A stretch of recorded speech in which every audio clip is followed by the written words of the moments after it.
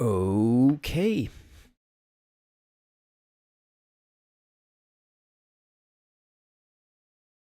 Let's go. I have my double dose of caffeine. Let's get started.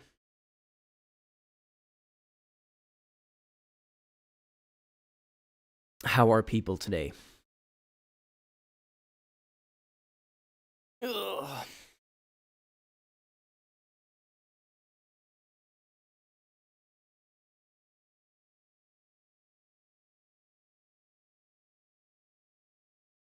Reeling from that debate. I haven't had time to finish watching it. I only saw the first half and a couple of highlight selections. But it seemed like it was kind of a bit of a nothing burger. Like it was kind of a wash. It seems like most polls feel like it was pretty evenly split. What one big difference for sure is um how politics look almost normal when there isn't someone like Trump on stage. Probably feeling better than Le Pen at the moment, not gonna lie. Le Pen daughter or Le Pen senior? Cause funny thing, wait, let me find the video of this because it's pretty crazy. We'll look at the Le Pen corruption trial in a bit. But wait, let me find the thing I'm thinking of. Twitter.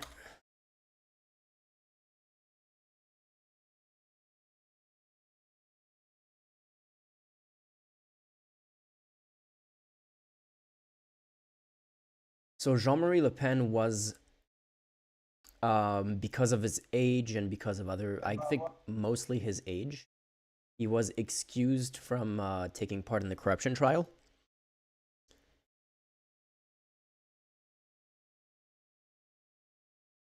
Yeah, because of his failing health is the official reason. And he celebrated less than 48 hours before the start of the trial. He was singing along with neo-Nazis at his house. La chanter comme nous. Elle Marie, elle la voix. Elle va chanter comme nous. Oui, comme Yeah, just totally normal stuff. He's having a normal week, I guess. This is this is fascist retirement home. This is what being a retired fascist politician looks like. You're just surrounded by a bunch of neo-Nazis at your home, having a good time. This is normal politics. Cool stuff.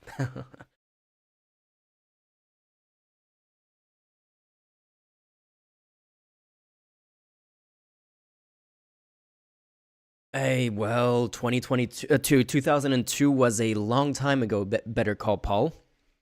Things that was a different time. I mean, holy shit, to think about the fact that at the time we were shocked that they would make it to the second round. And not only were we shocked that they made it to the second round, but they lost like, what was it, 83 to 17% or something like that in the second round, because everyone was like, yeah, no, they're Nazis. We're not going to vote for them. And now they're the same party. The same party is pretty much dictates the agenda in French politics, and their buddies in other countries dictate the agenda at the moment in other countries as well. So no, it's been in 20 years, it's been a major shift. It's been a complete shift. Anyway, well, we're still, starting stream while I'm still waiting for the caffeine to kick in. Let me do a bit of a nerd interlude here for a second.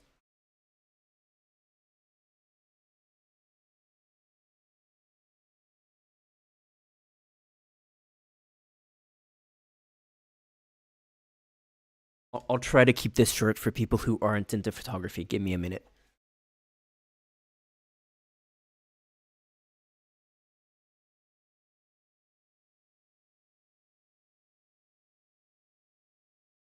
So you guys know that I'm kind of obsessed at the moment, or for the past few months, with vintage lenses that I've been trying them on for my the camera that I got earlier this year, and it's already been almost a year.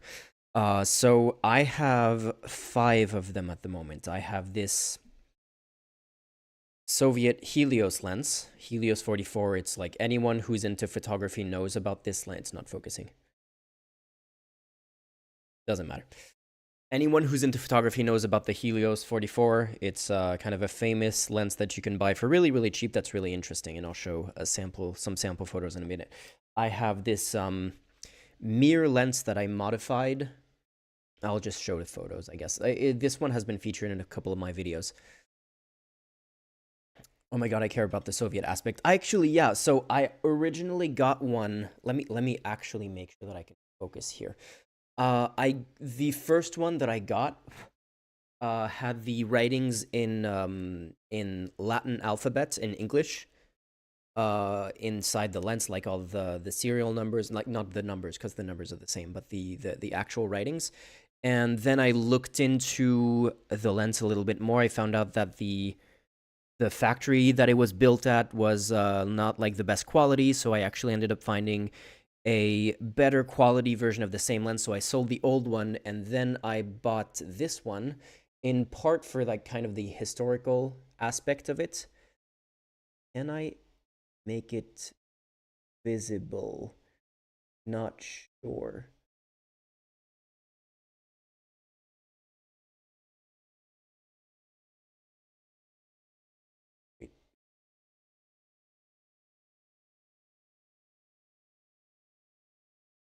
There you go. And now I have it in Cyrillic, which is cooler just for the historical relevance of the lens. Yako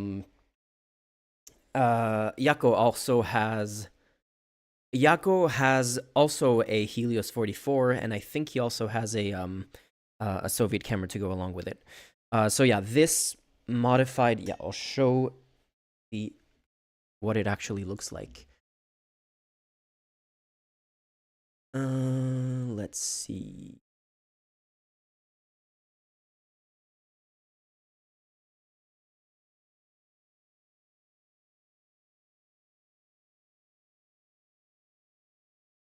Yeah, so I did an impromptu photo shoot with a friend a few months ago.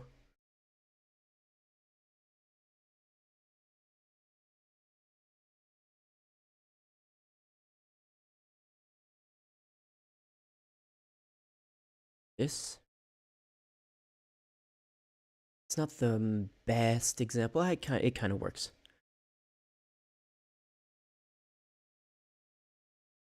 So I did this impromptu shoot with this friend the other day. And what's really cool and what's really famous about this lens is how the out of focus areas in the photo kind of do this swirly effect around the center, so that in the center of the frame, these are circles. And the closer to the edge you get, like the further away from the center you get, the more stretched out they become, and they kind of take this weird shape. And the other thing that I really like with vintage lenses is how on modern lenses, these circles are just like flat, just like circle, completely uniform, just a circle of color that's out of focus, that it kind of is kind of boring. And these have these cool outline to them, and because they take this weird shape the further you get from the center, they also, like, the outline is only on one side here. Like, it really feels alive, and it really feels, in theory, this is like a bad lens design. It's not supposed, like, you know, the modern lenses are better, quote unquote better, in terms of they're more perfectly, like, technically perfect, but they're just boring. And I think this is so much cooler, so much of a cooler effect. These. Look at this. This looks so cool to me. This kind of stuff in the out of focus areas looks so cool. Like the red lights, the red highlights here, stuff like that. And then you have the crazier, also Soviet lens, a mirror lens that I modified. So what happened is, what I did is this front piece of glass here, the front of the lens. I just took the lens apart and flipped the piece of glass so that now it's backwards, and that gives me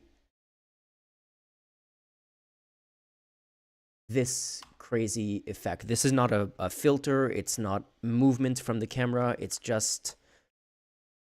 Oh, sorry. Out of focus. How do I fix that?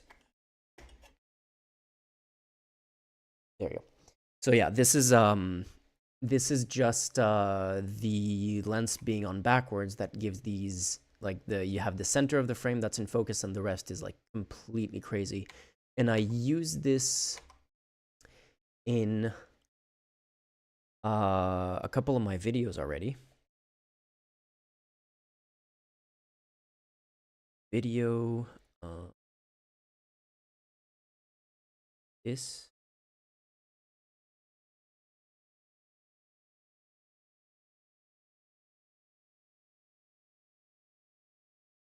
Yeah.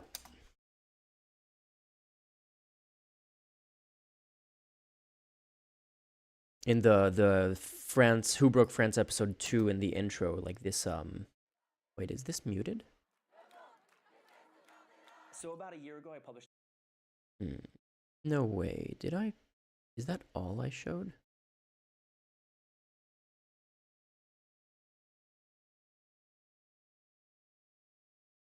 Okay, I thought I had shown more of the footage, the video.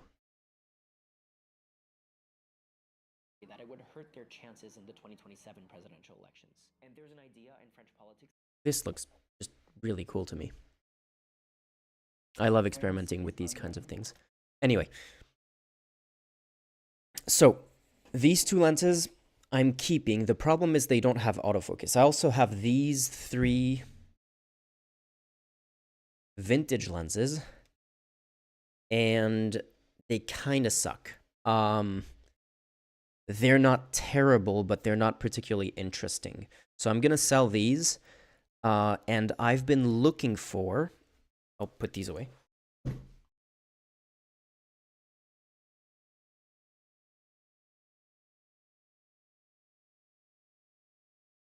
The one big challenge that I have with these 2 lenses is that they're they're manual focus, and that kind of is something that is not really usable for me.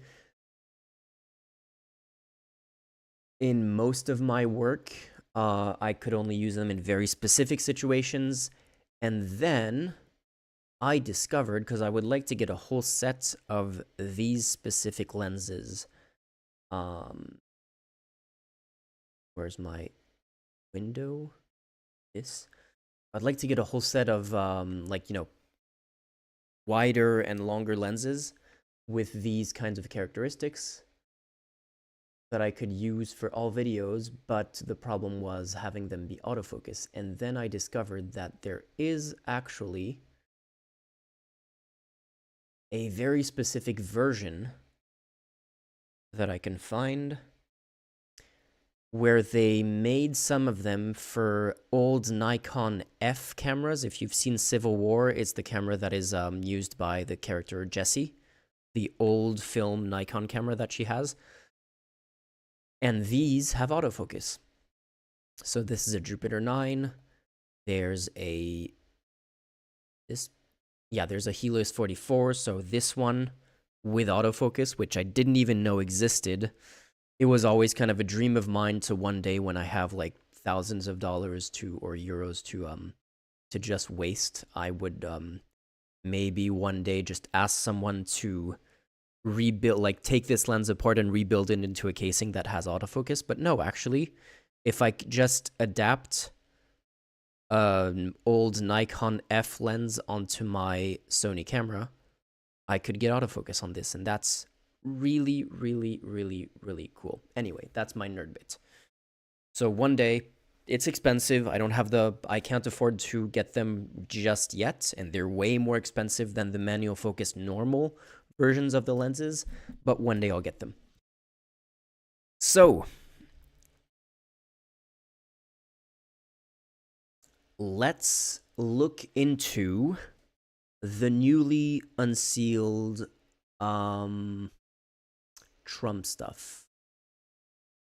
Unless we can talk about the debate first, maybe. Let's have a quick envoy about the debate. How many of you have seen the debate? And in the meantime, I'll be looking for the Trump stuff.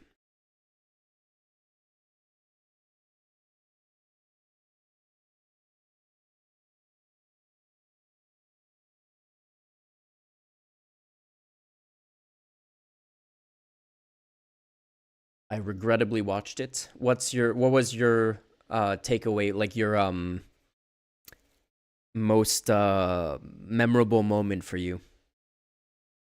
Not me, because that would require effort. Hey, I would say it was way less painful than the so clearly the Trump Kamala Harris debate was undoubtedly just Trump was a mess, and it was an incredibly one-sided debate. And this one was definitely, of what I've seen at least, it was JD Vance did much better than Trump for sure, and Walz is not a great debater. It was less painful to watch. Well, he is a shit show, but like compared to Trump, I mean, come on. It was a lot less painful to watch than the Trump Biden debate. That was rough, man. That was really rough. The we finally beat Medicare was kind of a weird was kind of a the big wincing moment, I guess. This debate had the I don't know if it's in the part that I saw because I was falling asleep while I was watching, but this debate had the I'm friends with school shooters by Walz, which is not great either, but we finally beat Medicare was really because that was almost the opening of the debate by Biden, and it was like a big okay, this is gonna be a rough one, and yeah. Last night, to me, the funniest moment and most shocking moment was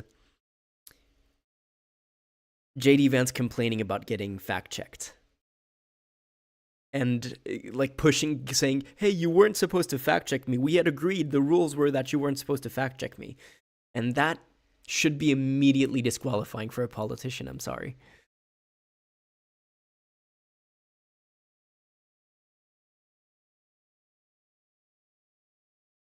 Look, man, you can beat up Medicare all you want. It can go to the hospital, it's insured. Yeah, nice. Can we find the actual unsealed indictment, unsealed evidence, or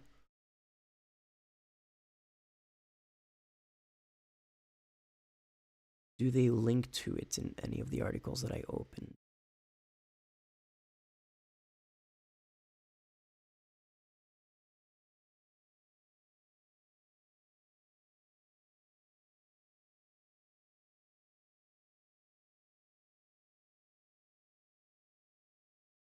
You're not allowed to criticize my free speech. I mean, it's not even that. It's like you're not allowed to fact check my free speech. Coming from a guy who's been spewing Nazi level propaganda against Haitian immigrants in the past few weeks, and who's been caught just red-handed lying and basically admitting to fabricating a story to get people's attention on the plight of the residents of Springfield, Ohio, and I say plight with big air quotes.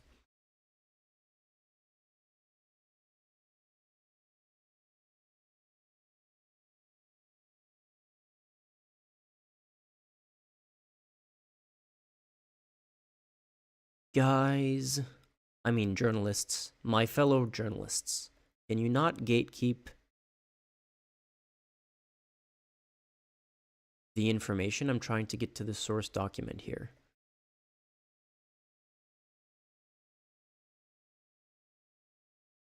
Can someone help me find can someone post the link to the newly unsealed evidence in the what's it called? general live stream on Discord or in the linked dump thread from today's stream.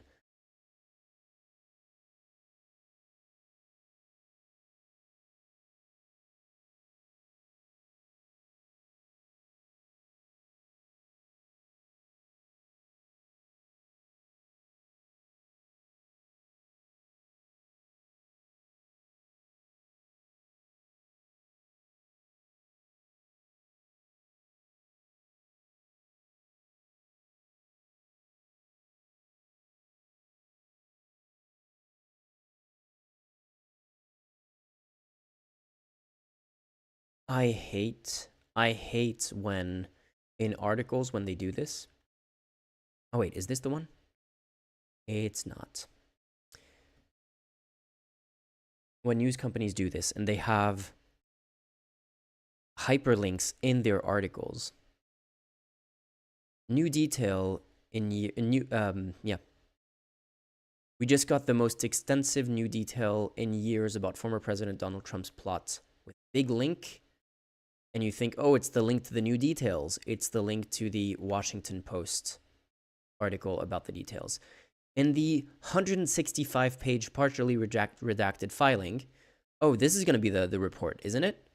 Nope, it's another Washington Post article. Is this the one? Okay. They do have it here, finally. They really don't want you to leave the Washington Post website, do they?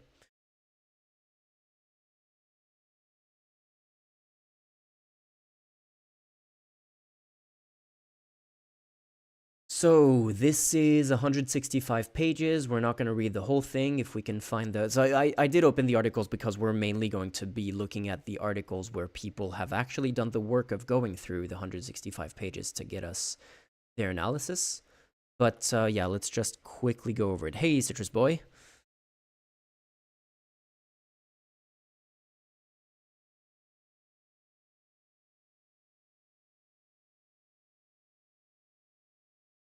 What's up? What is up? I've had a... You can't tell from your side because work takes a long time to materialize in something that you can get on your end. But I've had a productive week. Did I even talk about this?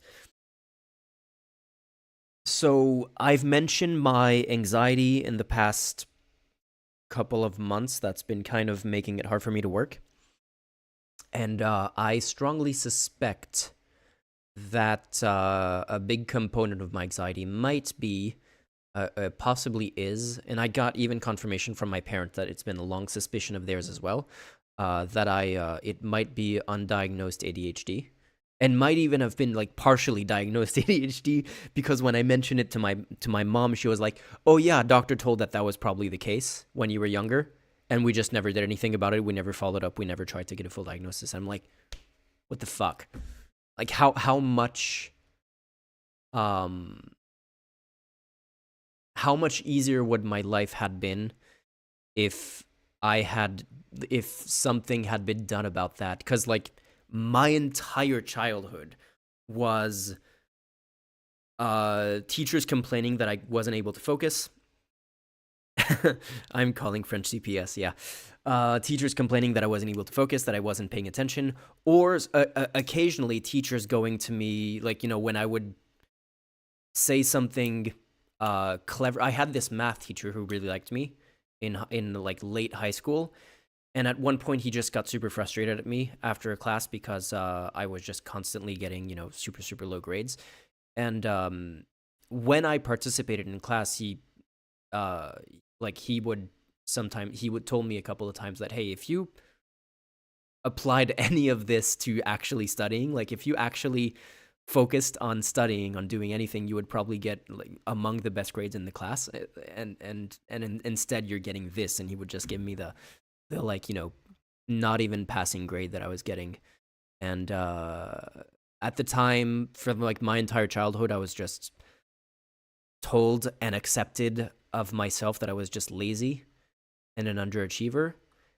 And now I'm like, is it that I was an underachiever or did I just have ADHD? Hey, new subscriber. Thank you very much. Hakan, yeah, don't worry. You haven't missed anything yet. So yeah, no. My partner gave me a 2-day supply of Vyvanse, and not medical advice. Don't get treated without a proper diagnosis or anything like that. But 2-day supply. I figured, I'll give it a try, and I'm convinced that the person who wrote Limitless, I don't know if there was a book before it was made into a film, but whoever made that film or wrote the book, if there was a book, was probably someone who discovered they had ADHD and got on some kind of ADHD drug later in life, because it really feels like that. The taking the limit, like the moment in the film where he takes the limitless drug, that's what it feels like when you take some kind of ADHD medicine for the first time. Is like I felt like the Terminator. I was like super focused on what I was trying to do. It kicked in while I was like, I took it in the morning, then I went for coffee, and it kicked in while I was getting coffee. And all of a sudden, like, I was on my phone coordinating a bunch of stuff, actually getting stuff done from the coffee shop, on my phone while listening to a podcast and messaging friends and sending emails. And I got like more stuff done on my phone at the coffee shop than I've gotten done in weeks of just like sitting down and having anxiety attacks, unable to work.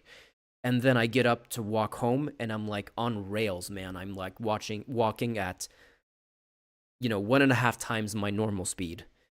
And like my mind is like hyper focused on what I was trying to do. And yeah, the second day wasn't quite as dramatic, but still very productive 2 days. And yeah, that's pretty much motivated me to actually get some kind of diagnosis and get this taken care of. Because if I can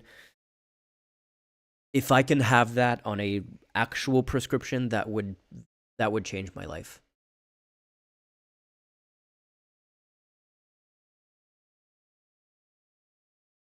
Ricardo, you haven't missed anything. We're still like having small talk ahead of getting started on the Trump stuff.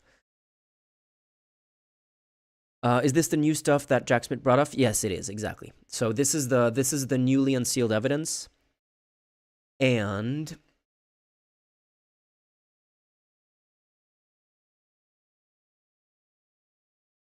like I said, we're not going to read 165 pages, but yeah, let's have a quick look at what we can see. So, government's motion for immunity determinations.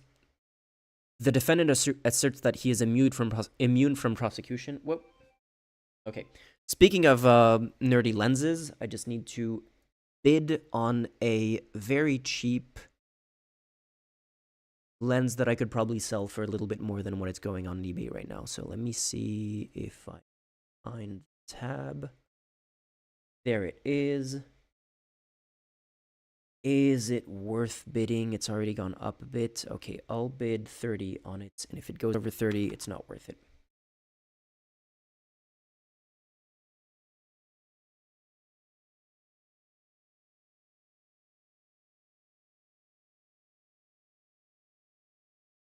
Yeah, already been outbid. Never mind.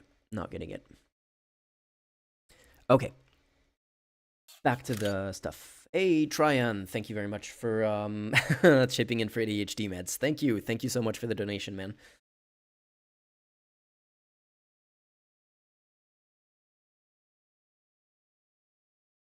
Yeah, Citrus Boy. Okay, no, that's what I meant by this is not medical advice. Yeah, I didn't. I thought it was really interesting and felt like mentioning it, but I really don't want it to be I don't want people to go get hooked on what's the most famous ADHD drug, the one that students who don't have ADHD used to take for at university and stuff and got addicted to that. I don't want to incite any of that, but yeah. It's I'm not thinking of Ritalin. I'm thinking of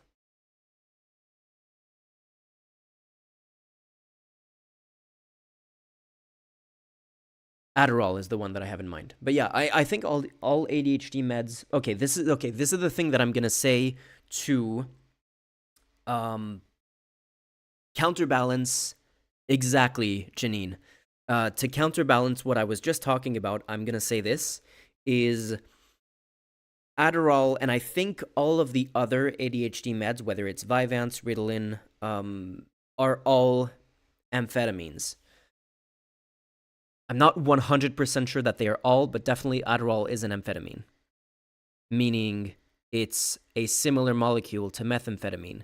And taking it outside of a closely monitored, under prescription with controlled quantities prescribed by a doctor can have serious consequences and can just like do not fuck around with that. I have been resistant to the idea of taking any kind of long-term treatment for a very long time for this, and I only gave it a try on very, very, very small doses outside of a medical context to because the opportunity came up and because I was basically unable to function for the last few weeks. But be super, super careful and do not take what I was talking about as like medical advice or as like, oh, this is a cool fun thing. Like I was at a point where it was actually a problem, and that's why I decided to give it a try. But yeah, don't fuck around with this.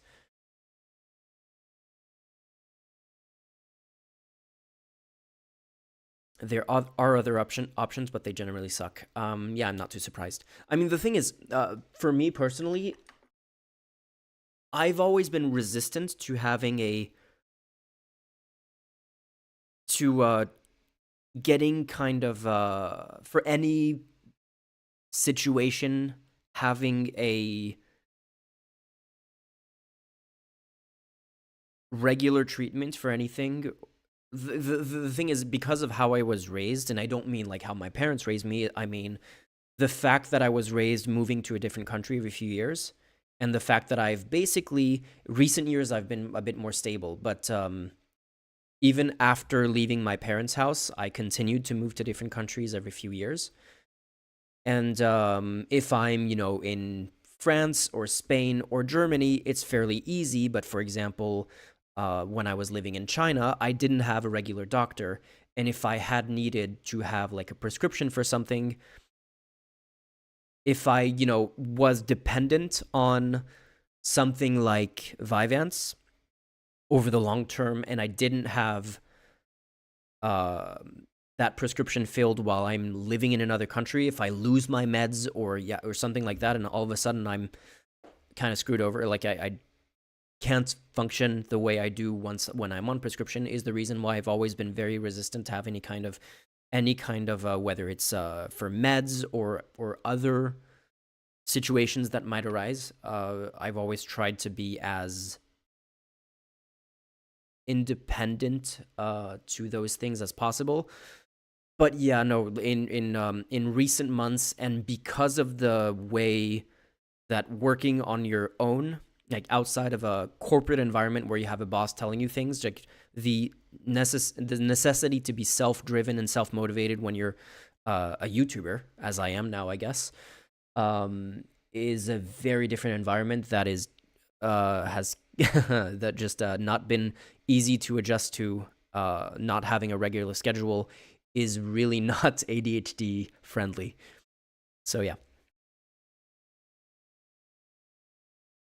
Trump and Biden got them when they needed more energy to perform in debates. Allegedly, yeah, I heard about that too. I don't know what exactly they had, but I heard about that kind of. There was that hilarious Daily Show fake Biden ad where he was saying, "Hey, vote for me, because even if I have to get a shot of I don't know what in my ass every day just to keep me upright, I'll do it to keep fascism at bay." For the next 4 years or something like that. Adrenochrome is, yeah, that's another rabbit hole to go down. But yeah,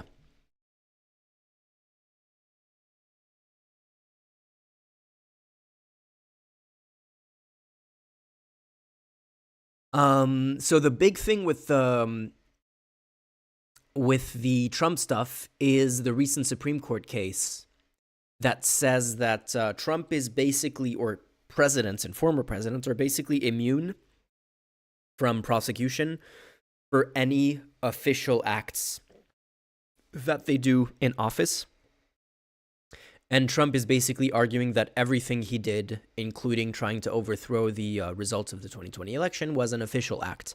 And therefore, he's immune from criminal prosecution on this. And what's his name? Jack Smith? Jack Smith, yeah. The prosecutor released this court filing with 165 pages. First page is arguing, that not so, I guess, is the good summary of the first page. First page is arguing not so.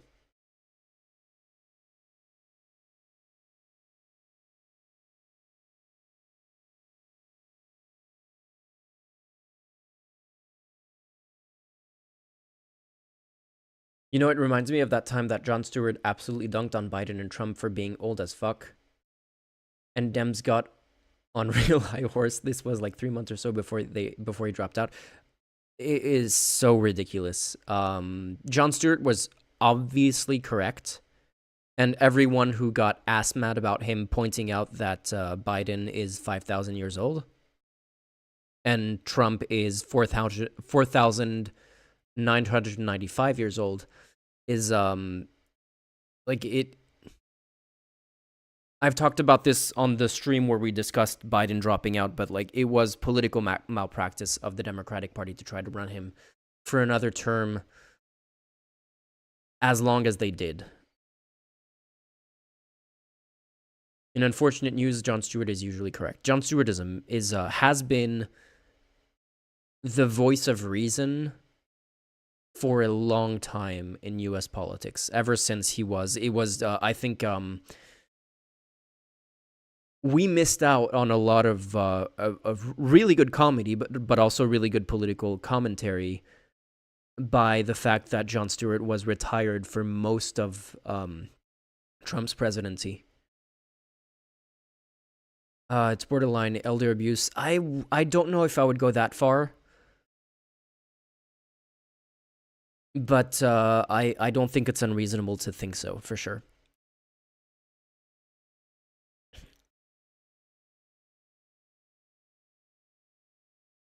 Okay, so although the defendant was the incumbent president during the charged conspiracies, his scheme was fundamentally a private one. Working with a team of private co-conspirators, the defendant acted as a candidate when he pursued multiple criminal means to disrupt, through fraud and deceit, the government functions by which votes are collected and counted.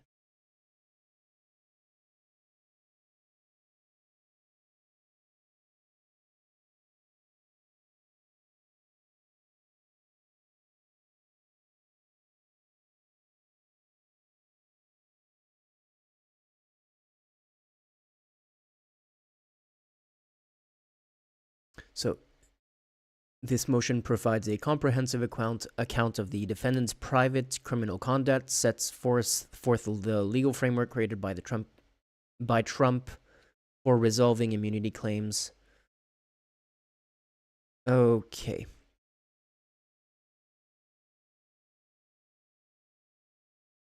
Some of this is going to be legalese, but so far the legalese seems to be mostly at bay. Like mostly, I've seen legal filings that were much harder to parse than this.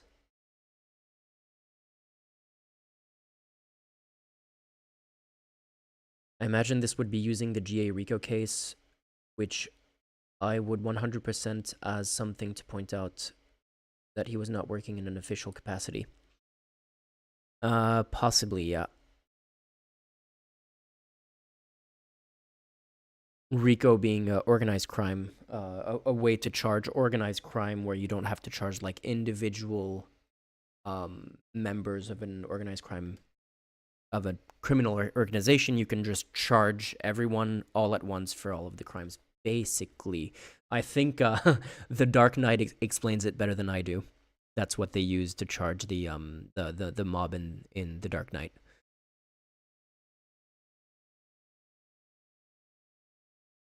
So we have a factual proffer. Oh, wait, no. Formation of the conspiracies.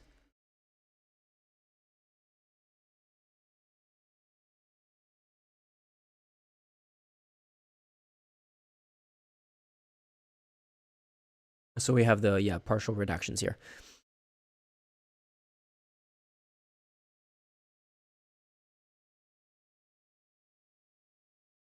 Privately, the defendant told advisors, including P6, Person 6, campaign personnel, Person 7, a White House staffer and campaign volunteer, and Person 8, the Vice President Chief of Staff. What? They redact Person 8 and then they say who he is? We can just Google it. How is this not redacted? Like, this could be a lot of people. There's a lot of White House staffers who were campaign volunteers. But wait a second. Mike Pence, Chief of Staff. Okay, Person 8 is Mark Short. There you go. That took 5 seconds.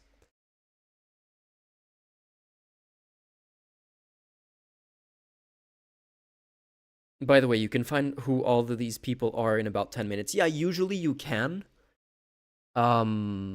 Usually you can deduce it, but this is just a level of laziness in terms of like not even trying to hide your tracks, to hide who you're talking about. That is kind of funny to me. That in such a scenario, he would simply declare victory before all the ballots were counted and any winner was projected. Publicly, the defendant began to plant the seeds for that false declaration. In the months leading up to the election, he refused to say whether he would accept the election results, insisted that he could lose the election only because of fraud, falsely claimed that mail-in ballot were inherently fraudulent, and asserted that only votes counted by election day were valid. Only votes counted by election day were valid. So here we have a bunch of examples.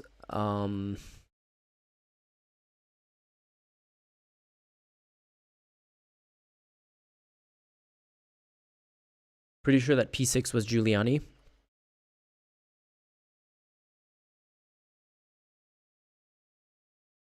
Campaign advisors, including P6, then a private citizen, and P2, the defendant's campaign manager. The defendant's campaign manager, okay. Trump campaign manager 2020. Oops, I added 2. Brad Parscale.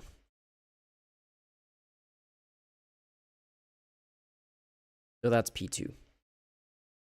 P6 could be Giuliani for sure.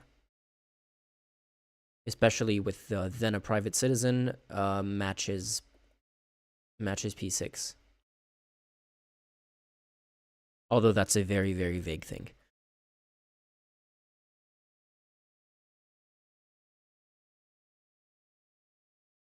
Giuliani P1? Okay. Anyway, so a lot of this we already knew. And the thing is, the reason why we're not going to read all 165 pages of the indictment ourselves is because it's going to be 95% stuff that we already knew, and then the other 5% is going to be hidden in there, and hopefully we have articles of other people who've done that work for us. But yeah, then you have a section. In case anyone wants it, I will put this link in. Does this link itself? Yes, it does. I'll put this link in the Discord. I'll put it in the live stream. So collaborative research, live stream, and today's stream's links dump. And if anyone wants it for their own reading. So yeah, they're bringing forth evidence that he knew his claims of outcome determinative fraud were false. A lot of this is the fact that he spoke to like 5 or 6 lawyers, and every time a lawyer would tell him, no, this is bullshit, he would go like, okay, good talk. And he would talk to the next lawyer, and the next lawyer would tell him the same thing. And eventually he found a lawyer who was like, oh, yeah, totally. And when he found a lawyer who was ready to agree with him on the fraud claims, when he asked that lawyer, would we win at the Supreme Court, the lawyer said, oh, yeah, we would lose 9-0 or 8-1.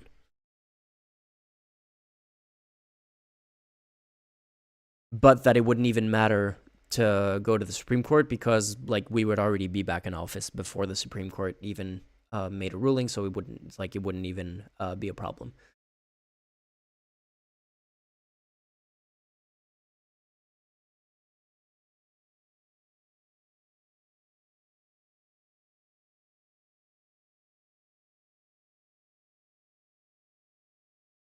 Is C1 co-conspirator 1 Tryon?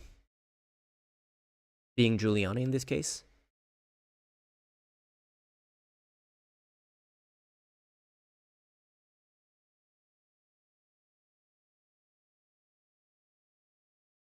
In the post-election time period, yeah, okay. In the post-election time period, Pence, the defendant's own running mate, who he had directed to assess fraud allegations, told the defendant that he had seen no evidence of outcome-determinative fraud in the election. This was in one of the many conversations the defendant and Pence had as running mates, in which they discussed their shared electoral interests. Pence gradually and gently tried to because you have to be gentle with Trump. He's such a fragile man baby. And gently tried to convince the defendants to accept the lawful results of the election, even if it meant they lost. These conversations included, and then they give some examples. They give a bunch of examples. But the defendant disregarded P9 and Pence. Do they say anything about who P9 is? P9, the White House staffer and campaign conduit. Okay. P76, that's a lot of Ps.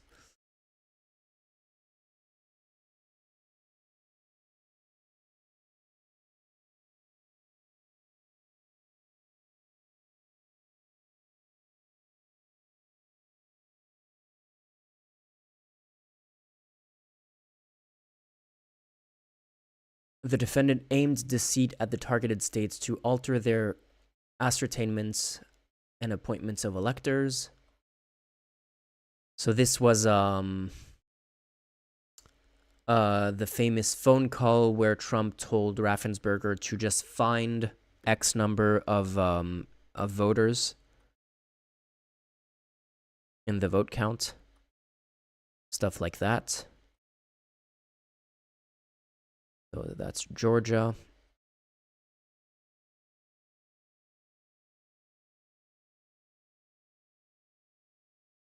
Just gonna quickly scroll through these to see if there is like titles of sections that are kind of new.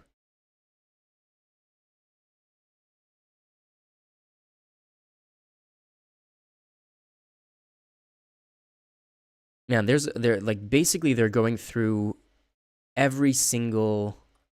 Yeah. This is if you want a really good summary of everything, like summary is 165 pages, so not that much of a summary. But if you haven't really looked into the details of what happened leading up to January 6th, and you want to know exactly why Trump is being pursued for this, why if you just think, oh, he just you tried to go through the legal process to challenge the results of the election, and there's nothing wrong with that. Like this seems to be going through some pretty specific details of how they of why this matters, like why this is a big deal. The defendant organized and caused his electors to submit fraudulent certificates, creating the false appearance that the states submitted competing electoral slates. That's the fake elector plot scheme we know about.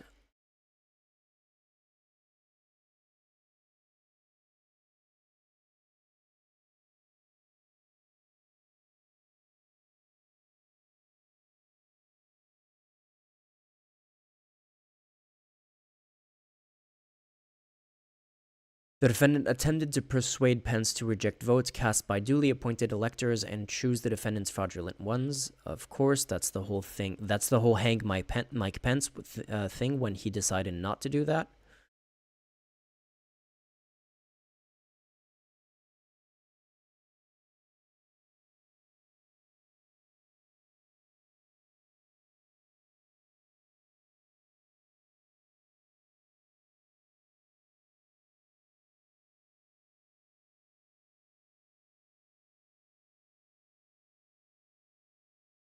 None of the allegations or evidence is protected by presidential immunity.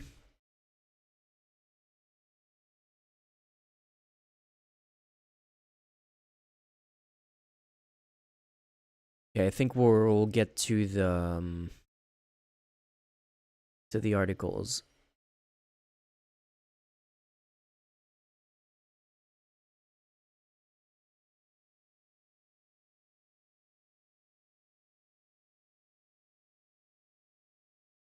Even if the conduct were deemed official, the government could rebut the presumption of immunity. And not sure about that given the recent Supreme Court case.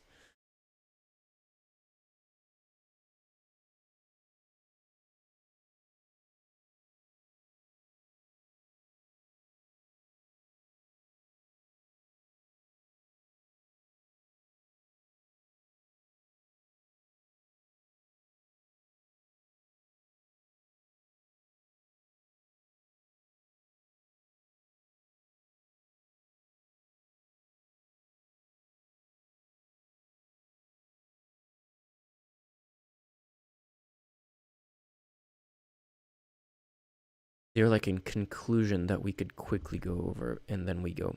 Okay, conclusion.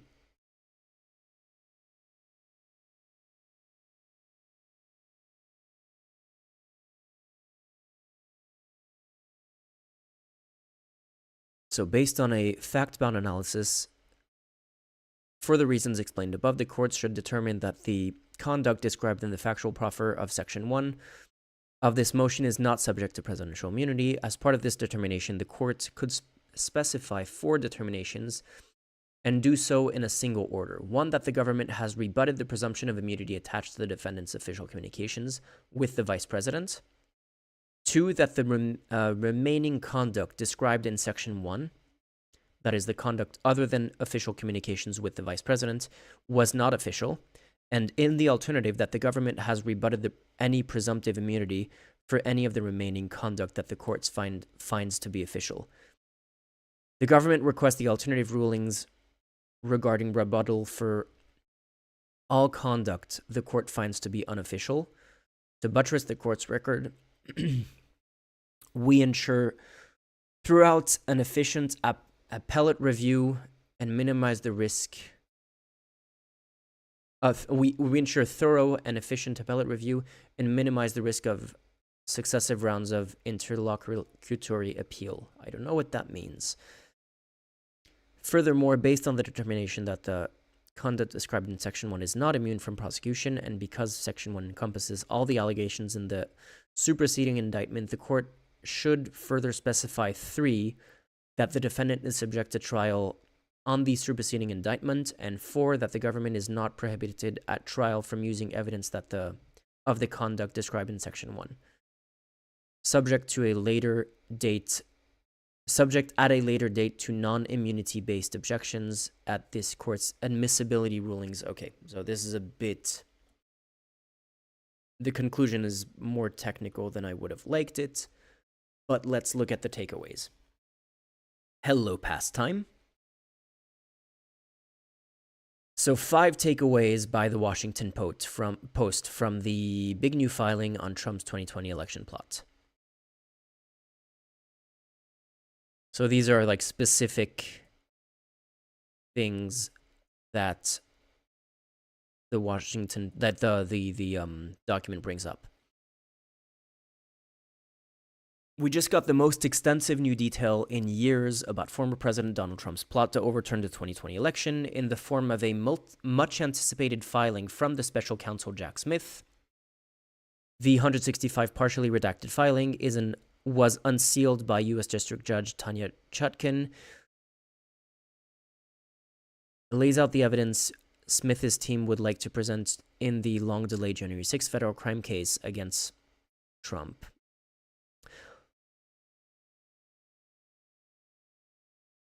What evidence Smith can use and what charges can stand are disputed after the Supreme Court recently gave presidents, including Trump, extensive immunity from criminal prosecution. Below are some takeaways from the filing. 1. Make them riot. A precise comment 2 months before January 6th. Whoa, okay.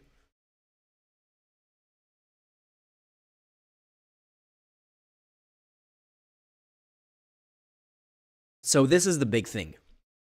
This is huge. And we'll look for more context in the actual PDF document if we don't have enough of it here. But this is huge if he said this.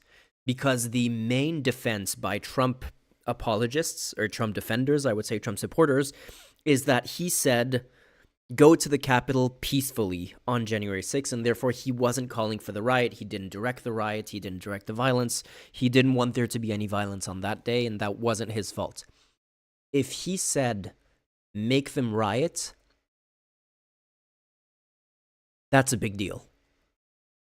Big part of the case against Trump is making clear that he and those around him knew their plan was corrupt, and that it wasn't just them really believing the election was stolen. One detail in particular stands out. The filing cites a scene from November 4th, 2020 at the TCF Center in Detroit. It says a colleague of a Trump campaign official and an alleged co-conspirator informed them that a batch of votes that heavily favored Joe Biden was apparently correct. Wait. A colleague of a Trump campaign official, an alleged co-conspirator, informed them that a batch of votes was apparently correct, so that there was no fraud in the batch of vote that had that where Biden had a lot more votes than the others. If they had all of that, why wasn't he arrested and charged immediately? That's my big question, and that's the thing that is making a lot of experts actually really angry about this, because maybe I should do something about the transparency so that the chat is a little bit more visible on stream. Because basically, when January 6th happened,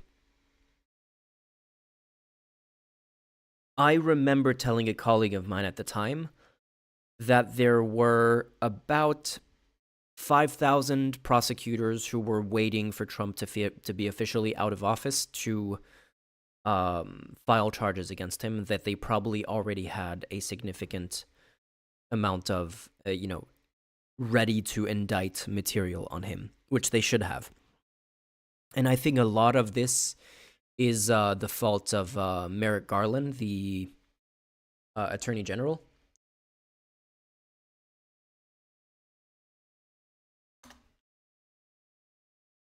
Who apparently has been slow-rolling all of this to avoid the appearance of Joe Biden's administration being biased against Trump. So apparently he has been going out of his way to keep his hands off of it and to keep federal prosecutors' hands off of Trump as much as possible, hoping that the individual states would take care of it themselves, and they would be able to claim that, hey, this wasn't political persecution, this wasn't bias from us, we had nothing to do with it.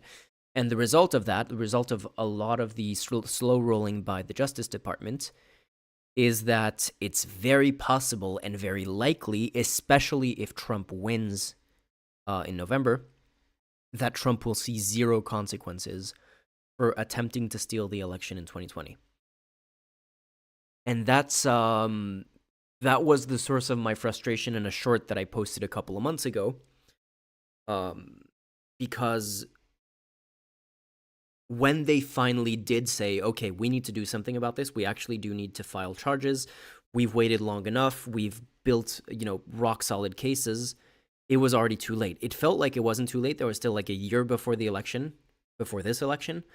But as soon as they filed those cases,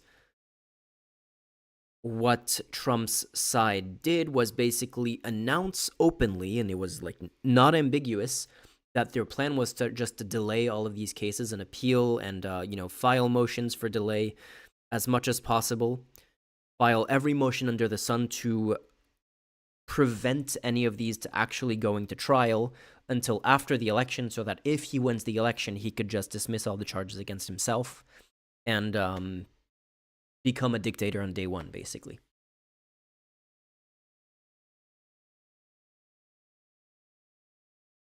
Garland, and by extension, since he's appointed by him, Biden, have been utter fools in this, in my opinion. Yeah, 100%. No, it's I know a lot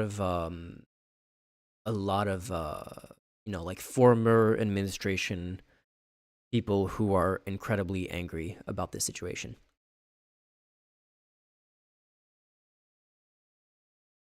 The thing is, it's also,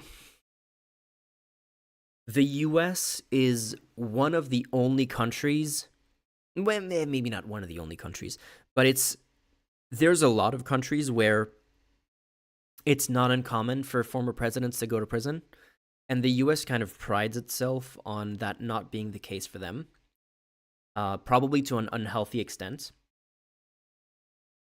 The fact that they're, how can I say this? That perception they have of themselves as being this beacon of democracy. Oh, we don't have that. We don't have corruption here. Of course, that's bullshit. But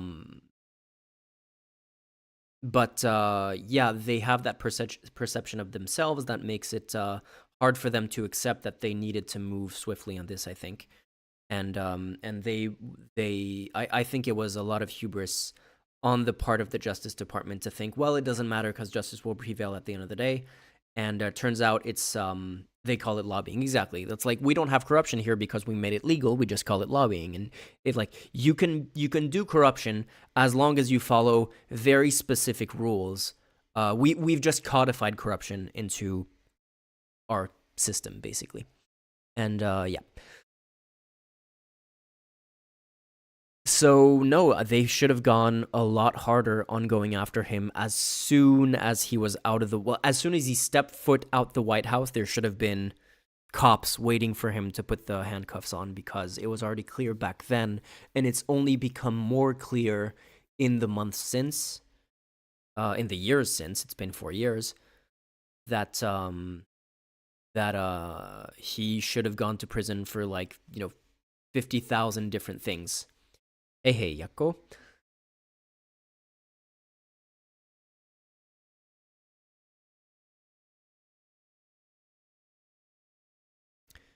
Anyway, so we were saying, Trump campaign official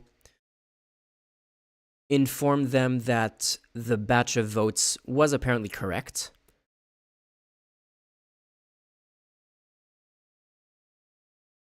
The alleged co-conspirator, whose description matches that of Trump's Election Day operations chief, Mike Roman, allegedly responded by saying, find a reason it isn't. So they were like, oh, we've looked into it, apparently this is correct. Oh, no, to find a reason why it's not correct. They're just fabricating it, This is not a search for the truth. This is a search for confirmation of the result that they want. Give me options to file litigation. This on its own wouldn't necessarily be that bad. I don't like it, but it's not surprising if you're a sore loser, you're going to want to try to challenge it legally. Like, this on its own would be the Trump supporter defense of him is, oh, they were just trying to find ways through the legal means to challenge the results and find, actual different results, if the courts look into it and confirm that it was fraudulent or whatever.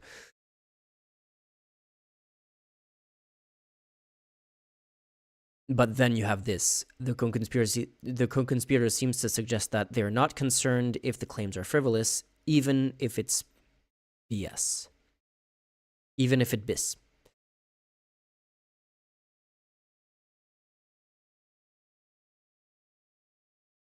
I think it's more that neither party wants to go after the other, and as one, a form of collusion, and two, it just starts a tit for tat in their view. I think that too, that is also the case. This is the case with a lot of things, like with the Supreme Court confirmation battles that happened in the last couple of administrations, where the whole discussion was whether or not they could go nuclear, which was basically make filibustering impossible for Supreme Court nominations. Whole complicated thing, but basically the idea is, if the system is broken and you fix it so that it works in your situation, what you're opening the door to is that when the other party is in office, they can then fix it to work for them, basically. Even if you do something that seems legitimate, it can then later be twisted. I was thinking about this for something like, I don't know why I was thinking about this yesterday, but I was wondering, like, election disinformation is already illegal, does not fall under the First Amendment in the United States, or I don't know how other countries deal with this, but in certain cases, for example, if you spread misinformation about the election date, if you print flyers that you start to distribute to people in the streets, or pay money for like robocalls to spread information that says, hey, don't forget to vote on November 9th when the election is on November 4th. That wait, let me just make sure that, because election was on November 4th the last time. This year, I think we looked at it in November 5th this time. So yeah, November 5th. I did not spread disinformation. But yeah, if you spread that kind of information, if you pay money to, or even if you organize to misinform people about election date by saying, do not forget to vote on November 6th or 7th or something, and then they don't go to vote on November 5th and they show up at the polling locations on November 5th, on November 7th, and it's closed, that is a crime. That is illegal. You can't do that. You can get into serious trouble for doing that. And I was wondering, would it be possible, and would it help to expand those kinds of election disinformation or political disinformation being a crime in cases like the Fox News Dominion lawsuit, where, sure, Dominion sued Fox News for defamation because Fox News claimed that Dominion was corrupt and changed the results of the election and did all of these things with like the whole conspiracy theories, when Fox News knew that wasn't true. And I don't think that that's enough, because what happens is Dominion sued them for defamation in a civil court, and it's a civil case. It's not a criminal case. And Fox News just paid Dominion a massive, massive settlement, but no one goes to prison. Like, no one actually pays the consequences of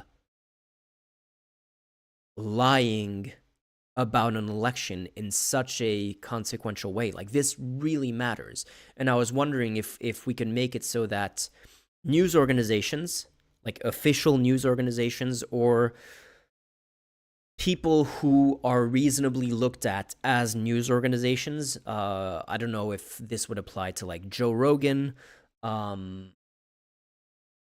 like InfoWars, stuff like that. Again, InfoWars was a civil case. InfoWars has been sued into oblivion, and good, they deserved it. But maybe like you need actual criminal things against this. I don't think as a journalist you should be able to say, what, I'm allowed to lie. It's my First Amendment.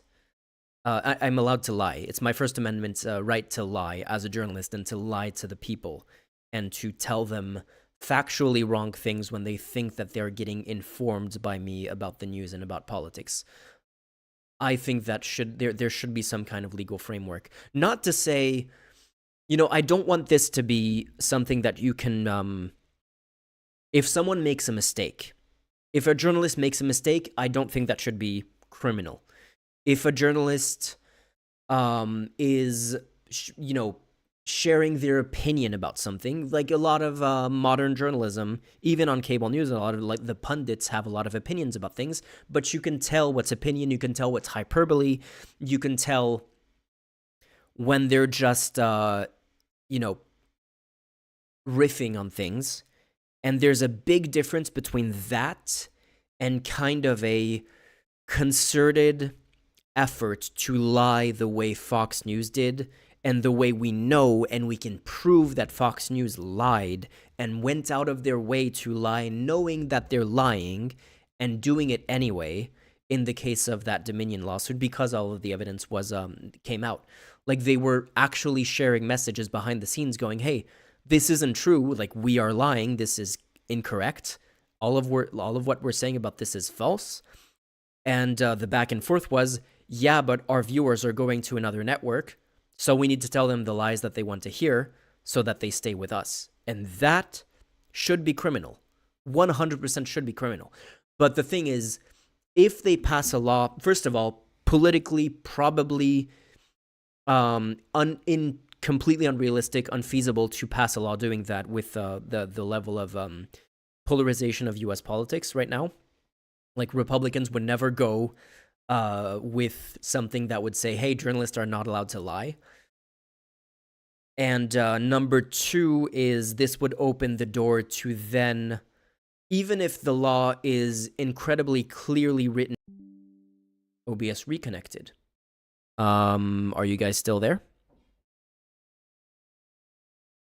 Testing 1, 2.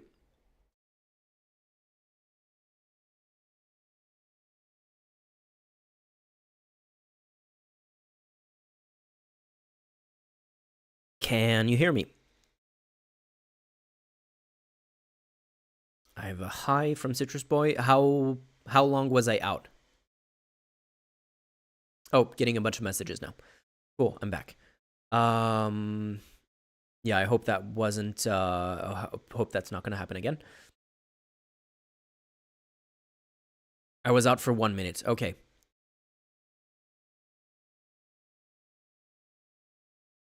Where was I? Where did it cut off? How far along was I in my argument that journalists should not be able to lie and get away with it without legal consequences?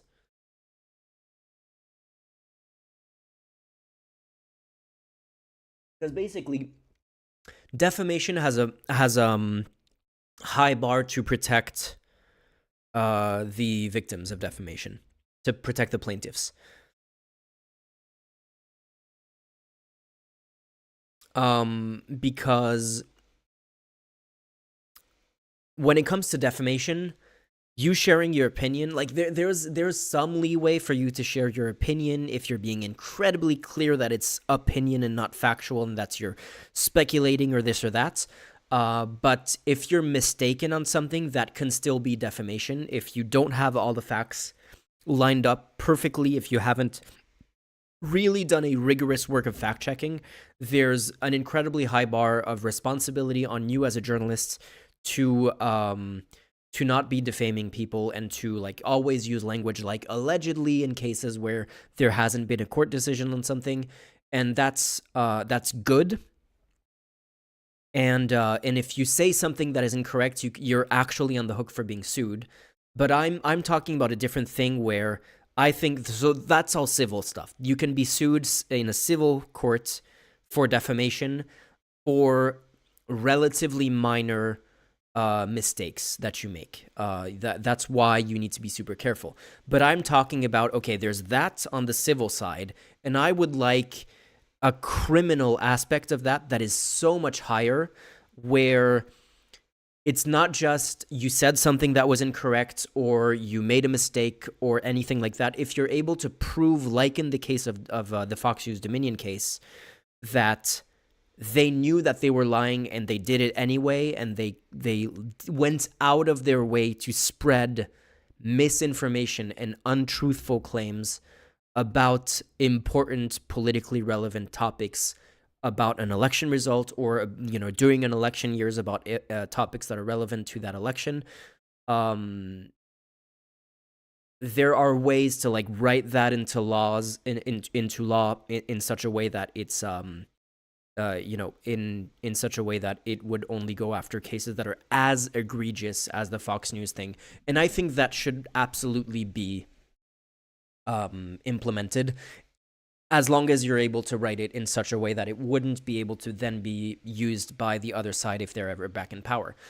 Because what would the consequences, what that would probably be, is that all of a sudden every news organization that isn't too rigorous with their fact checking would pivot away from referring to themselves as journalists. They would start to use very different language, where instead of saying Dominion did this, this is what happened with the Dominion stuff, and spreading conspiracy theories by claiming that they're real, we would be able to tell in the way that they phrase things that it's bullshit, because they would phrase it in a way that would protect them from those criminal prosecutions. And I wouldn't be against that. Even if they continue to spread the same information, but they're wording it in a way that you can clearly tell that they don't have the facts to back them up, to back their claims up, I think that would help a lot.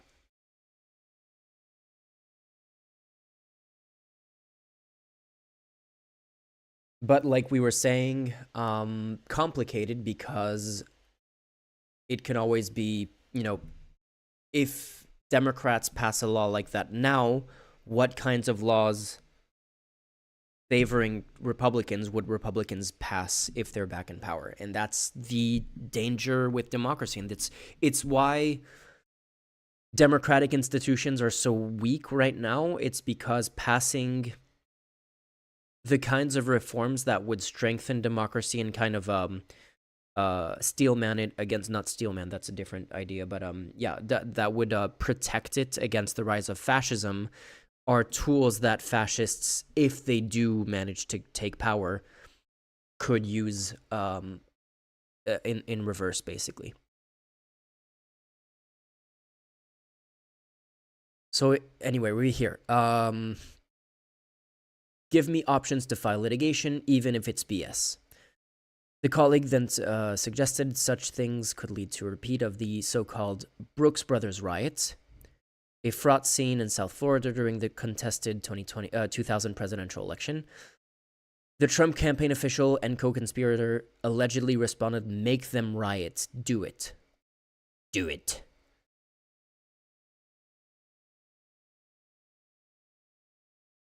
So this isn't Trump saying that, but still, it's a Trump campaign official. Am I still streaming? Did it not cut off again? It's an eerily prescient comment, given that 2 months later, Trump's false and often nonsensical claims over voter fraud will lead to a large-scale riot at the U.S. Capitol. It's worth noting that whether the Brooks Brothers riot was actually particularly violent is disputed. It could certainly help prosecutors drive home the point that the people behind the efforts to contest the 2020 election didn't actually care about the evidence and whether they were right. They just wanted to sow doubt.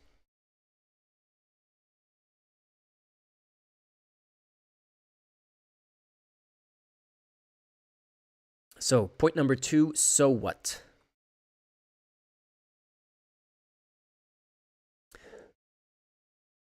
The filing fills out some key details of what happened after the Capitol riot.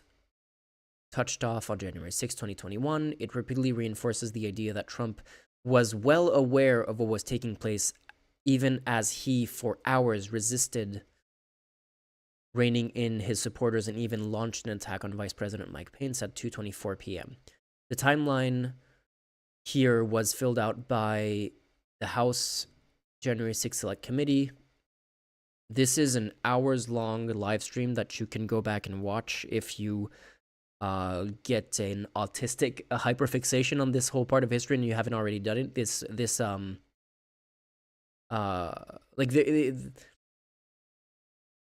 When you actually look at the evidence, when you actually look at the timelines, it's undeniable that this was a big deal, and do not believe any of the people who are telling you that it's not.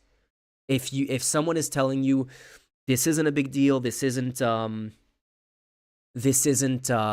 wasn't actually an attempted coup, this wasn't an insurrection, that's an exaggeration, that's liberal media bullshit or anything like that. No, like the just spending the time looking at the evidence and looking at the detailed timelines of the events and looking at all of the evidence, including some of the evidence that I'm sure is listed here, it matters. It really matters, and the U.S. came incredibly close to having a coup d'état.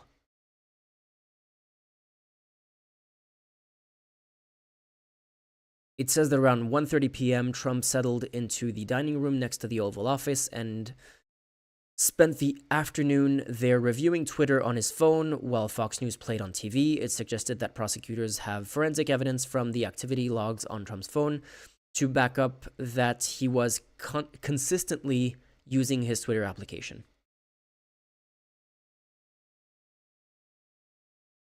I'm sorry I was a dick last stream. You're a great guy and love your channel. Don't worry about it, favorite. Your dad's favorite son. I appreciate it. You are right that I should have had a couple of videos out since the last one, and it's been frustrating for me to not be able to finish them in time, and I am working on them, but I get your I really appreciate your eagerness to have the next video. I am making progress. I promise that I am making progress on that, and that it's coming. But yeah, no, if I could put out a video every 2 weeks or every 3 weeks, that would be amazing, and it would be really cool if I was able to have the budget to hire a full-time editor. That would be much more realistic. But the amount of multitasking that has basically researching a video, then going to do the field reports, then like structuring all of that into a script, filming that, and then during the entire part that I'm editing it, all of that is like weeks long, during which I can't start working on the next one. And that's really frustrating because there's so much stuff that I'm constantly seeing happening. I'm like, I want to cover that. I want to make a video about that, but it's gonna I'm still busy with the previous one, and I can't, like, my hands are tied basically. And if I was able to like do all my side of the production, like film my stuff, hand it over to an editor, and then I'm just like free to go pursue the next story. And by the time the editor is done, we can publish that one, and I already have the next video to hand over to the editor. I would like that would completely change things. Whereas where I am right now is that the mindset that I have to be in to do the field work and to do the filming, and transitioning to the mindset of doing the editing, and then retransitioning back to the like the more active on the field stuff has been a very taxing thing in a way that I didn't know before I launched the channel that I would be. Yeah, it's been complicated, but I'm working on it. With some consistency, your channel will definitely blow up. It's inevitable. The quality is so high. I really appreciate that, and again, I appreciate your eagerness to see the next video, and it's coming. And I hope so too. We'll see. I've mentioned before. I mentioned in a couple of streams ago that we're looking for sponsors at the moment, and I can't announce anything specific. But on that side, things are also progressing. We're also applying for multiple. This is like part of the stuff that you don't see because all you see is that I haven't published any video. And I'm like, live streaming is easy. It's a relatively low effort part of what I do. So it's something that I can kind of do while I'm working on other things. But you don't see all the stuff that's happening in the background. We're making progress on getting funding through either sponsors or through journalism grants, because we're applying for really, really, really big projects that we have. Like kind of like dream if I had like guaranteed salary paid for me for 6 months. Oops, sorry. I could dedicate myself to this really ambitious large scale project that would take me like 6 months of on the field work. And we're applying for grants by like preparing our applications and project proposals for those kinds of ideas. That would involve me traveling to like 4 countries for one of the proposals. Doing I would really like to work to like be embedded, so to speak. Like embedded is usually used for like military stuff, but basically be embedded on rescue ships in the Mediterranean for the migrant crisis, stuff like that. Like I have a lot of ideas, and we're trying to get funding for those kinds of ideas because they're they would be expensive to kind of do and get done.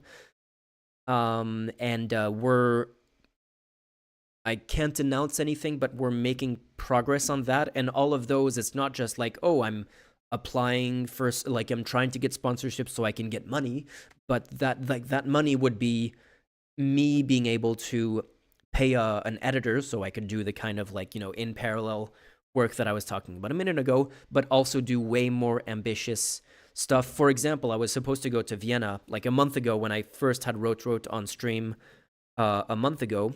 After the stream, I mentioned to him that I wanted to go to Vienna for the Austrian elections. Turns out I couldn't afford to. I didn't have the money I'm too tight with my financiers right now, so kind of canceled that. And hopefully we can do some stuff about Austrian politics and like an actual video about Austrian politics soon. But at the moment, I had to prioritize my funds to do videos that are less expensive, and a lot of that is going to mean that some of the videos that are coming up, some of the videos I already shot stuff on the field. Other videos that are coming up are going to be me doing a lot of research from here and just like commenting it from my home. But a lot of the really big ambitious projects that I have would be way more involved and way more interviews and way more actual filming stuff on location for really cool stories. So yeah, I'm fired up for all of that, and hopefully it happens very soon.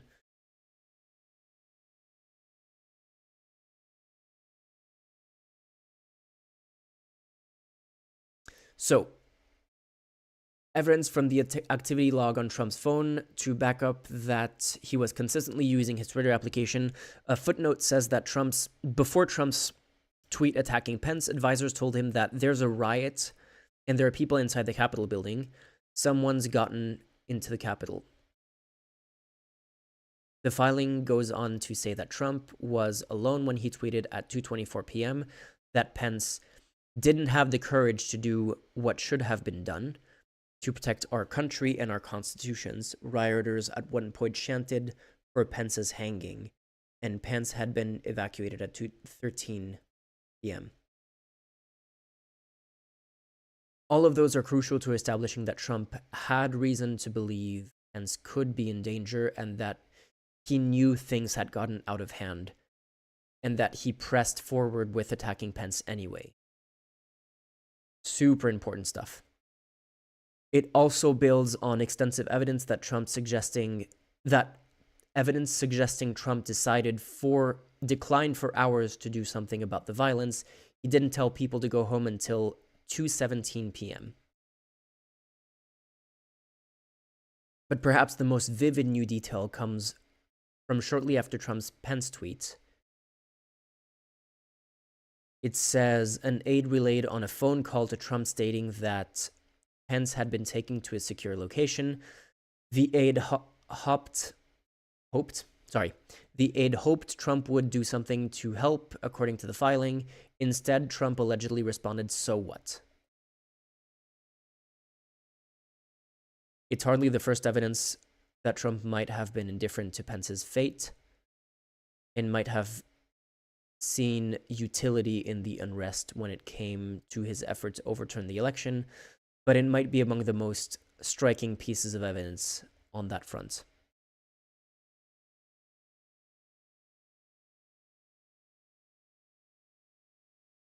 Did you guys see what Biden is discussing with Israel about the attack on Iranian oil facilities?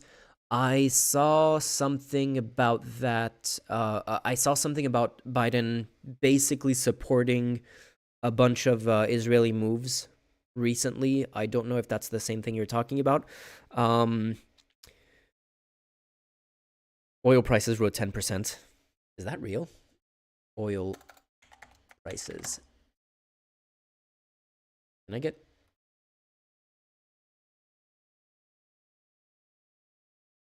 Jesus.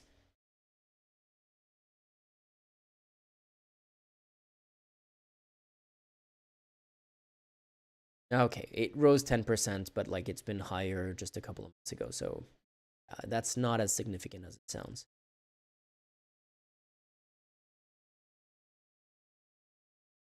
News came out an hour ago. Okay,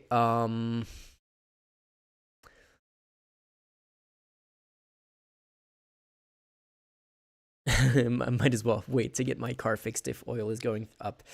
We'll have a quick... let's quickly finish going through this article. And then we'll have a quick look at that. But the thing is, next stream, next Sunday is October 6th. I'll probably do the stream on Monday instead, on October 7th, and do kind of... I'm trying to put together a panel discussion with people who have some expertise on Middle Eastern politics and geopolitics, to talk about developments in the Middle East since October 7th. So even if we can have a quick look at it today, we're probably going to do a more in-depth discussion on it on Monday. But it's hard. Like, I had a really... I have a friend who would have been a really good interview guest, but she's not available on Monday. She's in Guinea at the moment, and has no idea if she's going to have internet and any kind of reliable internet on Monday, because she's going to be in doing something with like mines or something like that, like looking at some kind of mining operation. Complicated.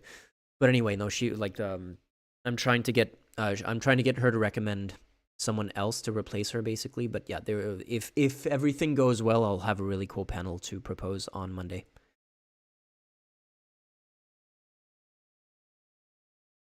Political impact. Trump won't face trial before next month's election. This is the thing that makes me the most angry, man.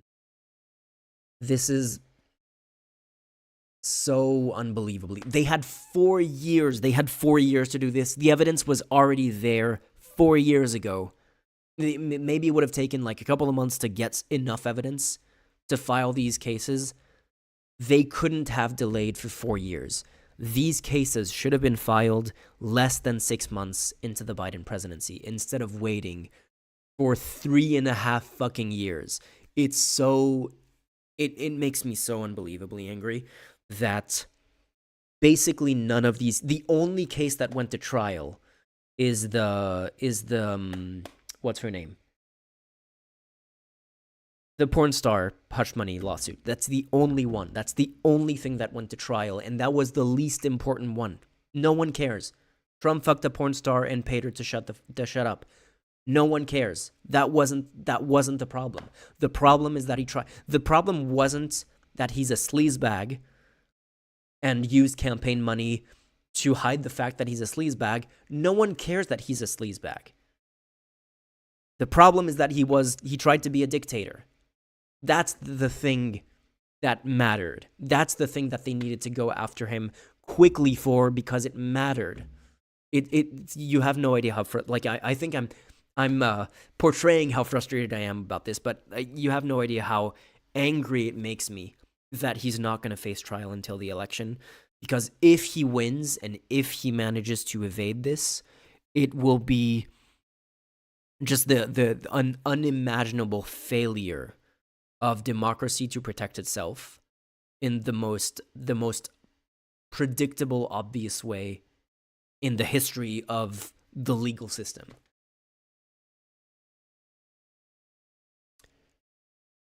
Isn't hush money a form of bribery? No, not really. The problem wasn't that he paid her to shut up. The problem is that he used campaign funds to pay her to shut up without disclosing it as a campaign expenditure. That's the issue. Like he used, or rather, was it that he used campaign? He used his private money, possibly. I'm going off of memory here. It's possible that he used his private money to pay his lawyer to pay her to shut up. But it was clear when he made that spending that spending was there to prevent damage to his campaign, which then means that it's a campaign expenditure, and that wasn't disclosed as a campaign expenditure, which is why he was found guilty on all 34 counts of so it's not really bribery, it's more like a fraud in the sense of undisclosed spending, basically. So it barely mattered. It's a technicality. As much as I'm glad that he has some consequence for something, at least a little time. He hasn't even been sentenced for it, so it doesn't even. It's a campaign financing violation, which is like, considering how hard it is to do campaign financing and like how lax campaign finance laws are in the U.S. The fact that he's been found guilty of a campaign finance violation is already unbelievable. Yeah, but I mean, nothing is disqualifying for Trump by his supporters. 50-50 grind. That's the thing. Like the literal, he could shoot someone on Fifth Avenue and not lose a single supporter is if anything, I think they would care less if he shot someone on Fifth Avenue than if he banged a porn star. And they already don't care that he banged a porn star. And she, like, the thing isn't the porn star thing, because that is kind of based, let's be honest, unless you're like super, super Christian. The thing, the bigger problem is that he cheated on his pregnant wife with Stormy Daniels. Like that's the real character disqualifying thing. Like you can add the porn star thing because it kind of makes it sleazier and it makes it it looks worse. It should look worse for the evangelical puritanical base that supposedly supports Trump. I mean, they definitely support Trump. The supposedly puritanical base that supports Trump. But like it shouldn't really matter that she was a porn star. It should matter that he cheated on his pregnant wife with her.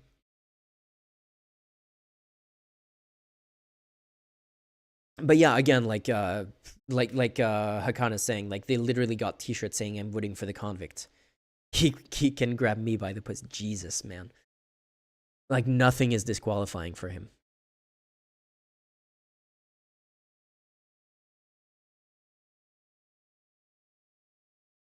Related to financial crime, Anoturtianian, a former MP and a Russian spy, apparently. Is it Russian spy apparently? Or is it apparently owes our parliament? Which clause does the apparently belong to there? Owes our parliament 28K because he didn't keep track of his finances. He is also at the moment bankrupt from his gym company. Okay.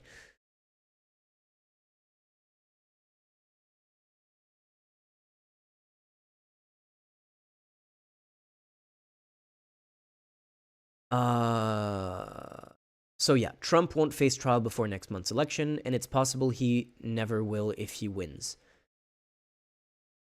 But the filing, give me a sec. Let me write something down.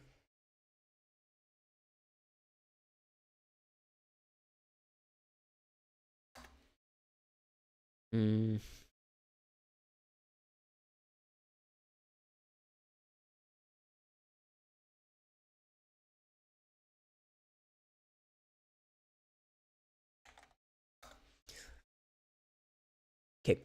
But the filing, at the very least, served as a late reminder of an ugly Trump-inspired episode, with more than a month to go before voters decide whether to return him to the White House. His supporters don't care. Like, the number of people who can be peeled off from this is negligible, let's be honest. Apparently owes our parliament, LOL. Wait, so he's definitely a Russian spy? Like, that is not alleged or apparently. That's crazy that it's just a thing that is an official fact. Those reminders and new details have been few and far between since the January 6th committee wrapped up its business nearly 2 years ago. Trump hasn't appeared to pay any real political price for his 4 indictments. Only 4 indictments? There's a lot of that, which include a financial fraud conviction in Manhattan. Okay. So, point number 3 isn't really about the filing itself. It's more, well, the filing might convince like 2.5 Trump voters not to.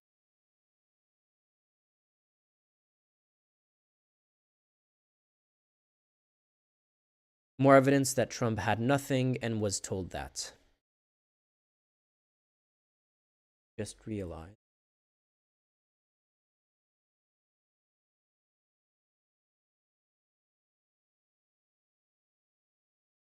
Change anything.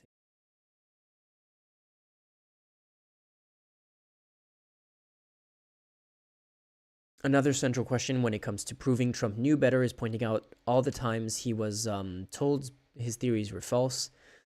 This is something that the January 6th committee also focuses on, keying in on testimony from former Attorney General William Barr and former Deputy Attorney General Richard Donahue, as well as Acting Attorney General Jeffrey Rosen and Trump aides.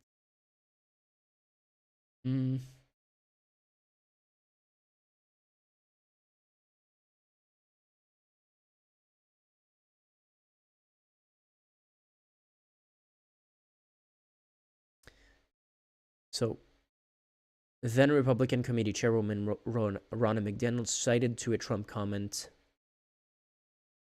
from Michigan House Speaker, blah, blah, calling claims about voting machines in Antrim County, Michigan fucking nuts.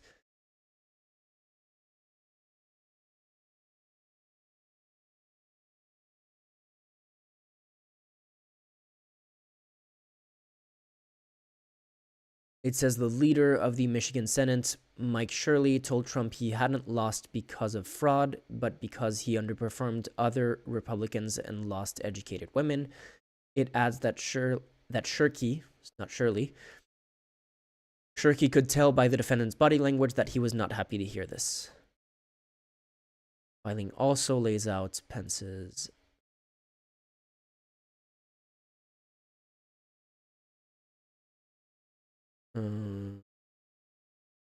Pence also urged Trump to, as early as November 12th, don't concede but recognize the process is over.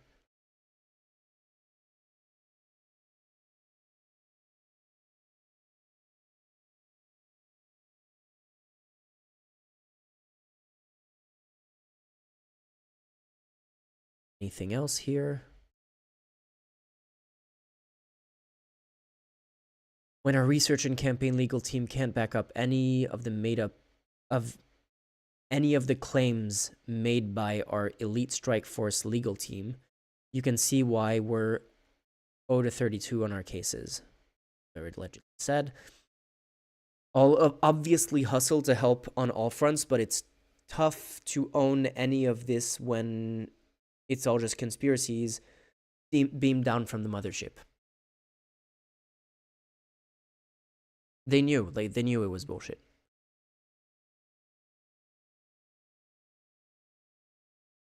A telling Trump quote to sum it up. A filing full of juicy quotes, perhaps one ties it all together from Trump himself. It doesn't matter if you won or lost the election, Trump allegedly told family members and others aboard Marine One following the election. You still have to fight like hell. It doesn't matter if you lost the election, you still have to fight like hell.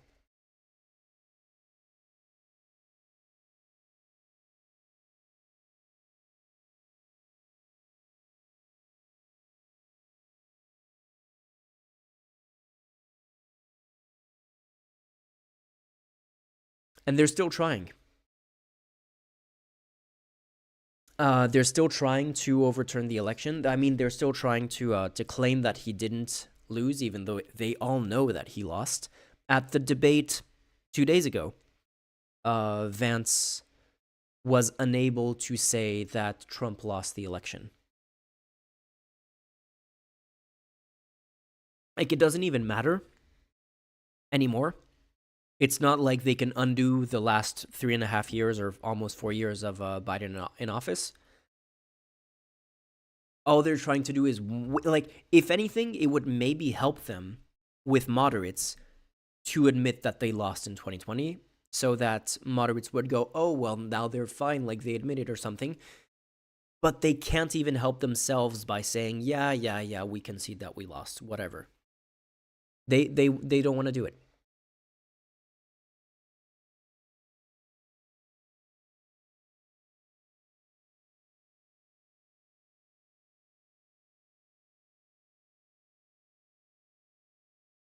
Anyway. So, that's it. Yeah, my frustrating takeaway is this one here. Again, Trump won't face trial before next month's election, and it's possible he never will if he wins. That is my...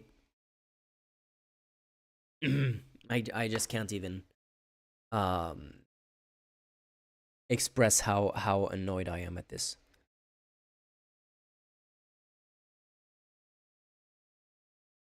I saw a clip where someone asked Trump if the next election will be legit, and he said, we'll see in 33 days. I mean, that's what he said last time as well. Are you talking about this election or last election? Because that's what he said last time, where he was basically saying, like, the only way I can lose is if there's fraud. And if I win, then the election wasn't fraudulent.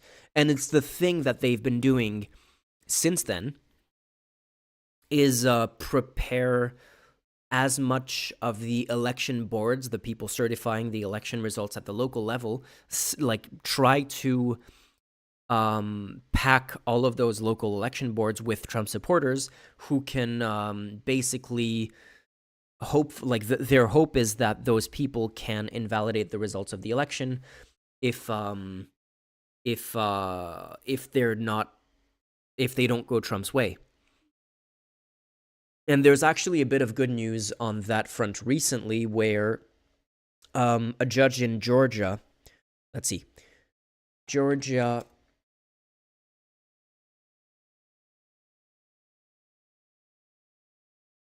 Georgia judge election.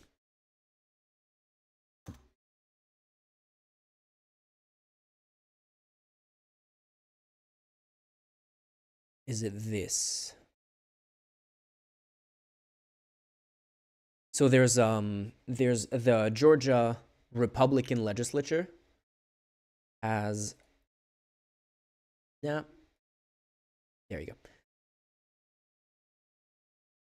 has passed rules that basically allow those local boards to a lot more leeway in terms of rejecting election results, and those boards are stuffed with Trump supporters. And one judge who's also been dealing with other important cases at the moment is taking this on, so that hopefully by the time the election results come in, they basically have to certify. If they don't have, like, clear evidence of voter fraud, they have to certify. They can't just delay and hold it up and claim that it was fraudulent without any clear indication that it was. Lots of people conspiring together to install a theocracy. Yep. It's not just a theocracy.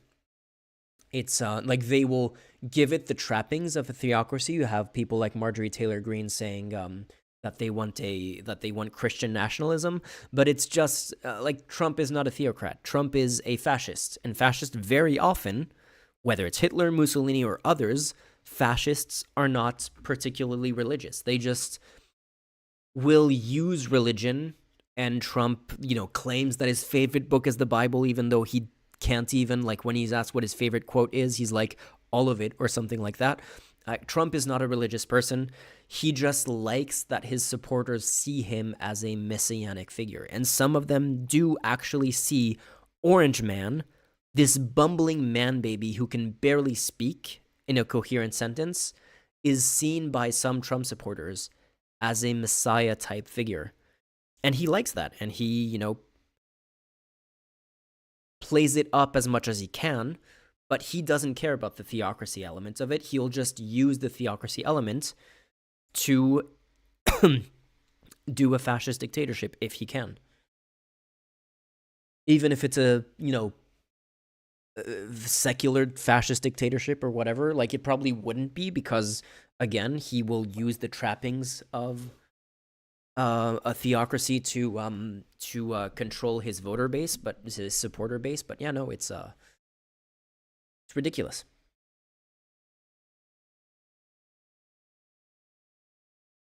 And getting in a more comfortable position. Anyway, let's look at. But his evangelical base want a theocracy, and I think he's fine with an autocrat.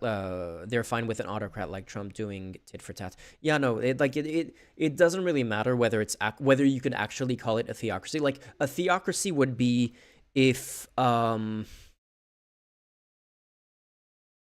Trump was also the pope of a new sect of Christianity in the U.S. That would actually be a theocracy. Like, that would actually be technically a theocracy, in the way that Iran, the supreme leader of the Shia branch of Islam, is also the leader of the president doesn't really do much in Iran. The supreme leader, the Ayatollah, is the real leader of Iran, and that is a proper theocracy. Like, people call Israel a theocracy, and it's kind of confusing because Jews are an ethnicity and a religious group, and so when you say, "Oh, this is the Jewish state," it sounds like you're talking about like a religious state, but it's not really. That doesn't make it that doesn't really make it that much better, because it's still an ethno-state. And it's not, as they claim it to be, the only democracy in the Middle East. Like, you can't claim to be a democracy when a significant portion of your population is living under apartheid conditions. Yeah, no, people call Israel a theocracy. That's not quite fair, I would say. Iran definitely is. Saudi Arabia, you could, because of how much control the Saudi royal family has over their specific branch of Sunni Islam, you could maybe argue that it's a theocracy. I have no expertise in this, so I'm gonna keep my I don't have a hard opinion on that. I wonder if the level of worship for the Kim family in North Korea would make it arguably a theocracy. Because the funny thing, let me double check this. Like, I know this is correct, but I just don't know what the right terminology is.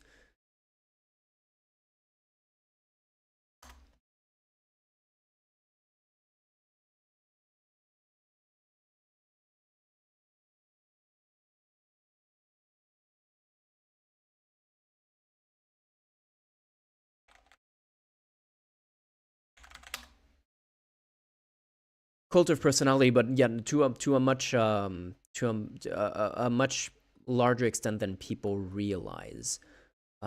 Kim Il Sung is the guy that I'm looking for.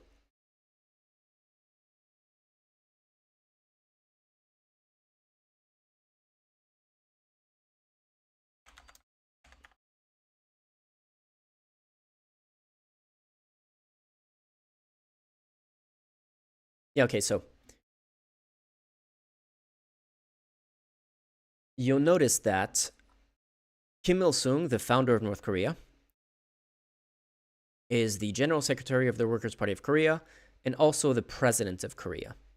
And it says in office until 1994.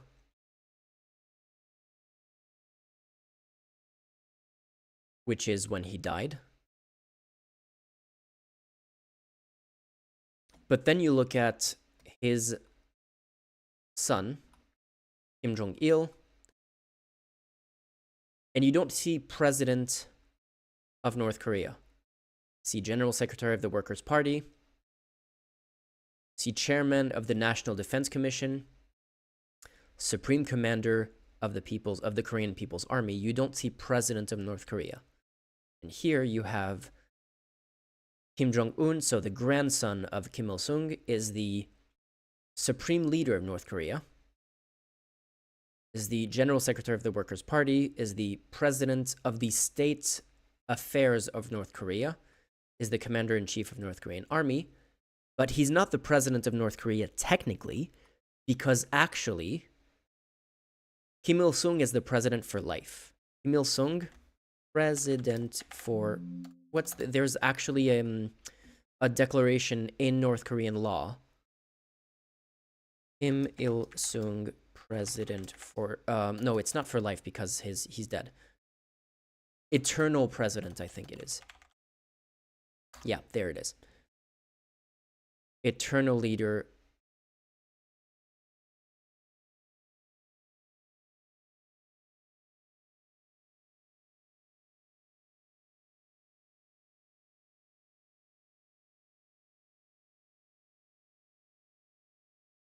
Yeah, there we go. He was succeeded by some Kim Jong-il and was declared eternal president.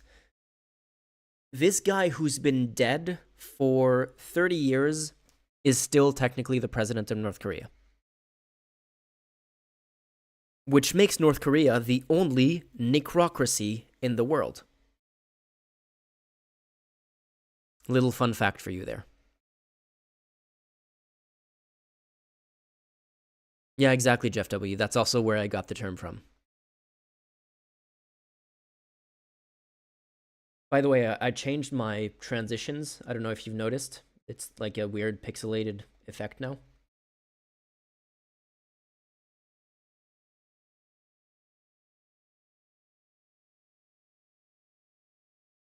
Anyway, so we needed to look at the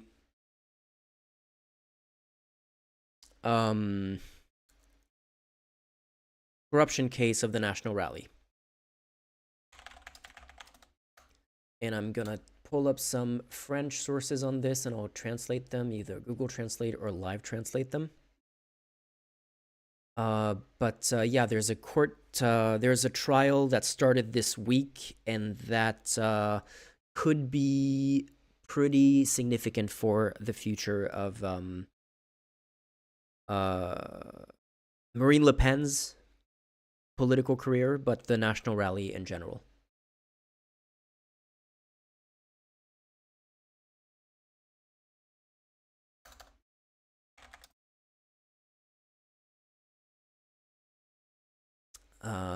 What can I look for?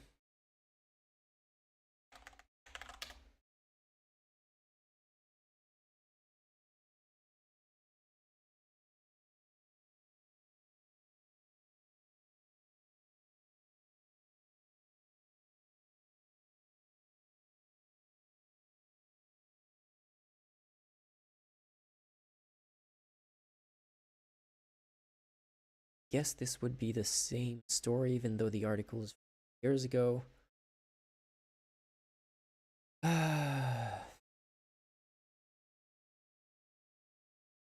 I...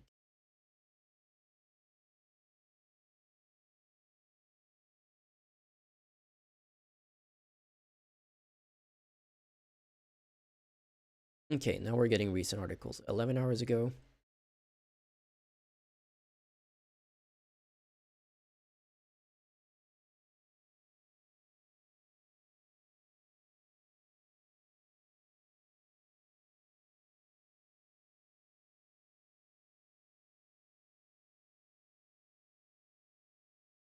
Cool. Le Monde did not paywall this article. That's nice.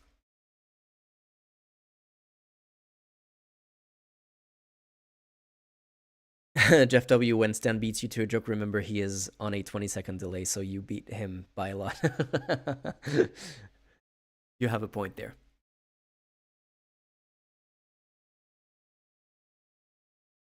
I was building up to it, okay?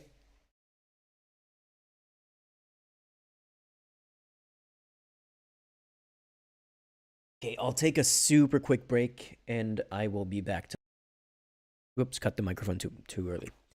I'll be right back.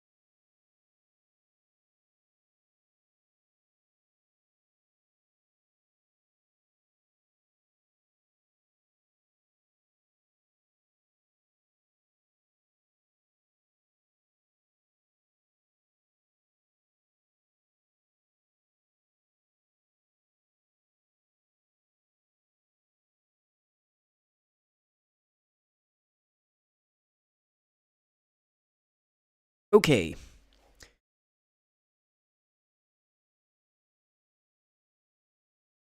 So yeah, let's just go through this article. I guess this would be a good start. Why Le Pen and 26 of her party's members are standing trial in fake EU Parliament's jobs case. 27 defendants are going on trial from Monday, so this Monday from 3 days ago, on suspicion of embezzling several million euros of European funds. Which is funny because just a few years ago, Marine Le Pen was bragging about her party, which at the time had no power. Like, they didn't even have the opportunity to embezzle any money, but she was bragging about her party wasn't corrupt, unlike the Republicans, and unlike, like there's been corruption scandals in a lot of parties, and at the time, there wasn't enough evidence of a national rally corruption scandal. Mostly, clearly, as history has shown now, that was mostly due to lack of opportunity, because now that they've had the opportunity, several millions of euros in European funds.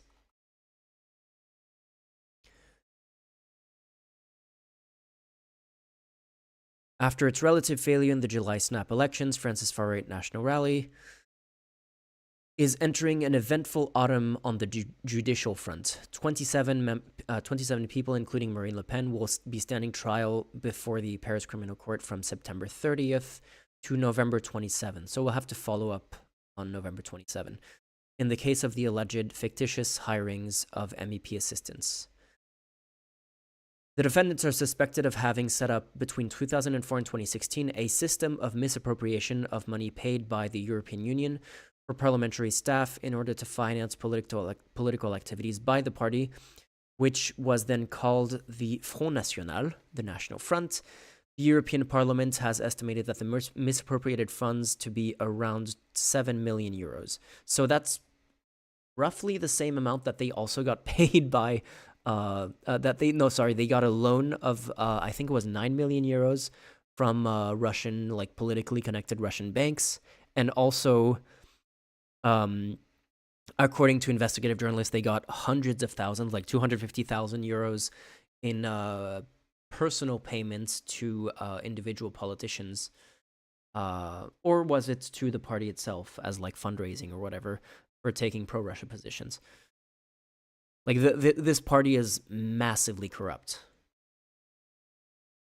And this is just the tip of the iceberg.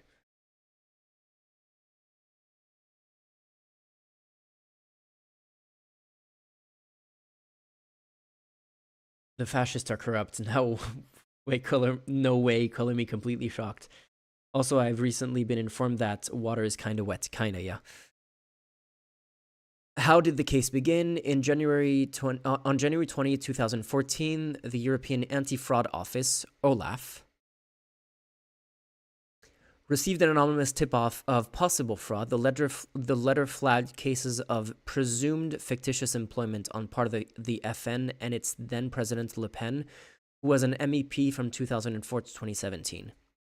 The anti-fraud body opened an administrative investigation scrutinizing the activities of two people close to Le Pen, Catherine Griset, her chief of staff, and Thierry Légier, her bodyguard. Also presented her as her parliamentary assistants. Oh yeah, okay. So her chief of staff and bodyguard were also being paid as parliamentary assistants in addition to being chief of staff and bodyguard. Oh boy, Olaf noticed something kind of fishy.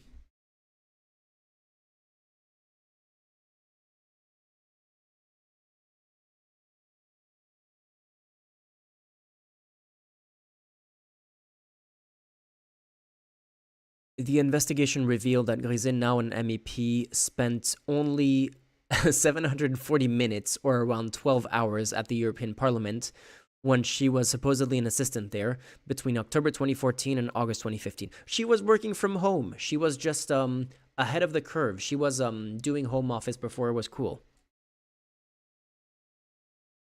The Olaf report also described Legier's employment as fictitious.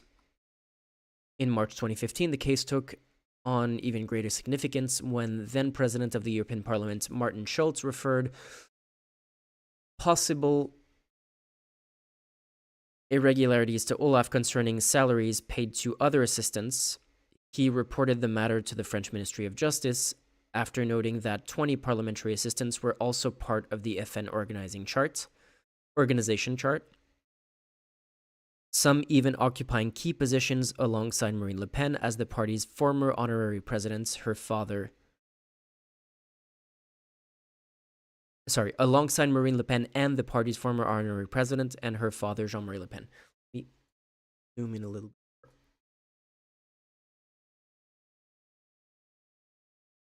Too much.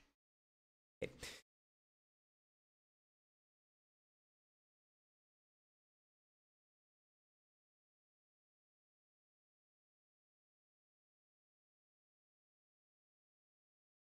The European Parliament estimated the total sum misappropriated by this system between 2004 and 2016 to 6.8 million. In 2017, it demanded repayment from Le Pen of almost 340,000, a sum corresponding to the inappropriate employment of Griset and Légier. Faced with the leader's refusal to pay, the Parliament's financial services deducted tens of thousands of euros from her MEP allowance before she left Brussels in 2017. Okay. What did the French investigation reveal? Following Schulz's report, the preliminary investigation was opened in France in March 2015 for breach of trust on the basis that the offense practice could amount to illegal party financing entrusted to the Central Office of Combating Corruption.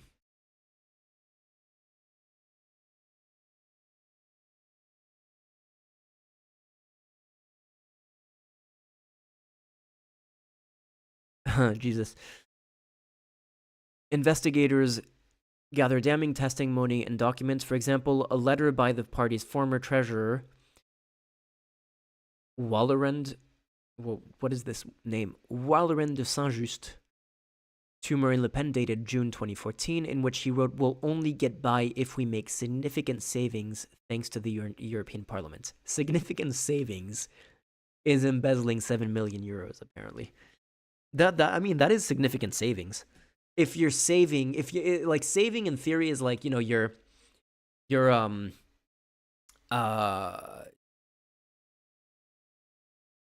spending less than you're getting. You're getting a certain amount. You're getting, I don't know, 50K a year, and you spend less than what you normally would. That's counting as savings. In this case, it's not just like savings, it's getting paid more. That's not savings.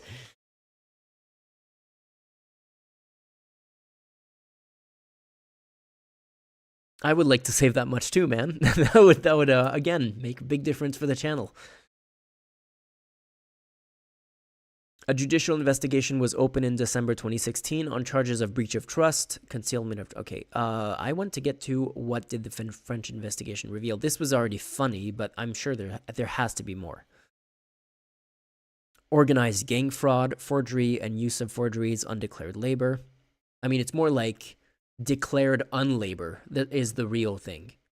It's not undeclared labor, is that they declared employees that weren't actually working.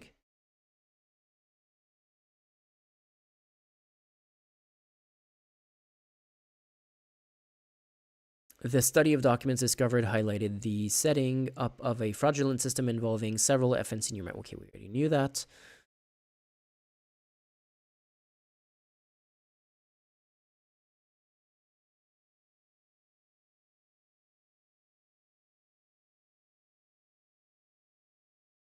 $7 million is enough to retire for a normal person. I think a lot less than 7. Like $7 million is enough to like comfortably retire as a normal person. Like if you have 1 million, you're probably fine. Like depending on.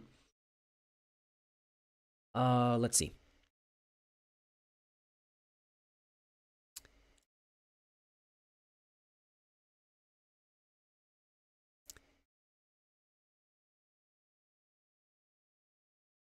Depending on how long, like the 7 million would definitely be enough.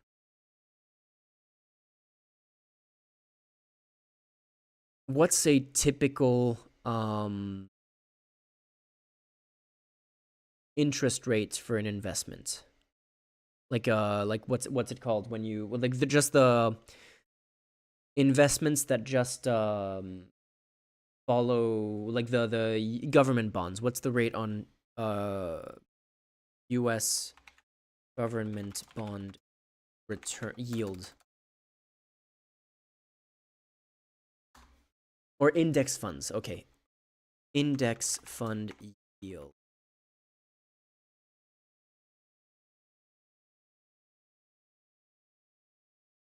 Index fund are like low rate but very low risk investments.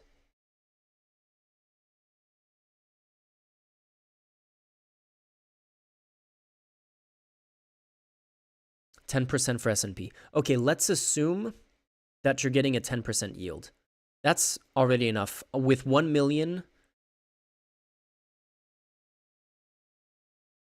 like I don't need to do the math here, but with 1 million,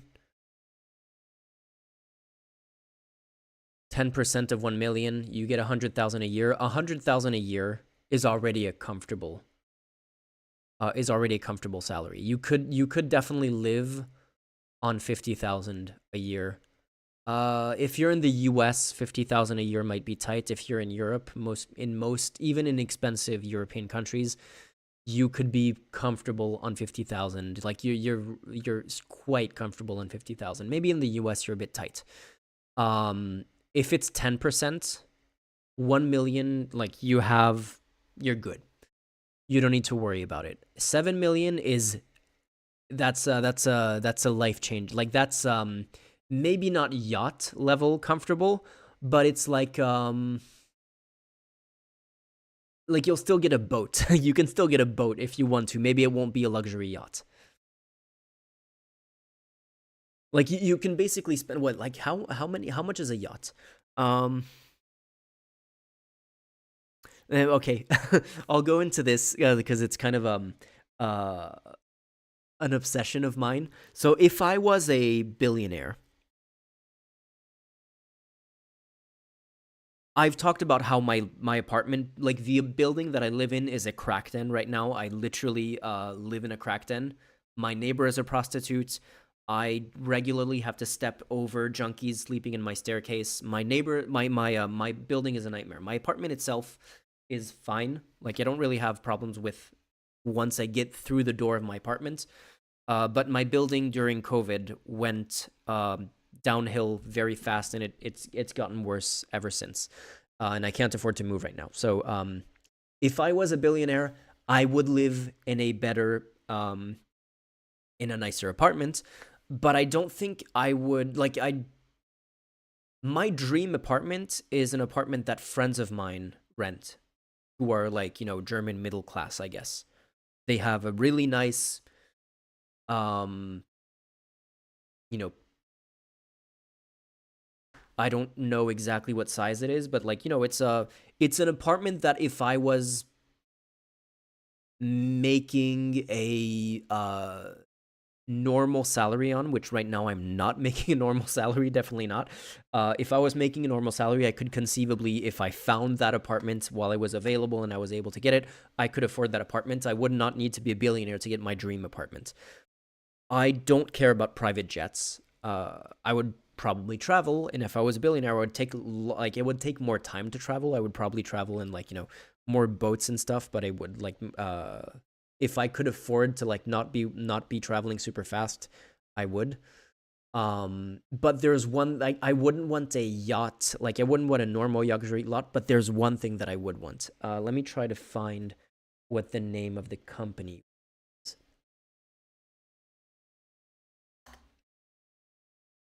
Yeah, it's this. Okay, so if I was uber mega rich, there's a product by this company called U-Boat Works that I would actually kind of want. Um, let's see. So they do submarines, and their cheapest one is this one, which I think costs $500,000. And it's like a two. No, this one is wait. Is that the one? Yeah. So it's a two-person kind of Subnautica style submarine, like the size of a car, basically. Looks like this. So this is cool, and I when I was a child, I wanted to be an oceanographer. So this really tickles my fancy. But there's crazier than this. If I was obscenely rich, I wouldn't care about private jets. I wouldn't care about like Manhattan penthouse or anything like that. I definitely would not have a mansion, but this is the one thing that I might actually splurge on. This is a yacht that's also a submarine. And that is insanely cool. This part of the yacht is above water when you're in yacht mode, but then you can just dive and it goes under, like it goes up to, what's the maximum depth? Up to 150 meters underwater, and it can have up to 17 occupants. Look at this thing. It's so cool. It is so like James Bond villain level cool. This is yeah, this is the kind of thing that's like, yeah, this is obscene, but if I had the money, I wouldn't be able to resist.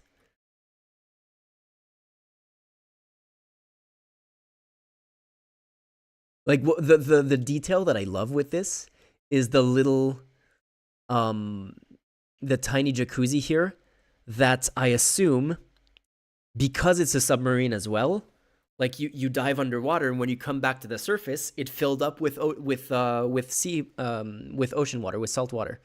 So it's like, just dive, you empty the jacuzzi, like it dilutes into the rest of the ocean, and then you come back up and it's full again.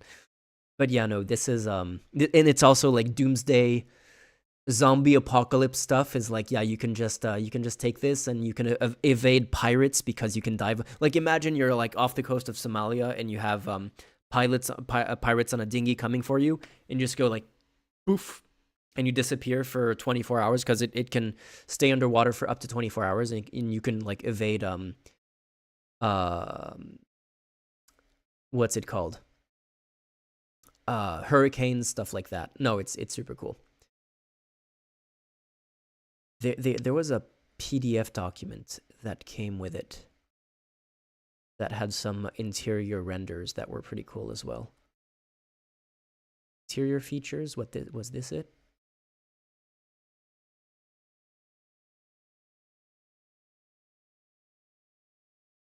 Stand for Titanic. Yeah, like it can go down to 150 meters. It cannot go down to the Titanic. But like, yeah, then you're surprised that so many billionaires are, like the whole Ocean Gate thing. But yeah, man, look at this. It's so cool.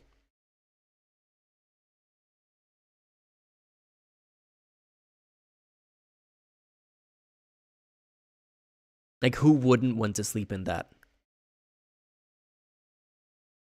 Yeah, donate donate to the stream so I can buy this. Does it have stealth capacity to full military ships? I would assume not. But if it's like a zombie apocalypse thing and what you have to deal with are pirates on dinghies, then I think the outside renders in these photos are ridiculous. Like, obviously, you're not gonna get these kinds of, like, you're not gonna be in a cloud of fish like this all the time. Like, visibility would not be that good. Like, you're not gonna get manta rays basically bumping against your window on a regular basis. Stan Shirley stream from the sub. I definitely would stream from the sub. There's no question.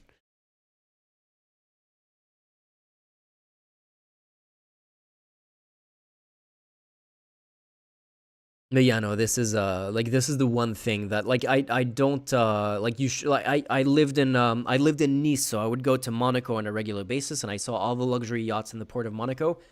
Don't give a shit. I do not care about yachts. This is different. This is something else though.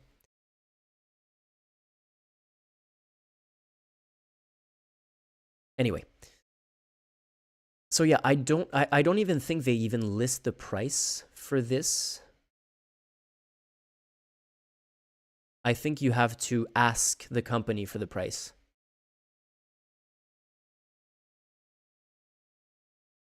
Closing that, no more distractions.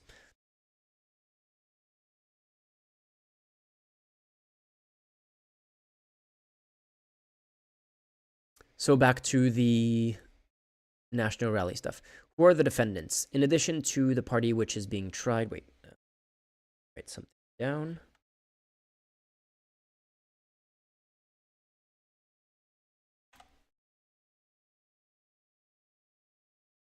In addition to the party which is being tried as a legal entity, several members of or former members are among the 27 defendants.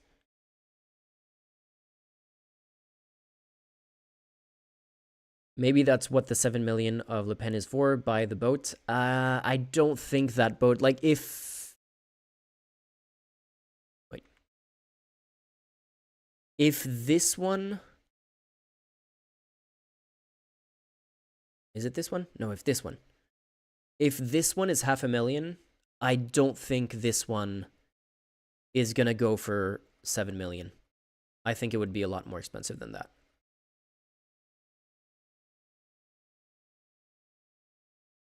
Just because it's way more than 7 times bigger to begin with.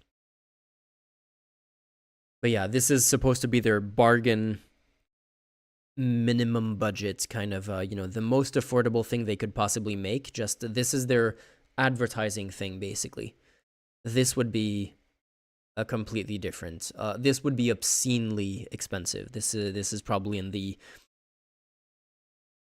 I have no idea. I don't know anything about any of this, so I don't know. But my gut impression would be maybe 100,000. Sorry, 100 million. I mean, 100 million. No, definitely not. Maybe 10 million or something like that. 100 million would be too much for this, I think. Probably in the 10 million range is my guess.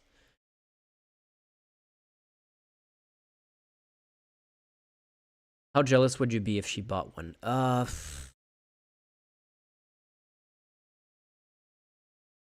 It's not really a matter of, like, I wouldn't care. I assume that's... I don't even know, because the thing is, I think these are just... Like, having this available on their website doesn't even necessarily mean that they've sold a single one of these. I don't know if they have. But even if some people have bought them, like, I don't care if, like, Elon Musk or... Like, Elon Musk could definitely afford one. If he wanted to. Like, Jeff Bezos has a yacht. Jeff Bezos has a yacht that has a smaller yacht inside of his yacht. So he can yacht while he yachts. That's a very old meme for those who are boomers like me.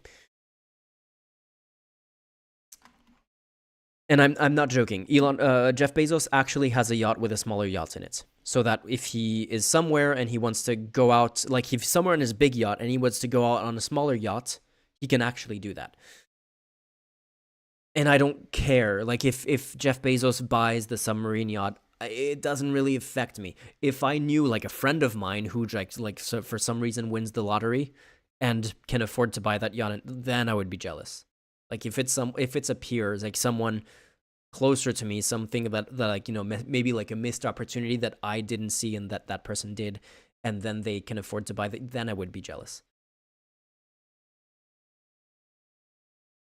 Just in case we need another reason to dislike Bezos. I mean, did you not already not know that Bezos was obscenely rich and owned ridiculous things like multiple yachts and stuff? If you can't yacht while you yacht, what's the point of yachting, really? Hey, new subscriber. Thank you, Helmer.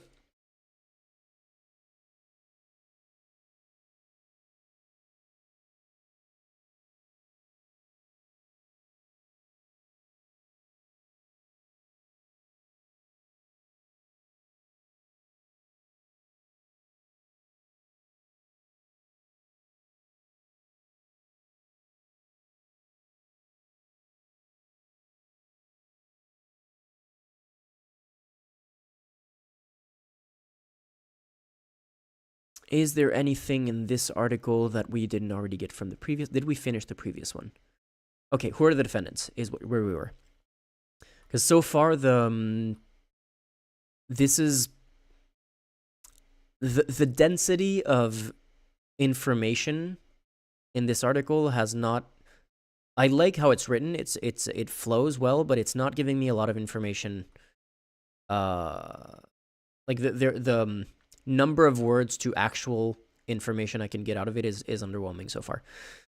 So who are the defendants? 11 MEPs elected under the FN banner, including Marine Le Pen, Perpignan Mayor Louis Alliot, former RN interim president Jean-François Jalc,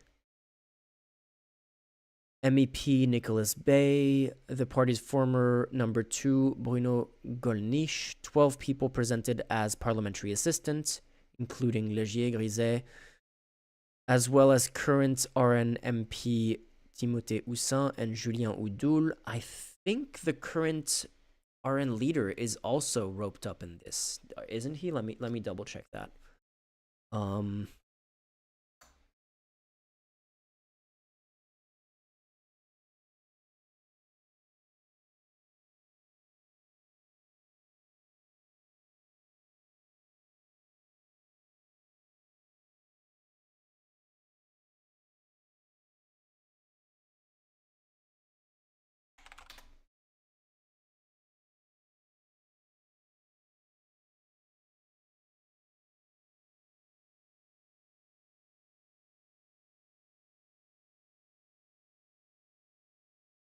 Yeah, he is.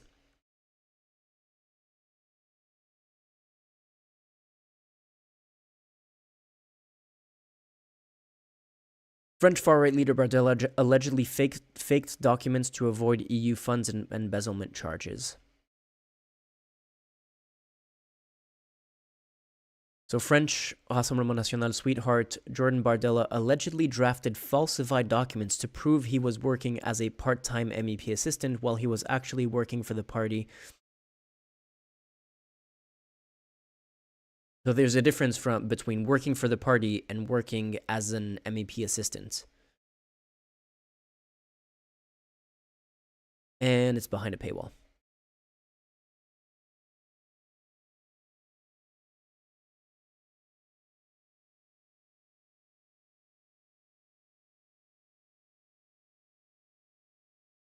The young Le Pen supporter was paid by Europe but employed by the FN.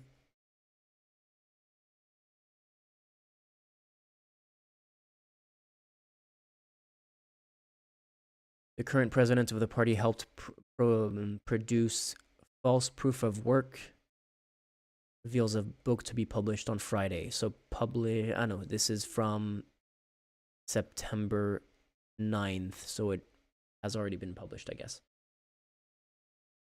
All three generations of Le Pen are involved. How little things change. Yeah.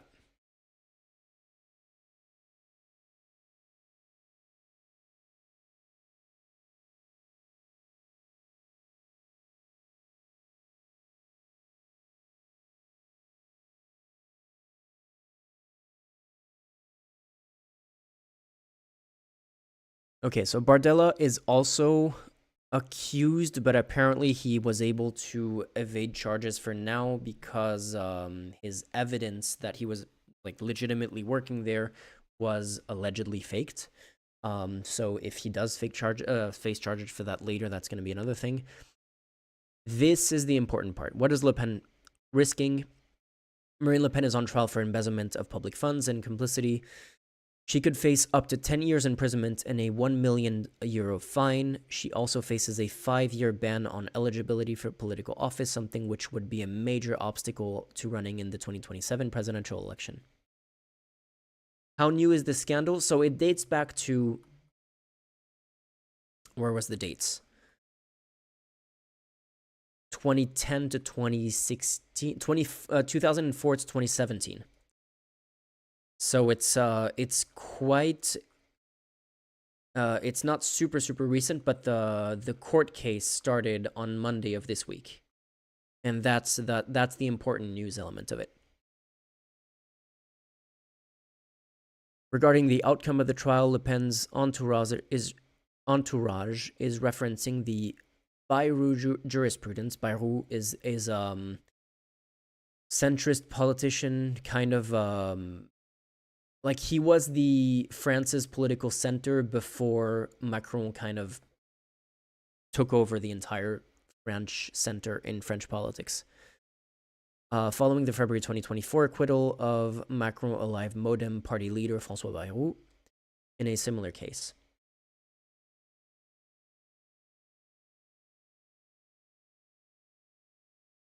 I see, but the Bardella's papers were already new. I had no idea. So apparently, the Bardella papers thing was published in a book earlier this month. The problem is both articles that I put out opened on it are behind a paywall, so we can't read the details. Let's see if there's more stuff from the publication of the book. Let me.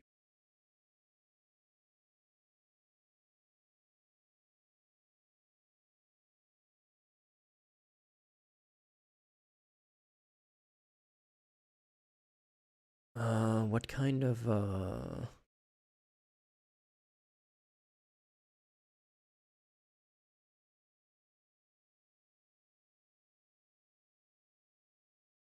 trying to avoid like super left-wing sources just for the appearance of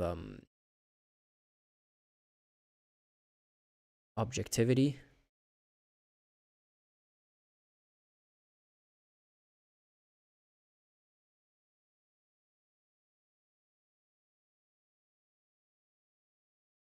Okay, this one is I don't know like how respected La Dépêche is,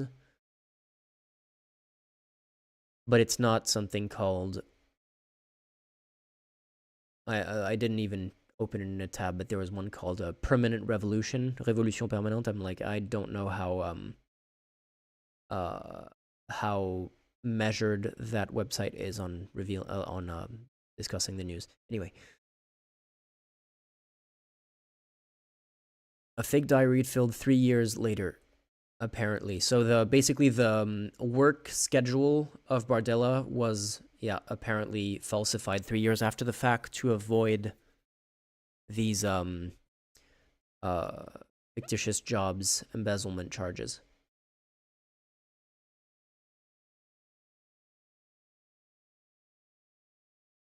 I suppose it's hard to claim objectivity when half your sources have in the title Red Revolution or Workers. Yeah, I mean that's why I try to avoid those. Like even if I maybe like even if maybe politically I would agree with some of them, although I'm probably not as far left as like the people who tend to put Red or Revolution or stuff like that in their names are probably significantly further left than I am. But I'm not I'm not hiding the fact that I do lean left. I'm so the way I describe it when I like so I would probably sit somewhere between the left of the PS and the right of LFI, if you know what I mean. So technically I you could call like these are like vague things, but like politically I'm probably like tankies would definitely call me liberal. Tankies would call me a liberal and therefore by extension would call me a fascist. Like I'm definitely, or yeah, the better way that I've described it before is I'm somewhere between Soc Dem and Democratic Socialist. So all of the media companies that are like Red or Revolution or something or the Workers Post or something like that.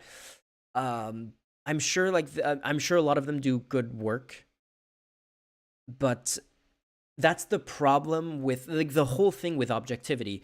It's not just a matter of doing good work. The appearance of objectivity matters as well, because if you look incredibly biased, even if your work is really rigorous, it's going to make people wonder, yeah, but is it that rigorous though? Because this guy clearly has an axe to grind, and therefore I don't know if I can trust his work on at face value. And that's the complicated thing with these things. It's because being objective, like the unbiased, as I've made an entire video about, doesn't mean anything. It is a completely meaningless term, but you still need to be careful about just how you present things so that people don't immediately go, I can't dedicate the time into figuring out if this person is worth listening to or not. And that's why you have to be careful about like how you what kind of tone you use. And that's kind of a difficult balance that I also tried to strike myself.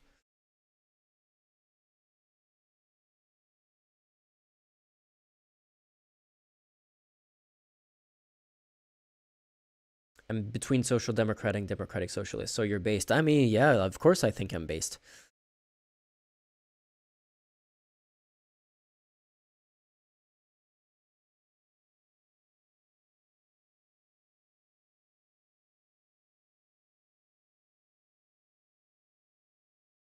Okay, so this is the article that we opened before.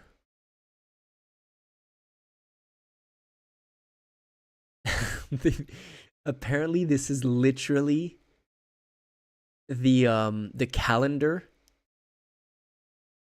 They just found a calendar from 3 years earlier and filled it up with like scribbled lines saying, "Oh yeah, working at the EU Parliament." Jesus. That's amazing. That's great. Oh yeah, that's how you do it. That's how you prove that you worked on that day. You just like scribble a line from an old calendar. It's kind of like those when you have proof of life of a hostage and you need to like the terrorists take someone hostage and they, or the not terrorists but like hostage takers demand ransom and they do the whole proof of life thing. Proof of life with the newspaper, like famously, is works only in one direction. If you're saying, hey, we're going to prove to you that we didn't kill him a week ago, so he's going to pose with today's newspaper so that you know that he was still alive at the date that this newspaper was published. And I have another anecdote about like those kinds of things, which is another funny thing. But yeah, anyway, that works to prove that he was alive today. But sometimes people do it the other way around in the dumbest way, when they'll go like, they'll take a photo of them with a newspaper from 3 months ago to try to prove that they were somewhere 3 months ago. But you can find old newspapers. That's not the thing. The thing about proof of life is about finding newspapers that, that if the photo is older than that date, the newspaper wouldn't exist yet. So this is basically that. Like, they found an old calendar an old empty calendar, and then they just filled it up, and they were like, yeah, yeah, yeah, cool, I worked, and like, awesome, genius. Yeah, no. So try and funny story. One of my so when I worked in China, um, I had a couple of buddies in my Chinese class when I was living there. One of one of the my classmates, and then I met his colleagues. Worked for a I talked about this before. Worked for a tour company called Young Pioneers that did tours in North Korea, and uh irrelevant, like the tour company irrelevant, but the magazine that I worked for had actually done a few reporting trips in North Korea, and one of my favorite article introductions, let me see if I can find it actually. um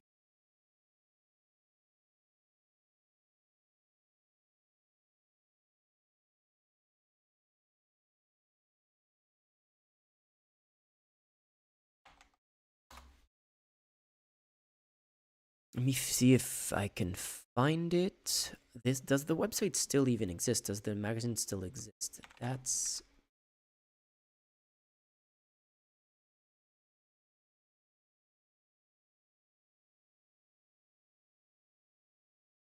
should be this website. Question is, did they have this article published on their website?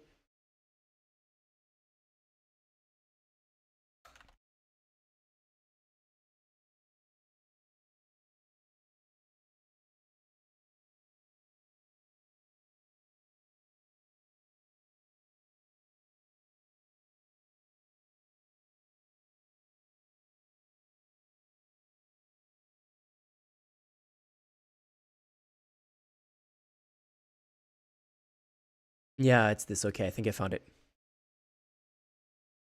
Exactly, Jeff W. That's the tour company that Arto Warmbier is on. Unfortunately, yeah. I love their motto though. Their motto is we take you to places your mother would rather you stay away from, which is a great, like, that's great marketing. I was like, it's kind of like, in the kind of like that's the kind of attitude that Vice News had about like, or Vice generally speaking had about journalism as well. Which is what made it so groundbreaking as a news company. This PDF is still loading. I found like the actual PDF of the magazine, like the specific edition that I was looking at.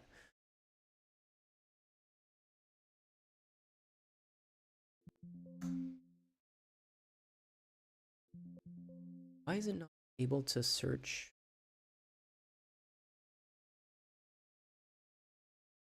I guess I'll just have to scroll. Ah, yes. Okay, found it. I love this article introduction, even though the guy who wrote this article is the guy who fired me and who was a major dick. So this is how the article starts. It's wait, what's the headline? The headline of the article. It's grim up north, beautiful propaganda, and a countryside belie the truth of its secretive state. Okay, it's like it's a dossier of multiple articles called Inside North Korea.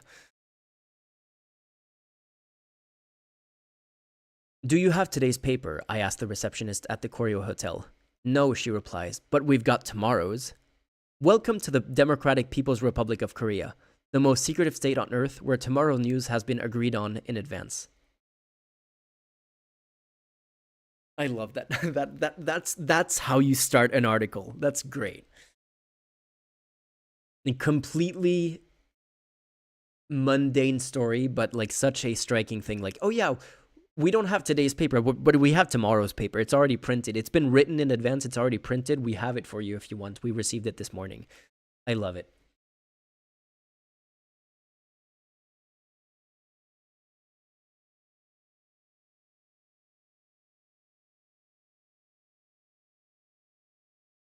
Where were we? So this was the Bardella stuff.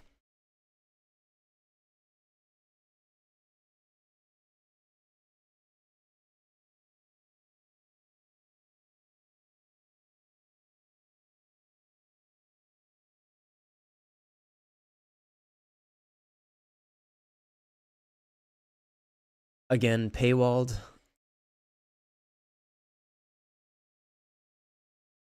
Wait.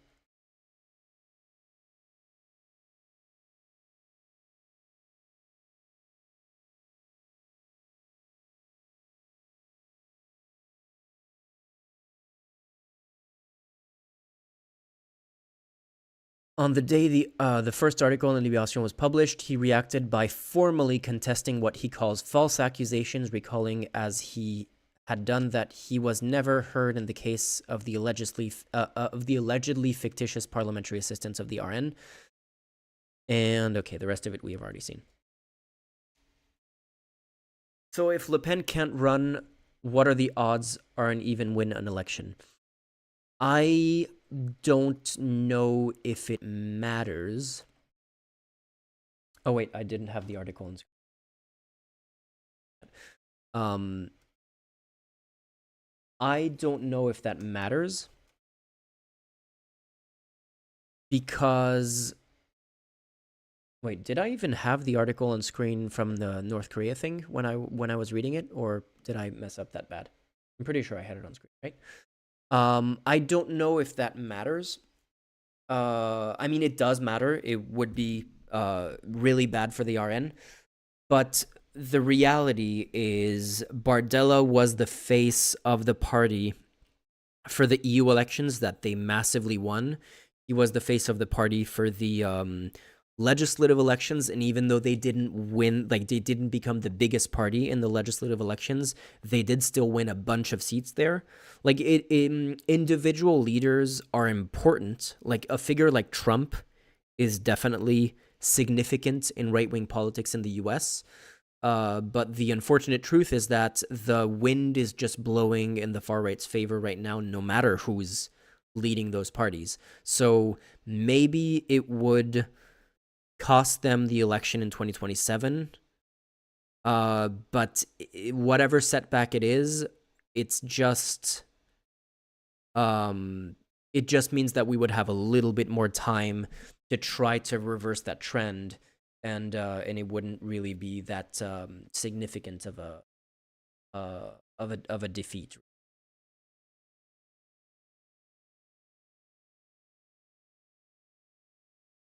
Dumb question, but suppose Macron fails to make it to the runoff, would an NFP candidate beat the RN? Macron can't even run in the next presidential election. He's termed out right now.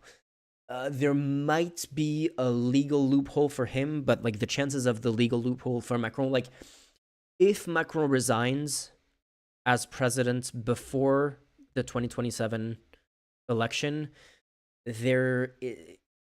it's unclear whether he would be allowed to run in the 2027 presidential election, because he could technically claim that because the French president can do 2 consecutive terms, and theoretically, if there's another president who takes over for 1 term, then he could come back for another 2 consecutive terms. So the thing is, right now he's done 1 term fully. He's halfway through his 2nd term. So if he resigns now and another president comes in for the rest of his term, could he then come back immediately after that? Probably not, but that might be a loophole for him to run again. But the chances of that happening is near 0, so it's kind of worth mentioning as a technicality, but it doesn't really matter. So for the moment, Macron cannot run in the next election. The question is, will his successor in the centrist neoliberal Macron party run? And if he doesn't make it, or they don't make it to the runoff, can an NFP candidate beat the RN? I would say I want to say yes, but the reality is it would depend on where the neoliberal sides, and the problem is right now the neoliberals are fear-mongering about the left way more than they're fear-mongering about the right, and I will substantiate that in my next video coming out in the next couple of weeks, hopefully. I'm gonna be away for most of next week for the festival where I have a video screening there, so that's hopefully I can finish a video very quickly. But yeah, in my next video on French politics, I will substantiate just how normalized the National Rally has become, even by Macron's party, and definitely by the new Republican government that Macron just appointed. But yeah, even if like let's imagine things stay the way they are right now, where Macron and his new right-wing allies are normalizing the far right to insane degrees and fear-mongering about the left. Even if they turn around in 2027, they don't make it to the runoff, and all of a sudden they go, hey, please vote left, that might be too late, and the damage might already have been done to the point where maybe that would not be enough for centrists to vote for an NFP and beat the far right. So it's entirely possible that it's the deciding factor in your question, Better Call Paul, is what will Macron do between now and then to either hurt the NFP or prepare, like, lay the groundwork for maybe having to ask people to vote for the NFP to block the far right. But the reality is, I don't think Macron cares whether it's the far right or the left that wins. Macron doesn't really seem to have a successor compared to other political figures too. That's another dynamic to keep in mind. There's a few. There's his first is it Edouard Philippe, his first prime minister. I'm being told is often such a weird face now. With he used to look like this just a few years ago, then he looked like this.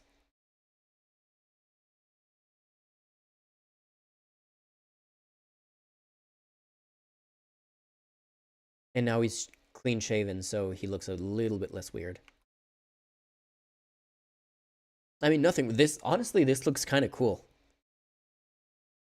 But then it all turned white and he lost part of his beard. But yeah, anyway, this, like, politically, it doesn't matter that he lost his beard. But man, this actually kind of looks cool. This goes pretty hard, I think. But anyway, Macron's first prime minister, I'm often told, is his theoretical successor. There's a few others. People say that Gabriel Attal, who was the prime minister until the new government came in right now, could be his successor in the long run. I think Gabriel Attal kind of shot his chances at being Macron's designated successor by disagreeing with Macron in the aftermath of the recent election, because Gabriel Attal apparently was pushing for Macron to appoint a NFP prime minister and not a right-wing prime minister, which is what Macron did. So I don't know how well they get along, and maybe Attal once would run like as a different party. We'll have to see. Attal might also be a little bit too young. Maybe he would wait another election cycle before he runs again. Tryon, that homie has the Michael Jackson condition for white people. Yeah, basically. I mean, it's not technically, it's not the Michael Jackson condition. Apparently, it's the what's her name? Keep my wife's name out your fucking mouth. Will Smith's wife. Apparently, it's her condition is the same.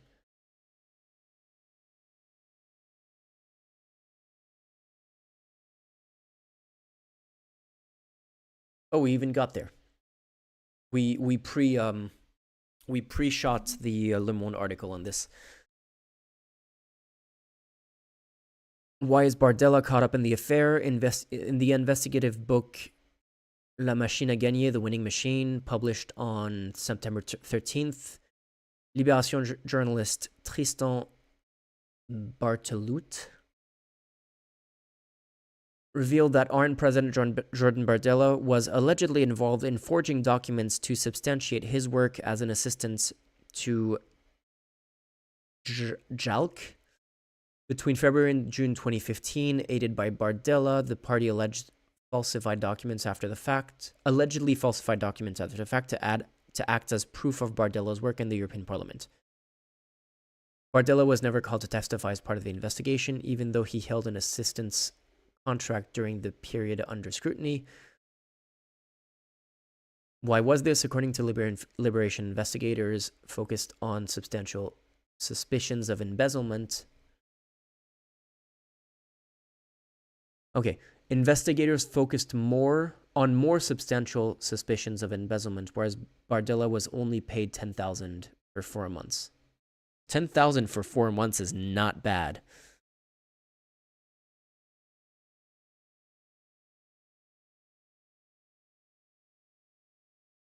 This baby just jumped on my lap. We're having a little bit of a cat break.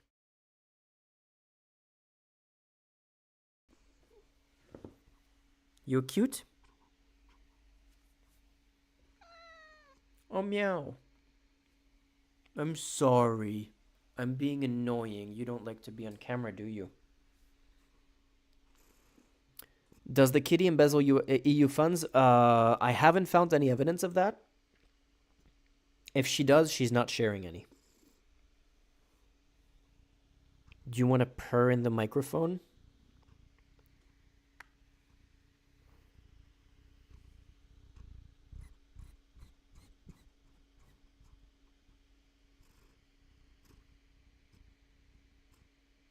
She actually is purring, but I don't know if the microphone is picking it up. You cute. Thank you for the attention and the company, baby.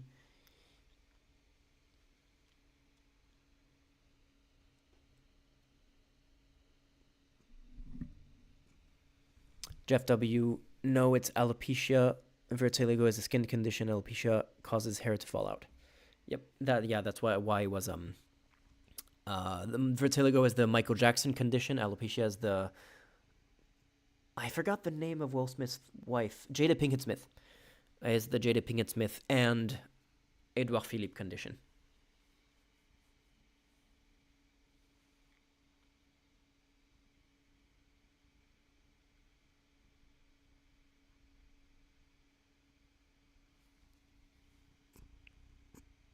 Beep.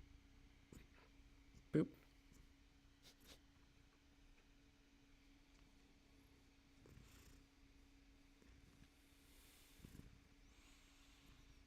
Okay, get back to work. Talking to myself, not to the cat. Filters, remove the gate, and so yeah, I think that covers the situation with the RN for now. Big update is going to be at the end of the trial, which is on November 27. Did we see? November 27, yes. So we'll have to see what the conclusion is then.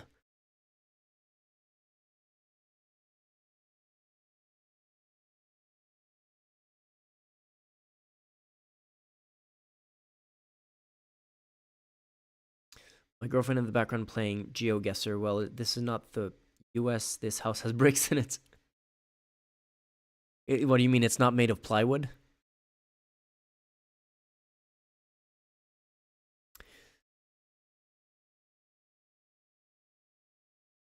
Okay.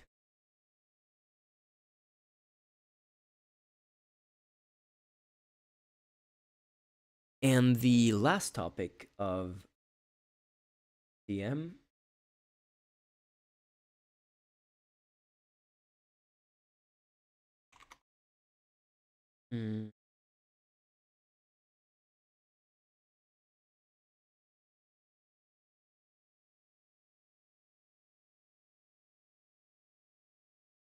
Give me a sec.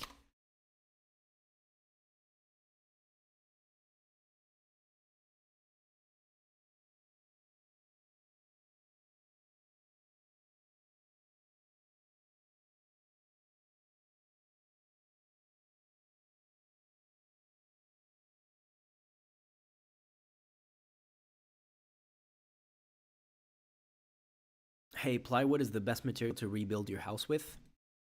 What do you mean rebuild your house with? She's being so cute. You like the microphone?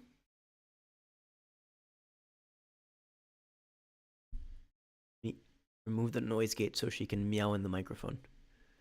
She's having such cute sounds. Yes, you're an adorable baby. Yes, you are. Go ahead, meow. Meow for chat.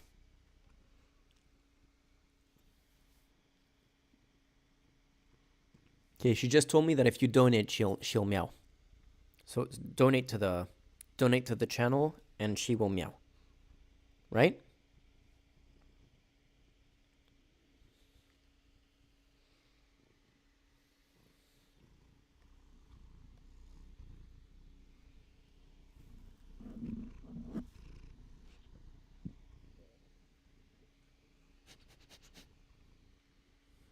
Let me raise the volume of the microphones just so you get the purring.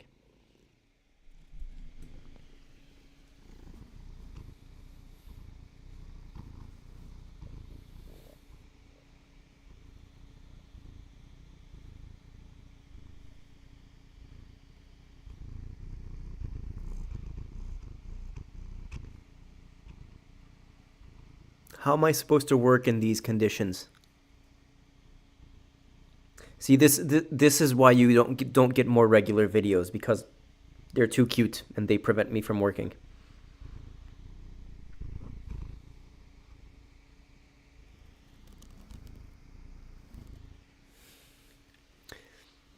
Stan releasing cat content for funds. I mean, it would be easier content to make.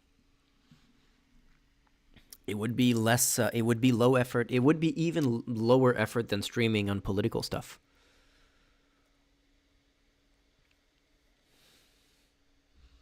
Like that's the whole thing. I'll read your DM in a sec, Tryon. That's the whole thing with the whole idea of the attention economy is that every form of entertainment is competing for your attention. So instead of watching stream right now, you could be watching Game of Thrones, or you could be watching anything on Netflix, or you could be outside doing anything with your time. Right now is the Festival of Lights.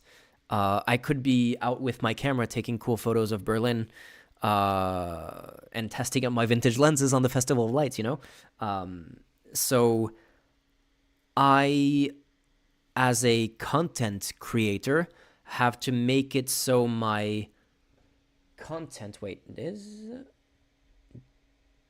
me check something. Is this on? Yes, it is. I have to make it so that my content, the dreaded content word, is entertaining enough for apparently 21 people to watch and consider this to be like worth their time, rather than listening to a podcast, and even listening to a podcast is probably not as interesting as, like, I don't know, watching whatever TV series is coming out at the moment. Speaking of series, have you watched The Penguin? The Penguin is awesome so far. I love it. And so the kind of work that I do, like, I'm passionate about it, and I try to make it as entertaining as possible, but especially working mostly on my own. Like, I have some work behind the scenes that I don't want to there's so the Penguin is the spin-off series to the latest Batman movie with the what's his name, the Twilight actor.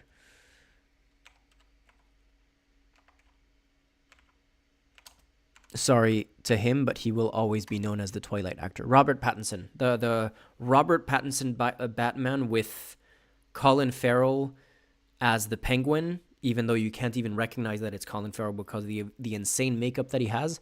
They have a spin-off series that's about him taking control of the crime world in Gotham in the wake of the Batman film. Anyway, so yeah, the kind of work that I do is like, it would be... She's being so insanely cute. It's crazy. It would be so much easier to just do like cute cat content. Maybe it wouldn't be like a live stream, but it would be it would get a lot of views on TikTok maybe if I did that. If I was like rescuing kittens, that takes some work.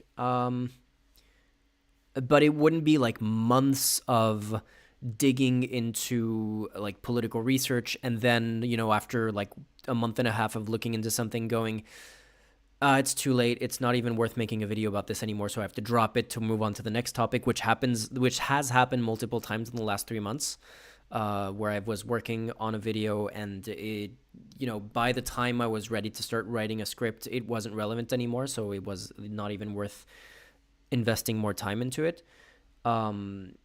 It like this balance between it matters, like to me, that what I do matters in the way that cat videos don't,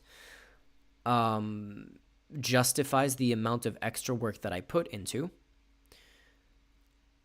But yeah, if, it could be like if I was a fitness influencer, and fitness influencers like work hard, I'm sure, but it's just not the same kind of like it's like the effort isn't put in the same places, and it's not put in, it's not the same kind of work basically.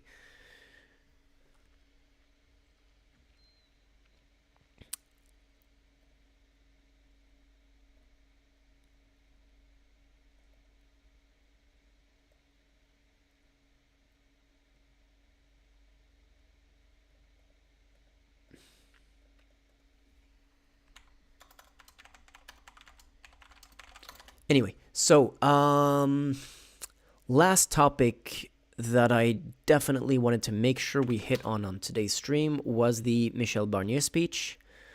Let's see if there's anything else that we can, maybe something lighter that we can look at before then.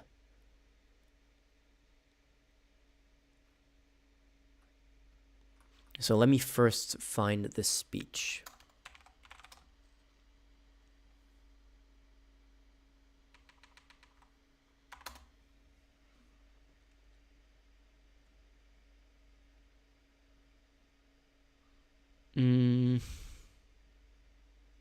Wow, it's an hour and 20 minutes. Okay, so I have that opened in a tab. Big question is, does it have subtitles in French? In English, sorry. French auto-generated, auto-translate to English. I can do that, so at least that would help. Because I was keeping this for the end of the stream so that people who don't speak French can dip. If there's auto-translated subs, that would help at least. But yeah, unfortunately, it's going to be content in French. Let's see if there's something else we can watch. Is there like a politically relevant video you'd like me to open just so I can take a quick break from topics that are too serious, or even if it's not politically relevant?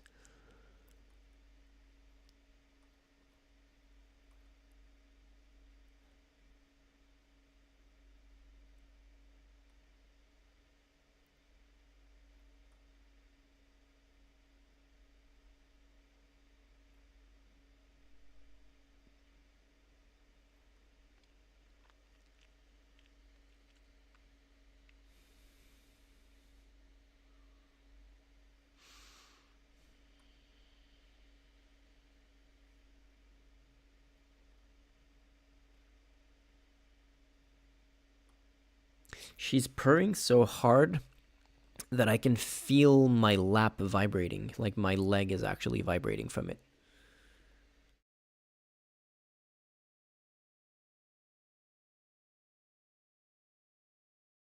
Oh wait, what was the deal with that Russian YouTuber who was in trouble?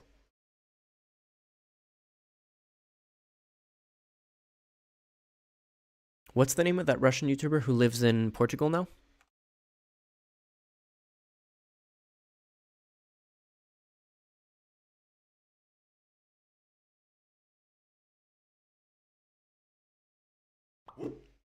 This guy.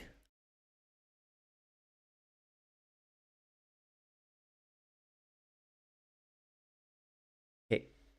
This might be clickbait, but I'm curious what the deal is. Wait, this. Guys, it might look like I'm... Hey there guys, here's your boy Roman, your favorite neighborhood Russian, coming at you live from the beautiful... Have you watched Metal Gear Rising Armstrong? I have no idea what you're talking about. Metal Gear Rising is a game. Is Metal Gear Rising Armstrong a video or a series or something? I don't. I clearly the answer to your question is no. I haven't watched it.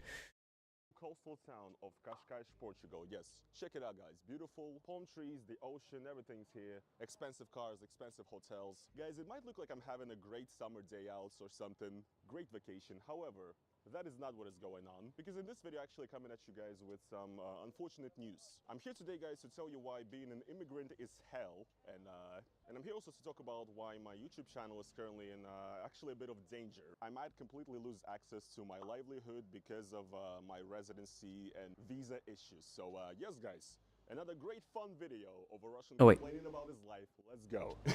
It's too quiet. Yeah, sorry about that. I just noticed. Okay, so anyway, let's be serious it's for a too much. second. What is actually going on?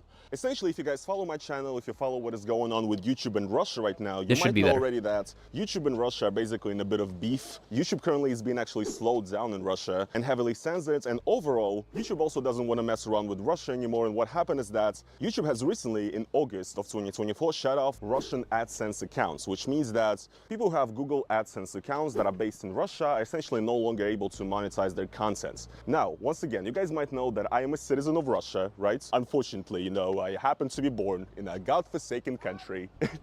And throughout this entire time, even though I left Russia after the war started, I did have a Russian AdSense account because I didn't have a new permanent residency place to actually change that. And you guys might know that I'm a recent immigrant here in Portugal and I applied for my residency here. So also what I did is that I changed to a Portuguese AdSense. So in order to keep my channel going, to keep doing what I do, to continue making money, I decided to change my Russian AdSense to a Portuguese AdSense here. And this is precisely, guys, where I'm currently in a bit of a pickle. I don't know how to exactly put this any other way. Let me just explain to you guys what is going on. So, I've already mentioned this in my videos, but the Portuguese immigration system is currently pretty messed up. There's an unprecedented amount of applications. Supposedly, they have a backlog of like 400,000 applications that are not processed here. And essentially, I applied for my residency at the start of May, and I was meant to get it maybe in like a month.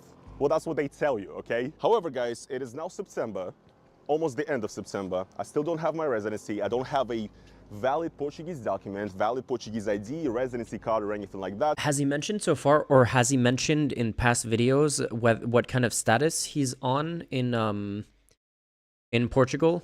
Because I know that he moved out of Russia since the invasion of Ukraine, so I'm assuming that there's like some level of even if he doesn't have the legal status, there's some level of him kind of being an exile or some level of being a refugee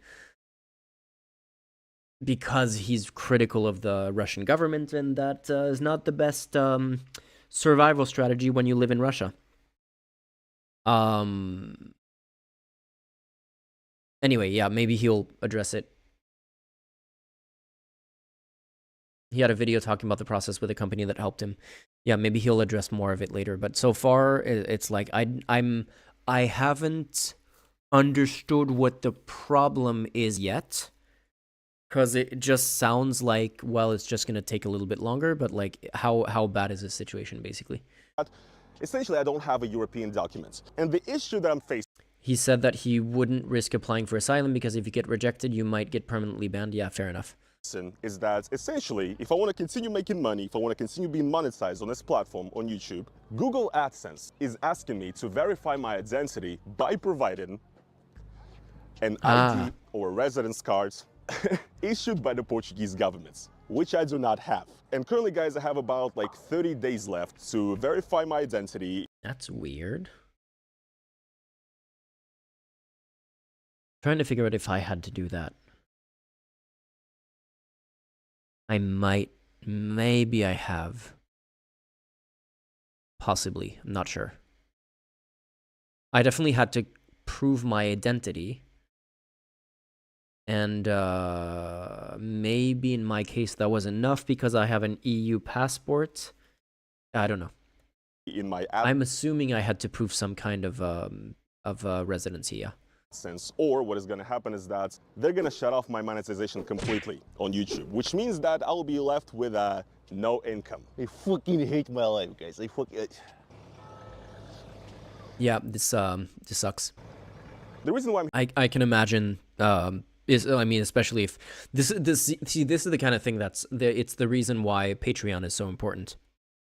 Is like you never know what could happen to your channel. I mean, his situation is kind of unique, but stuff like this can happen all the time. Like I need to post more often on TikTok. I got monetized a couple of months ago on TikTok. First of all, when I finally met the requirements on TikTok for number of subscribers on TikTok, I was on a 3-month, like I had a content like community guidelines violation, and you can't get monetized for 3 months after your community guidelines violation if you have one.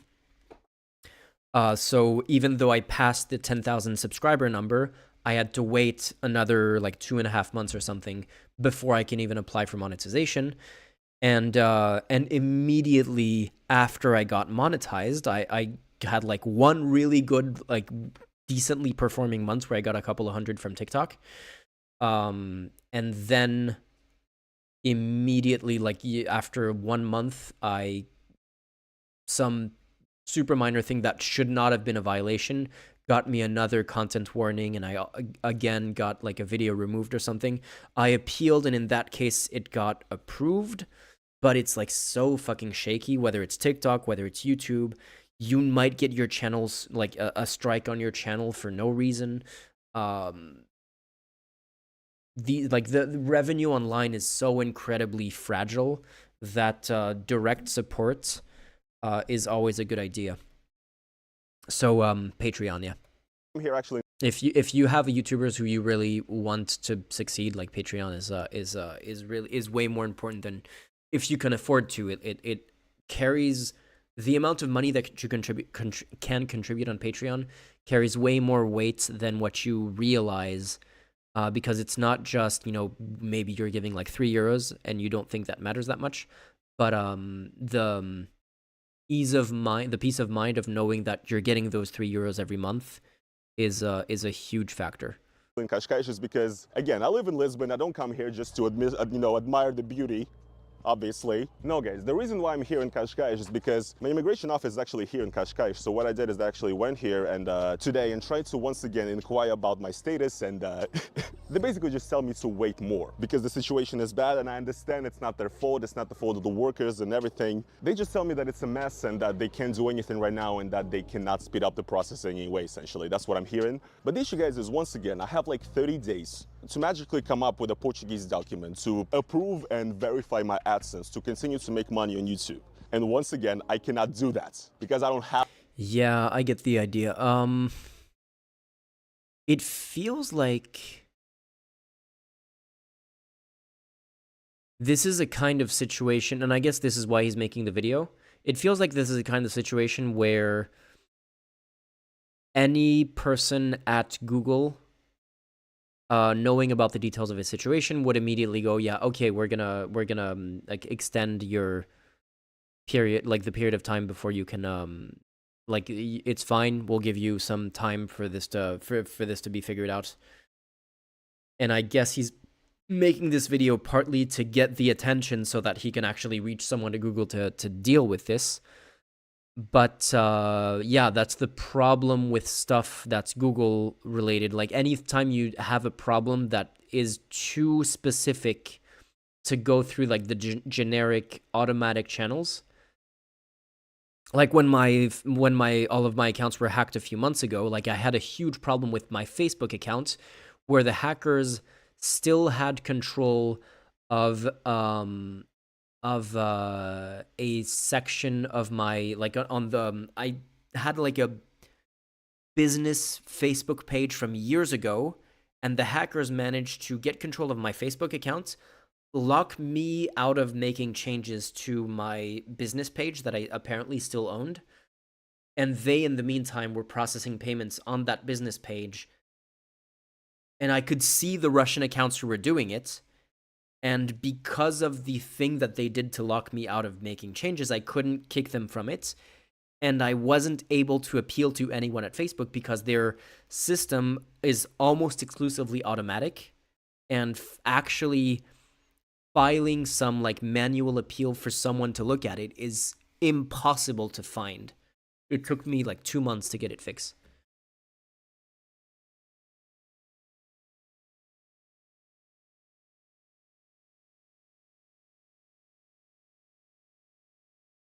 He also said that Portugal passed a law that extends all visas for 1 year because the bureaucracy is such a mess.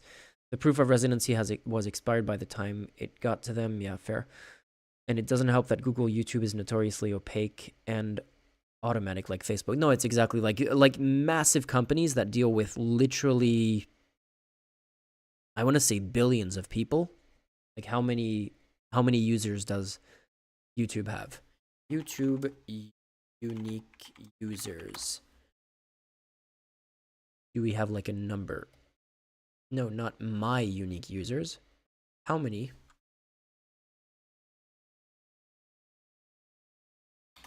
How many people use Google? 5.44 billion internet users.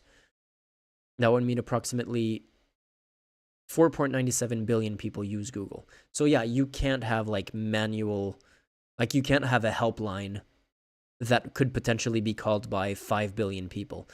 So I understand why they have these like incredibly broad, generic automatic systems, but when you do have a unique problem, it's such a pain in the ass to deal with.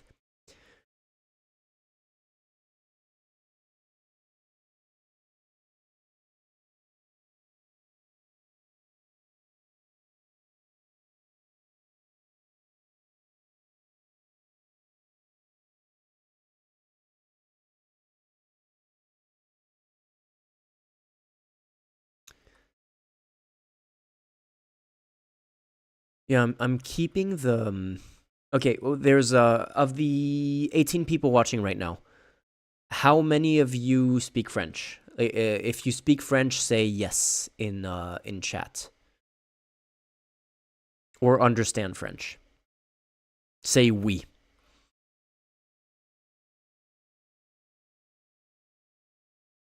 Because if I'm gonna start watching a video in French and everyone is gonna dip, then I need to find something else to watch before then, so we, get to enjoy stream a little bit more. No, yes, yes, yes. Yeah, that's not enough.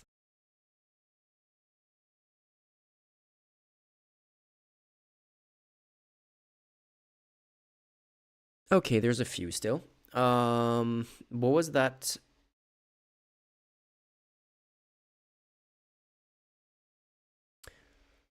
Metal Gear thing? Rising. It was Metal Gear Rising Armstrong or something?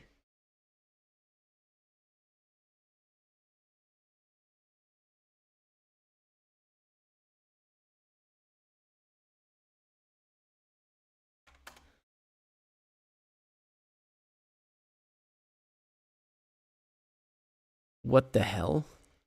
Okay, I don't know why I'm being told to watch this.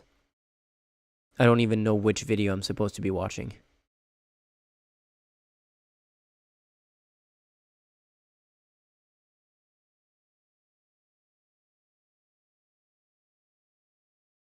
Ah, political speech. Okay, let's watch the Resident Evil political speech. Wait, he even explained it. He had a video. Okay, never mind.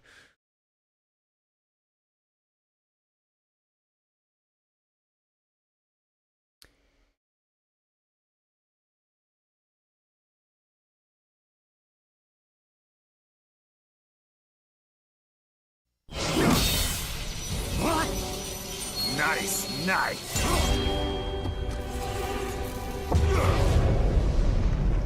This is the political speech.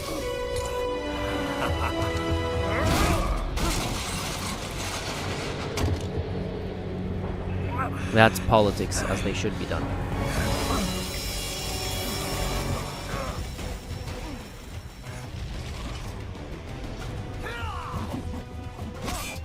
Yeah.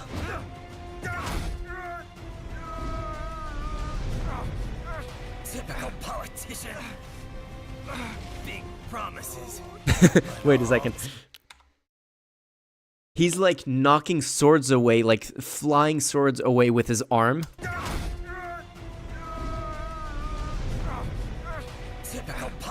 Typical politician. Yeah, that's a typical politician thing to do. Politician. Big promises, but all talk. What?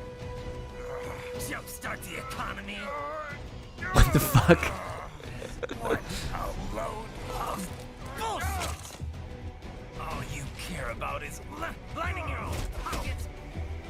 That and your approval ratings. You've got no principles. I have literally no context for what the fuck is going on screen. But this is hilarious. Like the contrast between the dialogue and the fight is not what I expected. If America's gone to shit, you're just another maggot crawling in the pile. All right. The truth then. You're right about one thing. I do need capital and votes. Wanna know why? I have a dream. What? That one day, What? every person in this nation will control their own destiny. Wait a second, is this the Martin Luther King speech? What the fuck? I have a dream and... is he literally quoting the Martin Luther King speech? A land of the truly free, damn it. A nation of action, not words, ruled by strength, not committee. Where the law changes to suit the individual, not the other way around. Where power and justice are back where they belong. In the hands Okay, he's back at not quoting Martin Luther King at this point, by the way. Average Senate debate. Yeah, exactly. of the people.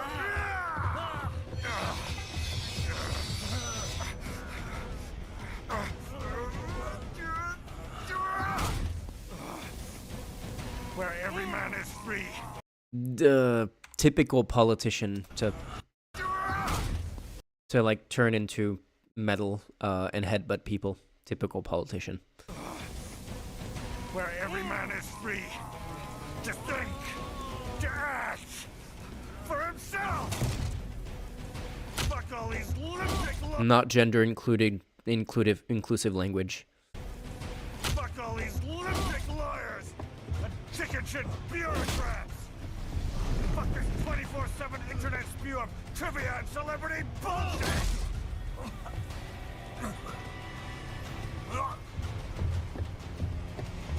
Fuck American pride. Fuck the media. Really confused by what kind of context in this video game led to this. You misunderstand, he is steeling himself against the opposition. Fair point. Fuck all of it.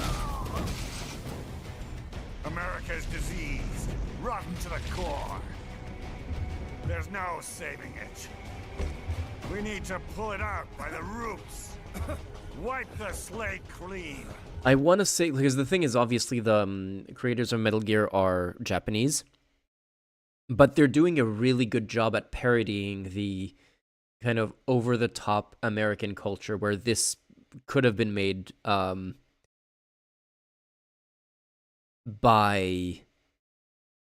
I mean, it's called, like, the guy's called Armstrong. This could have been made by... This could have been a film starring Arnold Schwarzenegger, who literally became governor of California, you know? Japanese satire in Western politics is generally funny. Yeah, no, like, it's, they're doing a really good job at parodying it. Burn it down! And from the ashes, a new America will be born. Evolved, but unchanged. The weak will be purged. And the strongest will thrive. Free to live as they see fit. They'll make America... Oh, so he started with the with the Martin Luther King speech, and now he's dipped into full fascism. Like literally, from like sentence 3, he started with Martin Luther King, and like 3 sentences down, he was already full fascist, and now he's committing to the full fascism. Great again! Make America great again. Talking about. You still don't get it. I'm using war as a business to get elected. So I can end war as a business. Criticizing the military-industrial complex. In my new America, people will die and kill for what they believe. Not for money, not for oil. Not for what they're told is right. Every man will be free to fight his own wars. The funny thing is, like, Trump supporters literally think this is Trump. Like, literally think Trump would be, like, knocking away swords with his arm and turning into steel and headbutting people.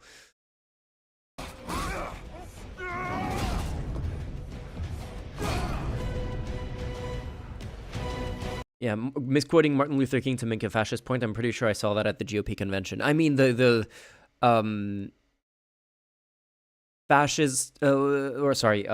Republicans appropriating Martin Luther King is a very common, like, it's maddening how they kind of rewrite history and reinterpret Martin Luther King and pretend that would be a whole other topic. But yeah, it's the way that the right kind of pretends like Martin Luther King is on their side is crazy.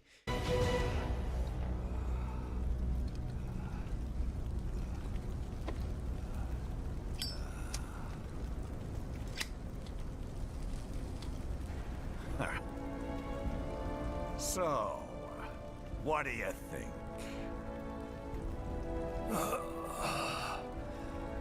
How the hell did you get elected? I ask myself that every day about Trump. Well, I don't write my own speeches. Okay. You should try fighting for what you believe in sometime, Jack. Not for a company or a nation or for The thing is, like, the satire of this and the this is giving me Starship Troopers vibes, where it should be obvious, given how over the top this is, that this is satire, but so many people, especially, like, you know,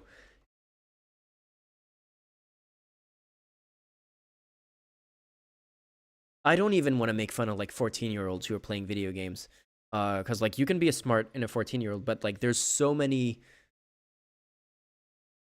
14-year-olds who see this and they're like, oh my god, this is so epic, and who would actually think this is, like, real. Like, this is the politician, like, I want a politician who would say that, who would say all the things that this guy said, because that's so true about freedom. Oh man, yeah, don't get me started on Starship Troopers. I rewatched it not too long ago when there was some discourse online about it, and it's actually funny how there's an entire section where the metaphor pretty accurately described what was happening in Gaza, and in a way that was like the level of dehumanization. In Starship Troopers, they're talking about literal bugs, but the way that they were talking about the bugs, you would hear actual Israeli politicians talk about Gazans in that way in the news, like, you know, at the same time as I was watching the film. So yeah, wonderful that we're there in current day politics. anyone else.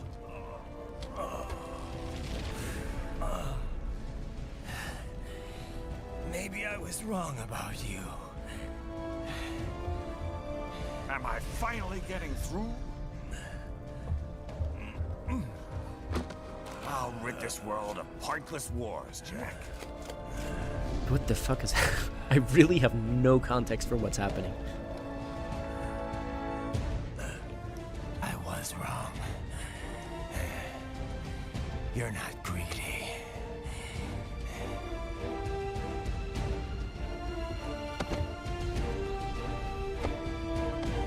Wait, that's it? You're batshit insane. Ah, fine. Okay.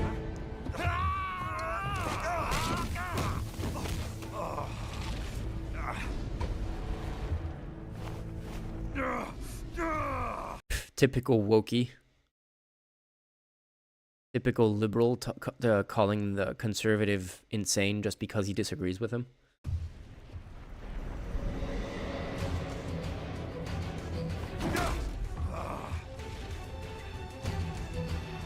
Making the mother of all omelets here, Jack. Can't fret over every egg. Not when you're purging the weak, right? What do you know about the weak? You weren't born poor. You've never been hungry. You don't know what it's like to fight and steal and kill just to survive. But you did survive. Through sheer force of will, following your own set of rules. With your own two hands, you took back your life. And now, I'll take yours. This is peak politics, guys. Okay, that's it. Wait, what's this? Why I left the left thing? Is there some Anna Kasparian drama? I don't want to watch a video of Destiny reacting to someone else, reacting to someone else, reacting to Anna. Like, I don't want to do that, like, react train of things. But is there some Anna Kasparian Young Turks drama that I need to be aware of?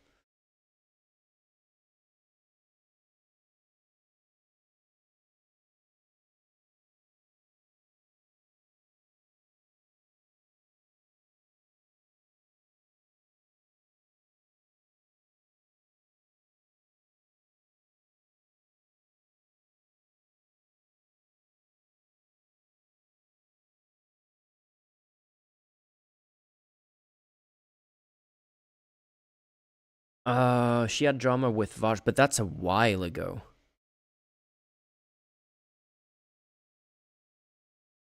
Apparently something happened recently. Is this video gonna do a lot of commentary on it, or is it... No, they're gonna be reacting to stuff? Wasn't she cool? She was cool a long time ago. She's been, I mean, she's basically been doing the typical... It's another example of the rhetoric that I don't like, but turns out to be true in a lot of cases, the scratch a liberal, a fascist bleed kind of thing, where basically she's been talking about how she's had scary encounters with homeless people or something like that, and therefore we need to, like, you know, be tough, super tough on crime. She's also had, like, she completely did a 180 on some gender stuff. It was actually funny. I wouldn't be able to find this because it was actually people who were able to, like, you know, dig through I don't know how many hundreds of hours of Young Turks content to find the clip. But a few years ago when... Okay, I guess I could say it the other way around. Recently, she had this take that is kind of where the Vosh drama came from, where she was saying that... birthing person, exactly. She was saying that she can't stand being called a birthing person. It makes her feel so, you know, they should just refer to birthing people as women, and like no one should ever refer to her as light. Which is, first of all, that's ridiculous because no one has ever called her a birthing person, or at least no one ever called her a birthing person until she. I'm sure after that, a lot of people called her a birthing person just to trigger her. But no one has ever referred to her as a birthing person. What she was reacting to were, like, medical documents where it is relevant to make a distinction where trans men can also give birth. And some women, some cis women who maybe had hysterectomies or whatever other conditions that means that they can't give birth are not, you know, included in the the category of people who give birth, otherwise known as birthing people. And so having the medical term birthing people for like very specific decisions that you can make when it comes to reproductive health would apply to some women but not all women, to some cis women but not all cis women, would apply to some men, trans men who have a, you know, functional reproductive, female reproductive organs. And so that if you wanted to not use the term birthing person, but you wanted to be specific enough in your language, the level of, like, I agree that birthing person sounds clunky, but the level of clunkiness that you would have to engage in to be specific in your language using other words would probably be a lot more wordy than just inventing a term that sounds kind of awkward, but describes what you're talking about in the case of, like, you know, in a medical context, people who can get pregnant and who can't give birth. So anyway, she got super triggered by that term for whatever reason, and then some people went back through like TYT archives and found a clip from a few years earlier where she was referring to that kind of language and completely defending it and making exactly the arguments that I just made by saying, like, like, this sounds weird, but it's makes sense and it's not a problem. And apparently she's made a complete 180 on that in the last few years. And since between that and her like super tough on crime positions and like in recent months / a couple of years, maybe longer, but as far as I've been aware of in the last couple of years, she's basically been shifting significantly to the right and away from progressives. And I don't know what this recent drama is, but yeah, I guess I'll look into it. I used to watch TYT when I was younger, when I started to get slightly engaged in politics, like straight out of high school. I haven't watched anything from them in a really long time, so I have no idea what's going on with them right now.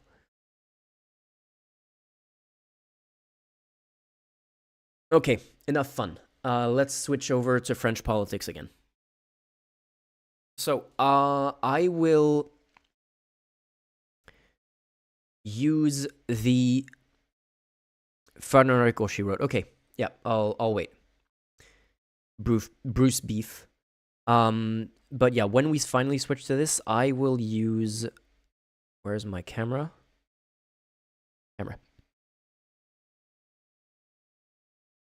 The auto-generated subtitles here in English, the auto-translated ones.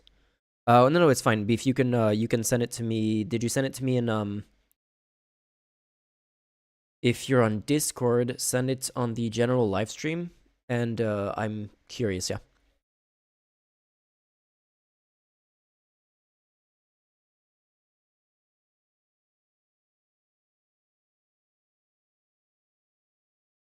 I feel called out by this video.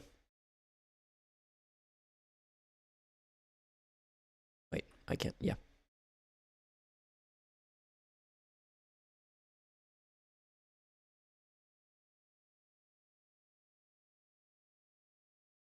I'll wait a couple of minutes for the article link, and if you don't send it over, I'll just switch over to French politics.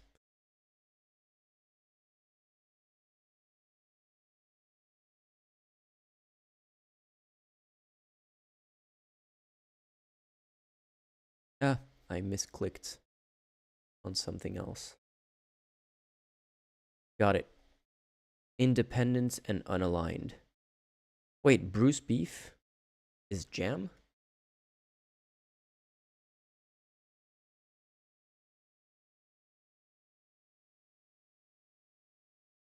Oh wow, this is recent.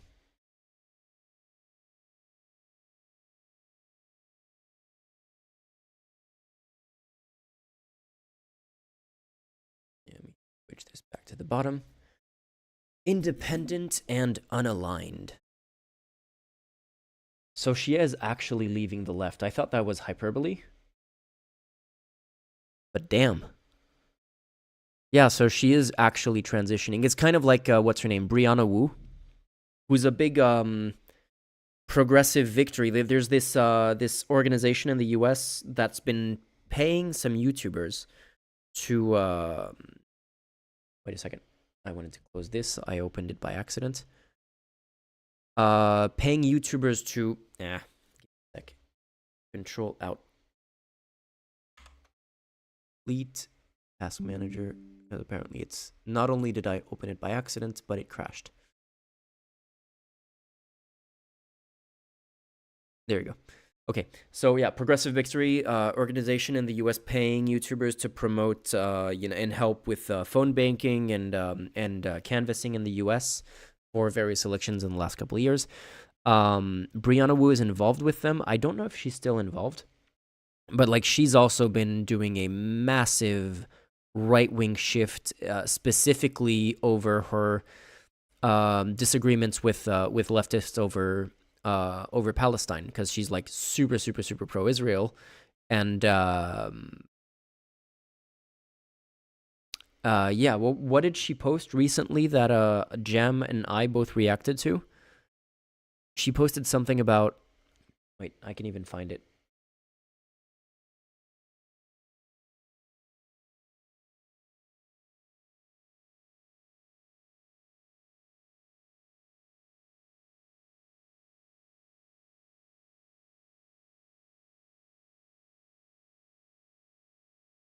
Yeah, there you go.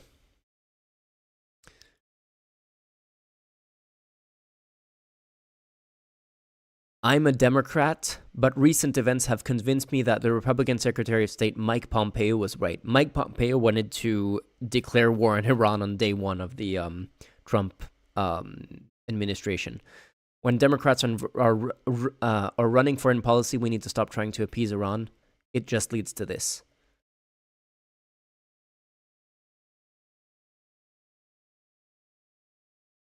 Like, I'll be honest with you, what leads to this is the these are the number this is all the locations where there were the missile warning sirens during the what's it called, the Iranian missile attack from 2 days ago.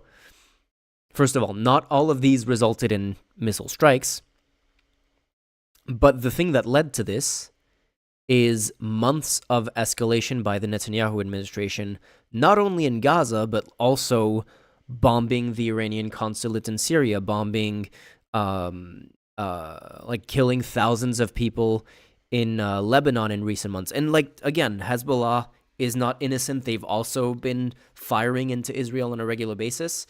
But to pretend like this is democratic appeasement of Iran that has led to this, when it's been basically the goal of the Netanyahu administration to trigger a region-wide war that they could try to drag the U.S. into, is intellectually dishonest at best. Anyway. Do we want to read this whole thing? It's not too long. Chat, do you want the Anna Kasparian YouTuber drama, or should I just switch over to French politics?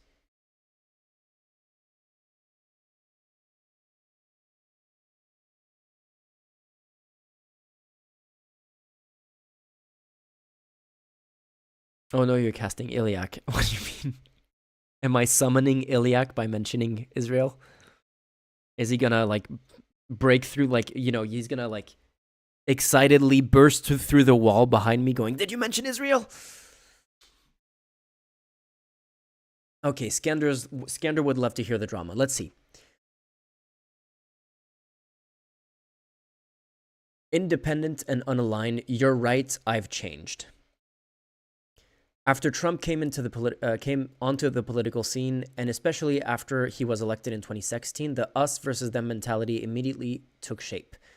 Anyone who refused to resist Trump was seen as a threat to the country. I mean, yeah. It's not that anyone who refused to resist Trump was themselves a threat to the country.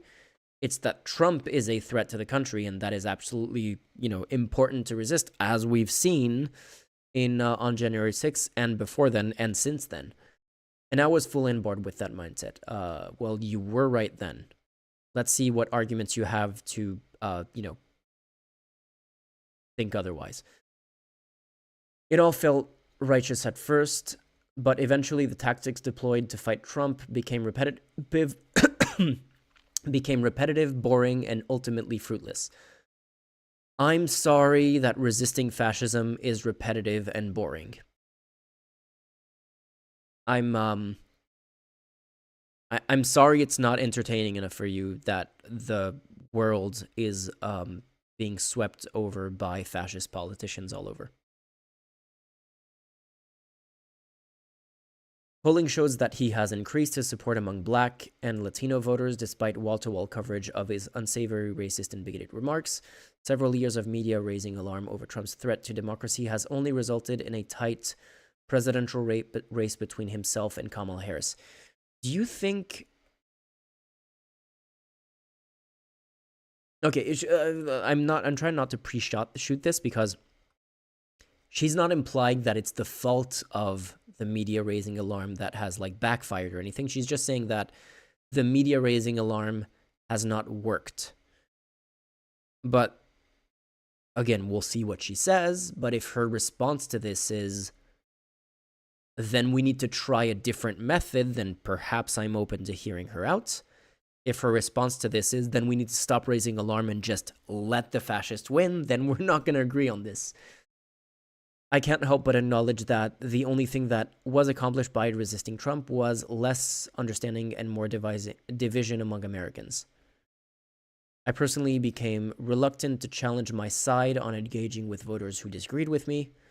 In turn, I became less knowledgeable about the people and world around me. Okay, this is not completely unreasonable. I saw Republican voters as an evil monolith, and that was a big mistake. I don't completely disagree with this point, but let's see where she takes it. My evolution started in 2022 when I was sexually assaulted by a homeless man in my neighborhood, and as I was walking my dog, and that sounds really bad. That horrible experience alone didn't change me politically, but the treatment I received from the far left and some progressives after sharing that story did. I was told by publicly sharing what happened to me, I was stigmatizing my unhoused neighbors. Others accused me of feeding into racist trope because they assumed that my attacker was Black, but I had never even disclosed the man's race. He was white. Not only did I suddenly see the flawed thinking of some on the left, I also witnessed their cruelty and hypocrisy in real time. These terrible traits that I had associated solely with my political opponents were obviously not exclusive to their tribe. I was stupid for ever thinking that was the case. I mean, it's obvious, and it should be obvious to anyone politically engaged. This hasn't been the case for a long time, that of course there are assholes on the left, and of course, especially on the far left, there are assholes everywhere, but holy shit, the super uber holier than thou tanky side of the left, the kinds who will literally deny war crimes by Hamas and say that Hamas didn't kill a single civilian on October 7th or stuff like that, and that every evidence of sexual assaults on rape on October 7th would be are made up. Like, there's a term that's been floating around in politics for a while of the regressive left, and this is not just the regressive left. It's like the regressive left would be a subset of this, but like there is a significant portion of the left that is absolutely co-opted by assholes, and that's not a reason to leave the left. It's just a reason to. I mean, I've talked about this before. Like the leftists need to be better at pushing back against bad ideas inside their own movement, and that's hard. But yeah, no, it's a good thing to not be afraid of challenging people that you are broadly on the same side of. I don't think that's a reason to leave the side entirely, though. That doesn't mean everyone on the left thinks or behaves in this way. This small group of lunatics do, far from it. But it does mean that there are factions and flaws on both sides of the aisle, and no one has a monolith on truth. A monopoly on truth, sorry. Then there was the insane reaction to one of my tweets on March 2023. Is that the birthing person tweet? Yep, it's the birthing person tweet.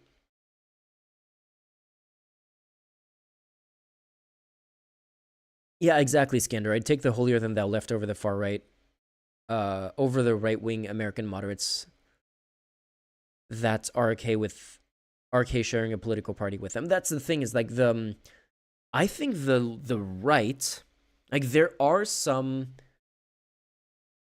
kind of like, if you look at French politics, where it's what I'm about to say is a little bit less true in very recent developments, but the fact that the Republican Party in France split into the faction that was willing to ally with the far right and the faction that refused to do so is like, there are similar things. Like there are conservative moderates in the US who reject Trump and who do not want, like the Never Trumpers and the, what's it called, the Lincoln Project Republicans, who are actively trying to help Kamala win, or like Liz Cheney. Even though I disagree with those people on a lot of things, I have a decent amount of respect for them because I can see that they're principled. Conway, like not Kellyanne Conway, but her husband, whose name I forget, is another example of that. Like he actually divorced his wife over his political disagreements with her. But other than that's a very small minority of Republicans. George Conway, that's it. But holy shit, the Republicans, even the moderate but Trump supporting Republicans on the right, are so much more monolithical and so much less willing to challenge literally fascist lunatics on the right than moderate leftists are. Like the level of infighting on the left, including infighting by like different groups of people who are assholes for different reasons, is ridiculous. And the infighting on the left is part of the reason why the left struggles so much politically, which is,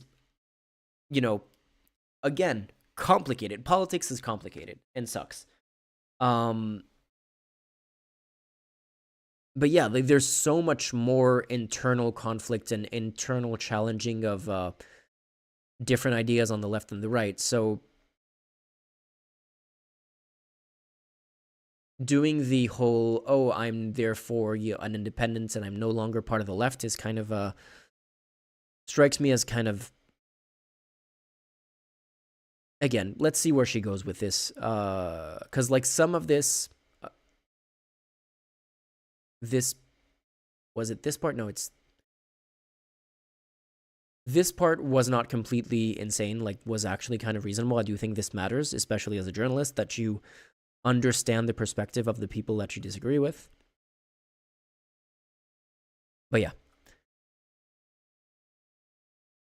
Okay, so the tweet was here, actually. I clicked on the link, but the tweet was in a screen cap. All hell loosed after I posted those words.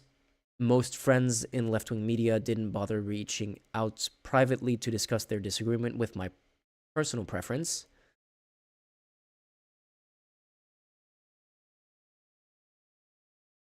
Instead, many self-described socialists took it upon themselves to profit from conflict by publicly attacking me with monetized videos. Oh no, the videos were monetized.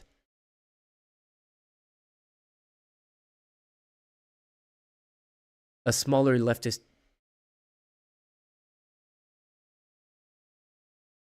I'm trying to figure out if this is referring to Vosh or to other leftist YouTubers. Because this could be Vosh, but there are definitely other people that it could refer to. A smaller leftist YouTube show put out 5 separate videos skewering me about the tweet while conveniently erasing the advocacy I'd done on behalf of the transgender community throughout my career. They even went as far as drawing a link between my tweet and trans suicides, which sadly wasn't the most unhinged outcome of the debacle. TYT's volunteer YouTube chat moderator quit over the tweet, and someone reported me to Human Resources.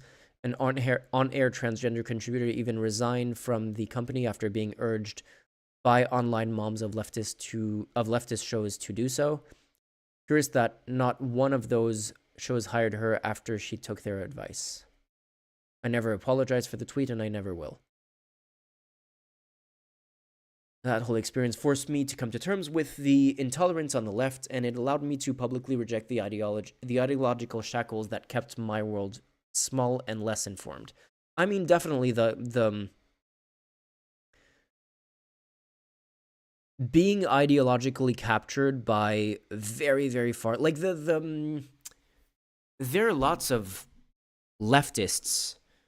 It does seem like coping, yeah, but there are lots of leftists who have been critical of the super, super, super woke side of the left for a long time. Like, there are, you can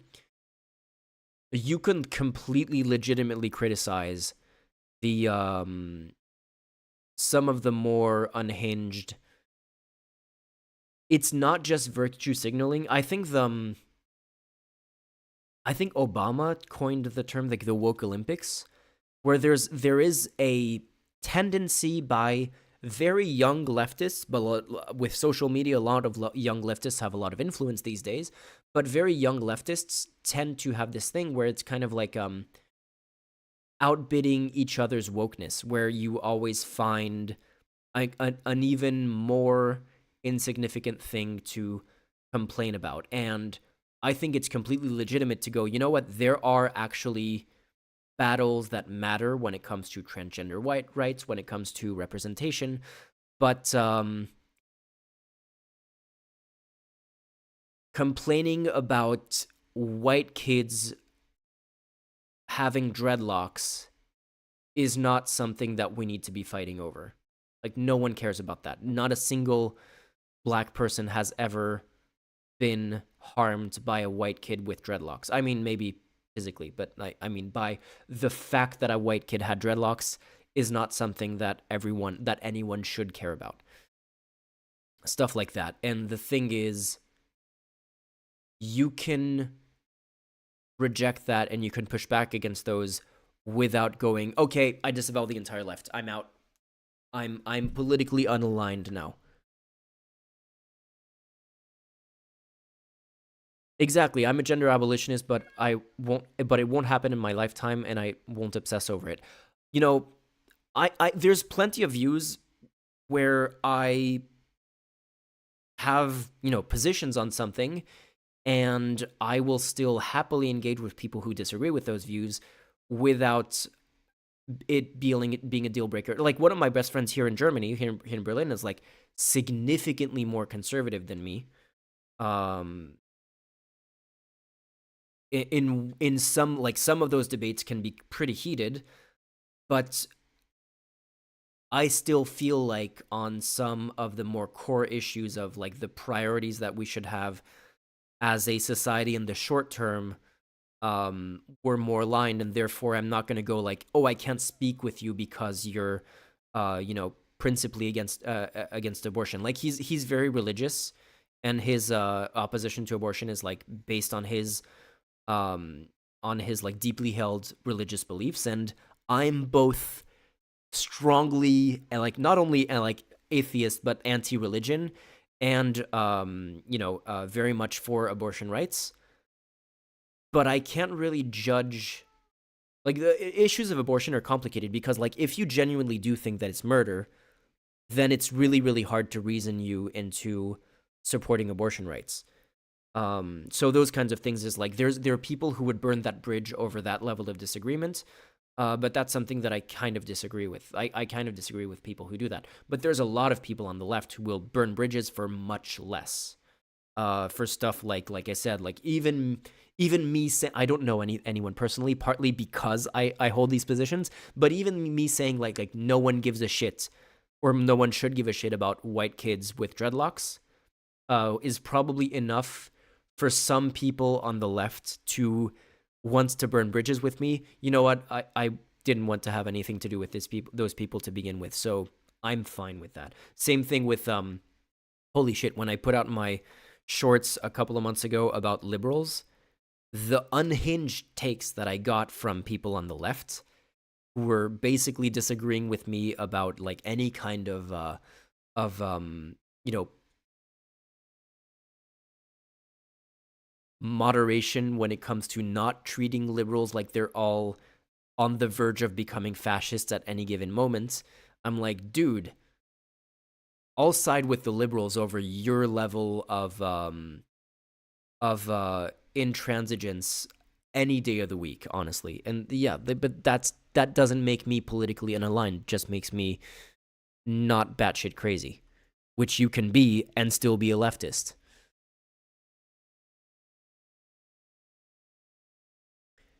Today I'm less certain and more curious than I was 4 years ago.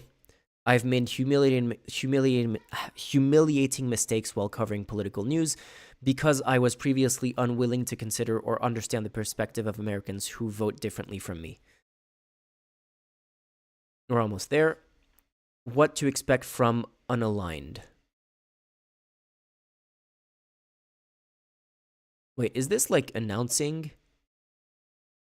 Oh, it's her new Substack called Unaligned. Does this mean she left TYT? Like actually left TYT? Or is this just a thing that she's doing on the side? I'm hungry for dialogue, a space for in-depth analysis, and a judgment-free zone. That is what I plan to do here. Every week I will provide subscribers with Substack is a subscription-based article publications service. In the same way, like Patreon, or you know, if you're publishing exclusive videos to Patreon, for example, this is basically that, but with written articles. So 2 or 3 written pieces that dig deeper into blah blah blah. Okay, this is advertising her Substack, basically. The point of this new project is the pursuit of intellectual freedom and open-mindedness. I want to nurture curiosity without fear of offending the sensibilities of loyal partisans. I reject arguments about the evils of platforming people who are considered too naughty to converse with. This maybe is a conversation for another day, but complicated. Like, you can platform anyone, you just have to do it responsibly. You need to be super sure of what you need to be fully in control and incredibly skillful before you even consider platforming some people. Like, I'm not against platforming actual Nazis if you really know what you're doing. I wouldn't, for example, because I'm not, I wouldn't, like, there are definitely people who could walk all over me, and I wouldn't know how to, like, fully control that situation, so I wouldn't risk it.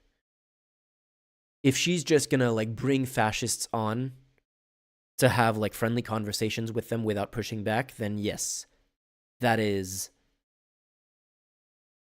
just helping the Nazis, basically.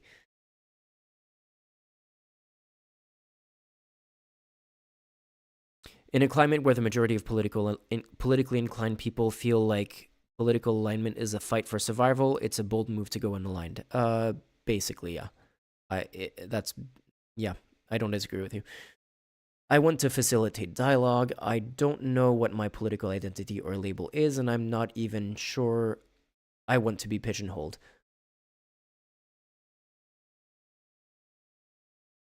I mean, I don't even know why people care. Like, I don't even know why people give themselves political labels other than, like, trying to... I never understood the needing to belong to a political tribe. I will describe myself trying to use political labels, but like when I tell you, for example, that I'm somewhere between democratic socialist and social democrat, that is not like an identity for me. It's just me trying to like roughly, like give you an idea. I don't care about the label, and I don't know why anyone does. The label isn't supposed to be an identity, it's just supposed to be an explainer.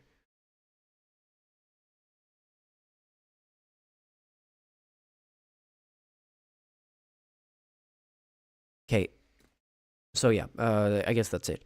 This is my efforts in pursuing extreme honesty and humility in the quest for common ground and truth without the constraints of a tribal identity.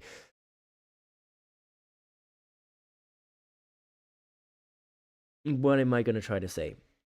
What are the odds of Anna being on a Tim Pool level within, depending on the results of the next election, I would say within 5 years.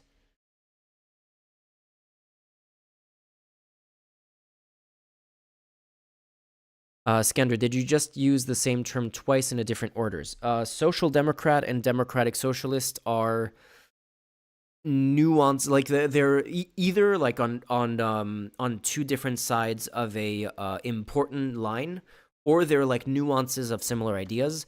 But no, there's a difference between like Democratic Socialist would be a socialist, but it's like a moderate, it's one of the more moderate form of like quote unquote true socialism, although I don't even know what you can call true socialism. And Democratic Socialist would be more like, okay, this is a liberal like capitalist ideology. It's just for like heavily regulated, of a heavily regulated version of current day like modern liberal capitalist democracies, but with a bunch of like social safety nets and stuff like social security. Maybe like UBIs would fall under like some forms of democratic social democracy, I guess, even though there no UBIs currently exist. Arguably, maybe they do under certain certain benefits that you can get, but like not in a broad sense. Democratic socialism would be more along the lines of like it's no longer a capitalist system. It is a socialism by definition is a system where private people can't own the means of production. So the idea of a shareholder or a privately owned company, in theory, in socialism doesn't exist. In socialism, the employees of a company are the shareholders of that company. Like the decisions that are made in terms of appointing a CEO or voting stuff, like the way that shareholders vote for different things that are happening in a company, in a socialist system, in theory, are done by the workers, and the workers own the company, which is in today's economy that exists, that is called a worker cooperative. I didn't know that Huawei was a worker cooperative. I know that there's a few. There's like a supermarket chain that's a worker cooperative in Spain. There is a newspaper that I have freelanced for a few years in the past in the south of France called Nice Matin, who they were going bankrupt and they were fielding offers to be bought by French billionaires. And in the end, they refused all the offers, and they just like pooled money, raised money among employees of the newspaper, and bought it themselves and became an employee-owned newspaper. I don't know if that's still the case. They might have restructured since then, but yeah, you can do that in today's system. In theory, in socialism, that would be, depending on which version of socialism you want. In theory, in socialism, that would be the case for all companies. There would be no more shareholders. There are complications with that, which is why I wouldn't say that I'm like fully democratic socialist. When it comes to like raising money, do you do everything through bank loans or just like loans in general? Like how do you guarantee, like people who invest in your company, if they don't have like a stake in the company, they'll be less inclined to invest. So there's a lot of complications to like being fully in favor of like mandating this for every single company. So I don't know if I would want to impose this on everyone overnight, but I would definitely want to incentivize more companies becoming worker co-ops, and I think yeah, I would like to see like very strong like tax incentives or things like this to push companies to try it out, basically. Anyway, did Asperian TYT, did she leave the Young Turks, or is this just something that she's doing on the side? News?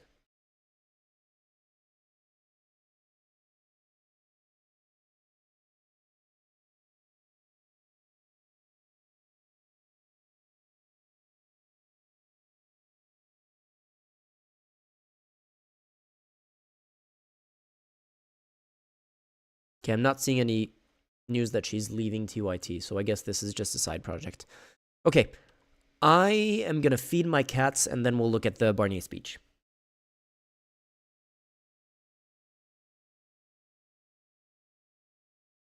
Yes, Jeff, that's the one that I was referring to exactly, Mondragon in Spain. Yeah, let me quickly feed the cats because they're being loud at the moment, and then we'll watch this. Switching to full cam and removing the noise gate so you can hear the meows.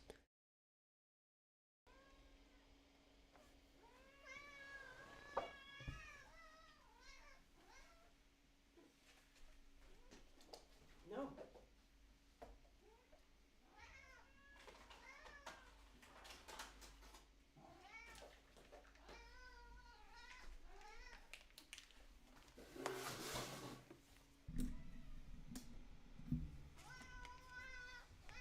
Come here, you.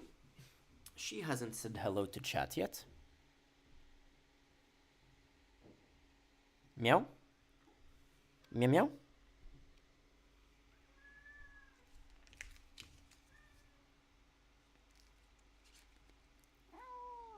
No. Okay.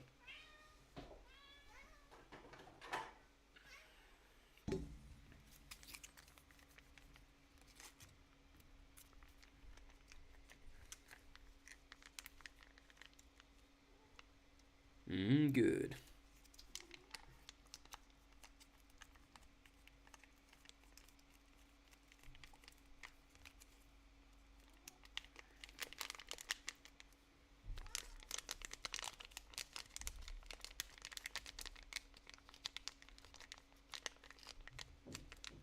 And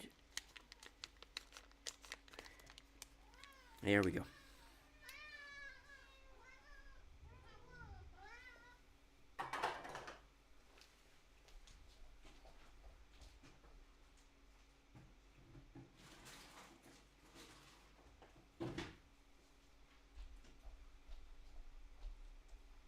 Okay.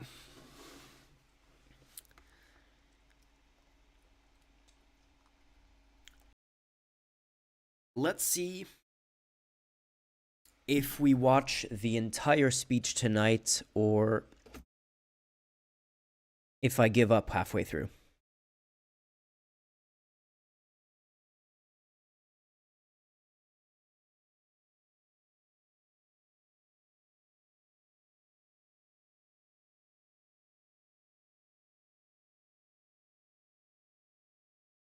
So yeah, I'll move my camera to the top so that it doesn't hide subtitles if there are any.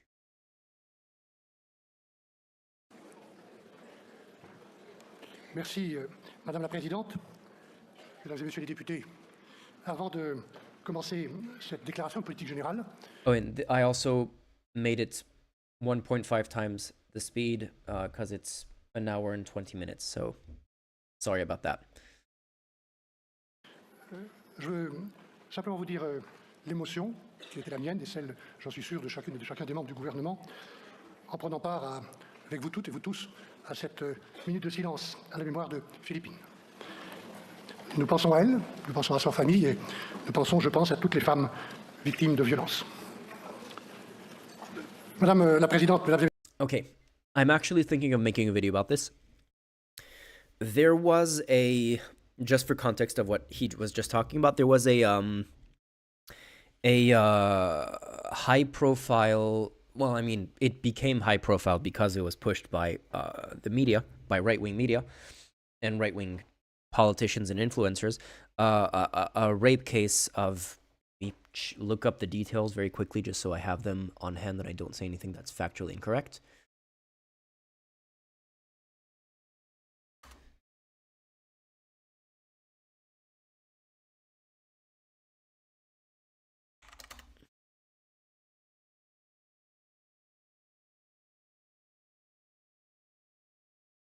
So a 19-year-old was found dead.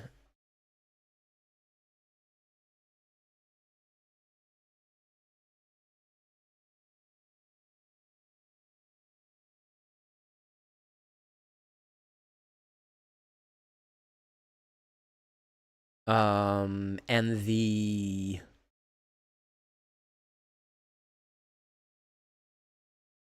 specific, like the suspect who's been charged with the rape and murder of the victim, turns out that there was an order to leave the French territory. Like he was already, like his residency had been denied and he was supposed to leave France. And yeah, sorry, Skander, for the heavy topic. So this,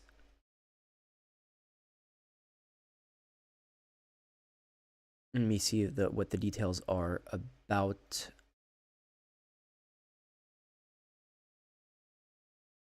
Taha, 22-year-old, is the suspect. Moroccan. Was arrested in Switzerland.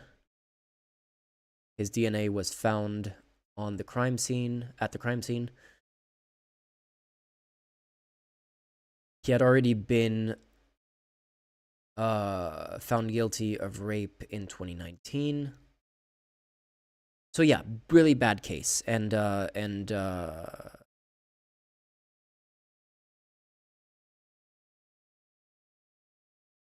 these cases suck. And the result of this is being massively instrumentalized against immigrants, against Muslims, and specifically, basically, there's like this idea of OQTF is the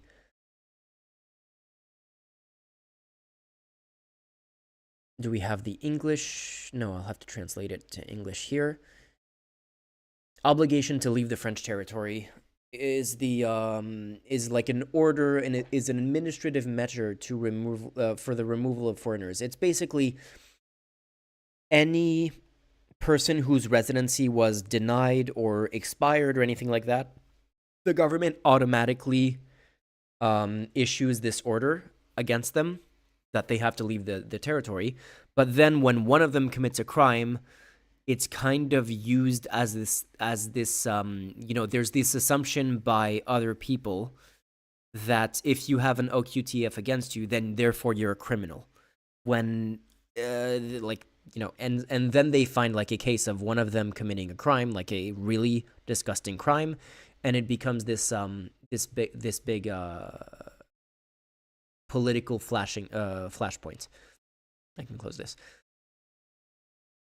So the video that I was thinking about doing on not specifically this case, but it works in this case too, is there's an episode of House of Cards in the first season where basically what happened in this case is kind of portrayed in House of Cards, where there's a big fight between Frank and the teachers union.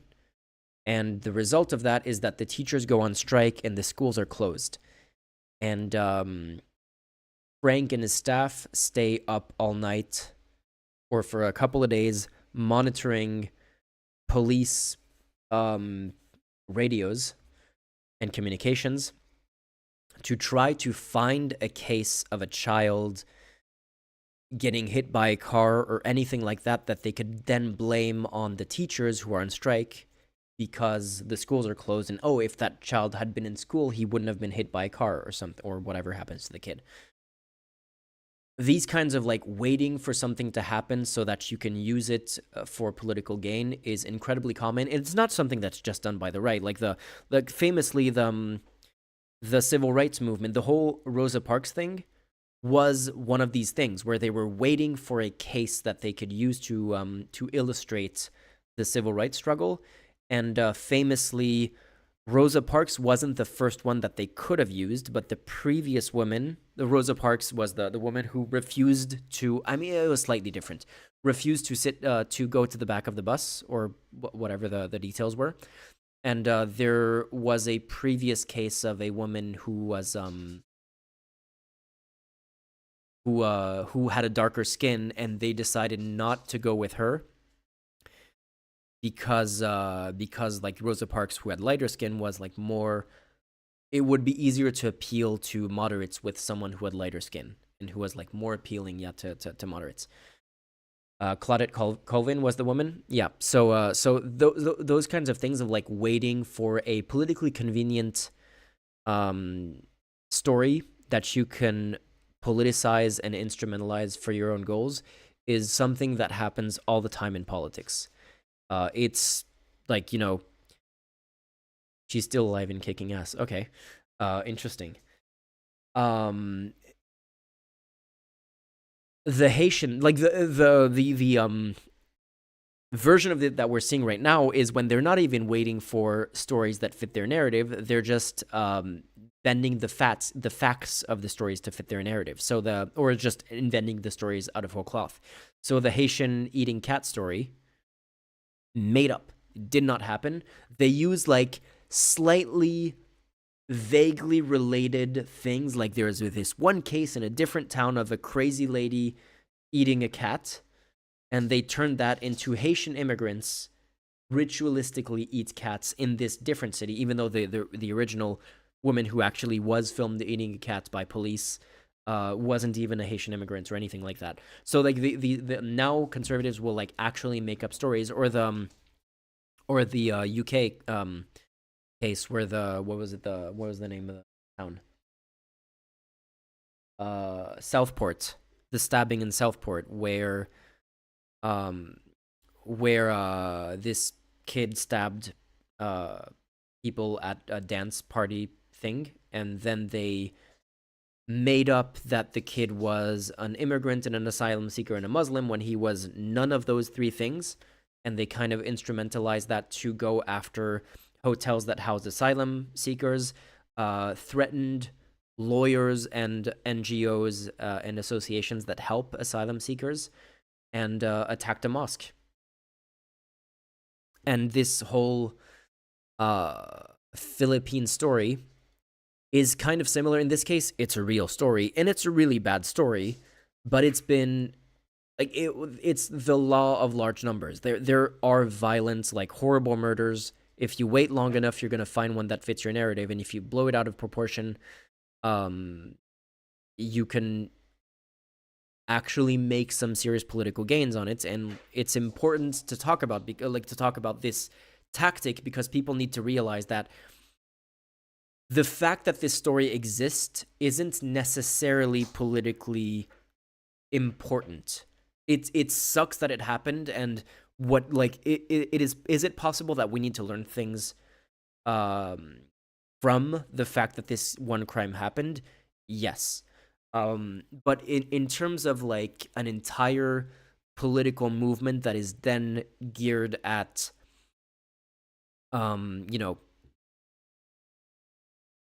rejecting refugees, maybe pushing back refugees in the Mediterranean, letting them drown, which is the goal of the far right when they're using these kinds of stories. That's the kinds of outcomes that they're looking for. We need to talk about what these kinds of stories mean, how politically relevant they are, and what they're being instrumentalized for. One example that I can give on the left of something like this happening recently is when they're talking about the abortion bans. And recently there was a case that came out of a woman who actually died as a result of being refused an abortion.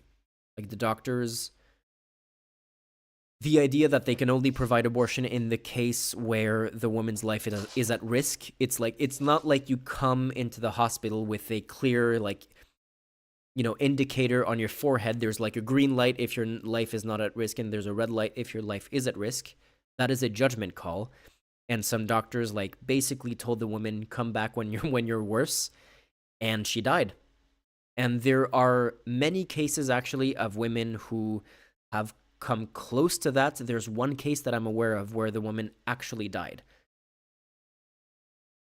Now you can again ask yourself, what is that story being instrumentalized for? And it's being instrumentalized to say, like, there shouldn't be a single case of that happening. Cases of immigrants raping and killing a woman, like, that is really, really bad. But even if it, like, the problem there isn't that an immigrant did it, the problem is that a young woman was raped and killed. And even if you push, like, even if you mass deport every single immigrant from the country, with a population large enough, there will still be young women who get raped and killed. And that's the thing that you need to address, rather than doing mass deportations. And addressing that is way more complicated than empowering doctors to take care of women who are having, like, when their life is at risk from abortion, and to, like, allow, like, the cases of, like, women dying because they weren't allowed to have an abortion, there, like, that is something that not a single case of those should ever happen. And I want to say not a single case of, like, rape and murder should ever happen. But, like, the policy solutions and the kinds of things that you need to do to prevent one of these is actually reasonable, whereas the stuff that you would have to do to prevent all rapes and all murders from ever happening, short of, like, literally locking every single person into a cell and keeping people in, like, putting walls in between every single human on Earth, unfortunately, with populations large enough, there are still going to be violent crimes that happen. So yeah, this whole thing where they're, like, I don't know if this specific lapel, like, little ribbon on his suit is in reference to that, but apparently they had a whole minute of silence about the Philippine story. And I don't want to appear insensitive toward the Philippine story. Like, it really sucked that it happened, and I really feel bad for her family and everyone involved. But realize that this is being instrumentalized for xenophobic, hateful ends.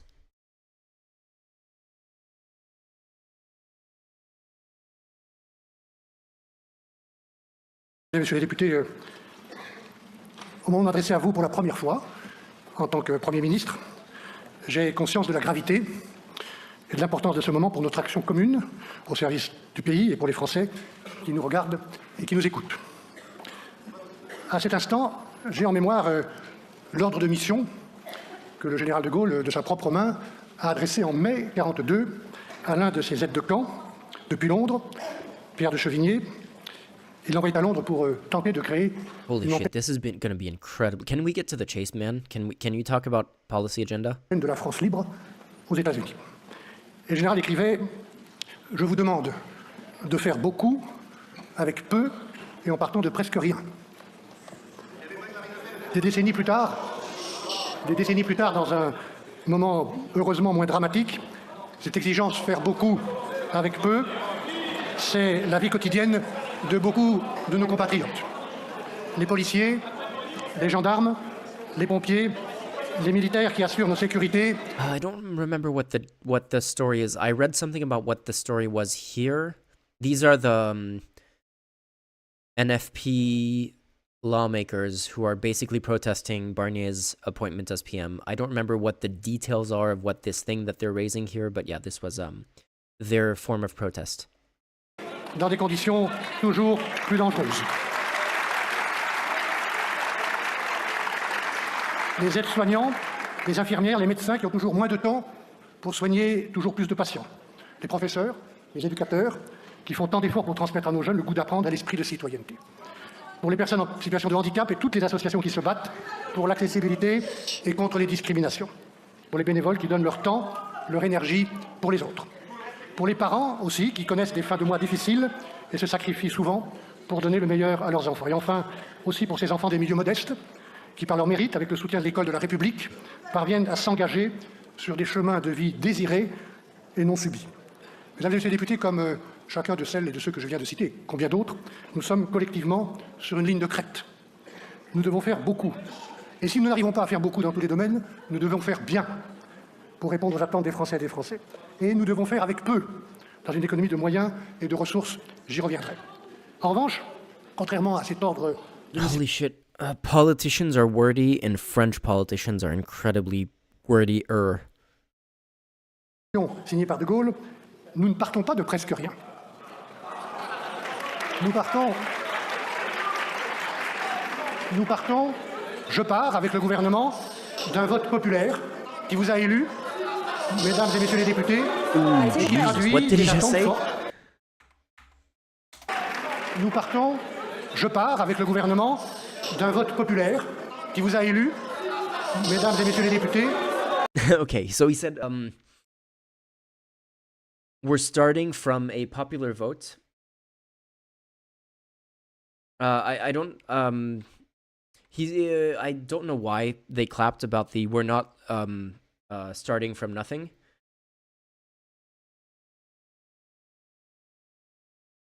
So yeah, he's saying we're starting from a popular vote that elected you, and that is an important distinction here because he's saying like you, the lawmakers, were elected. I hope he's not going to imply that he was elected because his party is the smallest party in parliament right now. And the president who appointed him prime minister is the party that lost the most seats in the last election. So there is basically like the legal technicalities by which this is technically not unconstitutional it is like fine, and like it's okay to acknowledge that there's nothing illegal that was done by Macron by appointing this guy, but to say that he is politically legitimate because it's not because he's there legally is it would be a stretch, I think. D'un vote populaire qui vous a élus, mesdames et messieurs les députés, et qui traduit des attentes fortes, urgentes, justifiées. Service public plus efficace, sécurité au quotidien, mais aussi, j'en suis convaincu, pour que notre pays retrouve le chemin de l'apaisement, de la fraternité, de l'espérance. Appeasement is a interesting choice of words when what you're doing is appeasing the far right, but okay. Nous partons d'une France forte, de la compétence, de la capacité d'innovation de ceux qui travaillent, produisent, entreprennent, ici en métropole, mais aussi outre-mer et à l'étranger. Nous partons d'une France qui, ces dernières années, je le dis comme je le pense, objectivement, a progressé dans ces domaines et dans quelques autres, sous l'impulsion du chef de l'État et de ses différents gouvernements. Nous partons aussi d'une France riche de son histoire, de son patrimoine, de ses paysages, de sa biodiversité terrestre et maritime. Nous partons d'une France qui était capable de s'unir il n'y a pas si longtemps pour encourager nos athlètes olympiques et paralympiques, pour chanter un peu partout la Marseillaise avec fierté et pour, au bout du compte, étonner le monde. Ces atouts, mesdames et messieurs les députés, madame la présidente, je les ai à l'esprit au moment où, après avoir été nommé Premier ministre par le président de la République il y a 26 jours. Yeah, for French speakers watching, basically what he could have done so far is just go, bref, la France cocorico, and then move on. Like, he could have skipped like 5 minutes of speech just by going like, yeah, cool, country's cool, we love our country, here's my priority, here's my agenda platform. Je viens vous présenter avec le gouvernement notre feuille de route qui tient, si vous voulez bien, en une... This French debacle reminds me a decent amount of the crisis following the 1827 French election. I'm not familiar with the 1827 French election. Exigence, que je vais rappeler, une double exigence, en une méthode qui restera la mienne, et à ce stade aujourd'hui, dans 5 grands chantiers. Une exigence d'abord, la réduction de notre double dette budgétaire. Okay, we're finally getting to actually policy priorities, I think.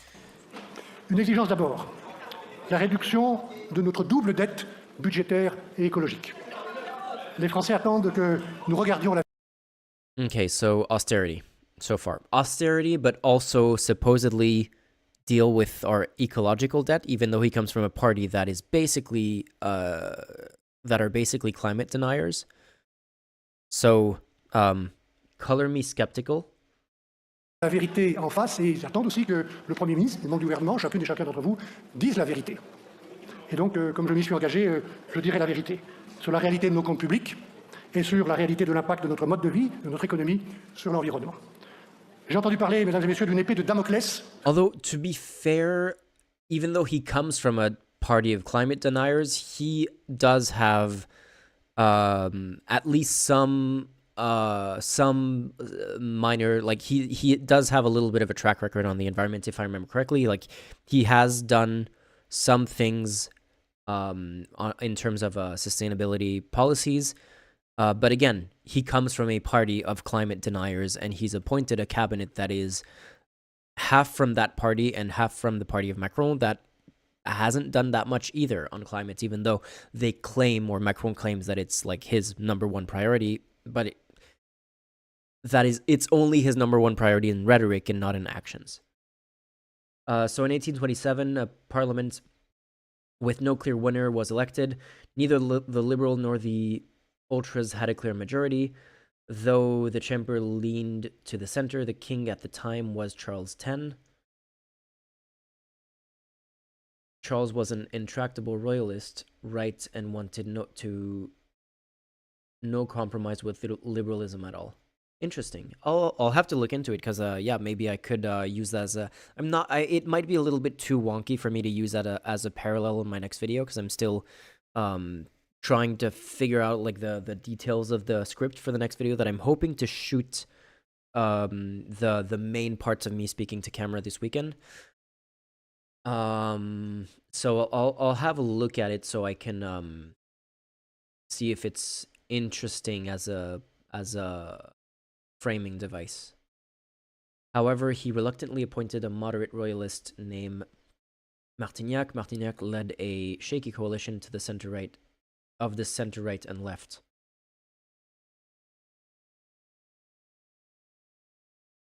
Not sure how closely it mirrors the current situation yet. Qui pèserait au-dessus de la tête du gouvernement. Mais la véritable épée de Damoclès est là, sur la tête de la France et des Français, dès aujourd'hui. Et faute d'action, faute de courage maintenant, je suis sûr d'une chose, c'est que cette épée de Damoclès pèsera beaucoup plus gravement demain sur nos enfants et nos petits-enfants. La véritable épée de Damoclès, c'est notre dette financière colossale. Without the king's support, Martignac was doomed. He super controversially appointed the extremist Jules de Polignac as prime minister. Oh, interesting. Okay, now I see. Now I see the parallel. See the podcast, The Siècle, episode 31, the election of episode 31, the election of 1927. Oh, okay. I'll give it a listen. Thanks. Thanks for the recommendation. I'll write it down.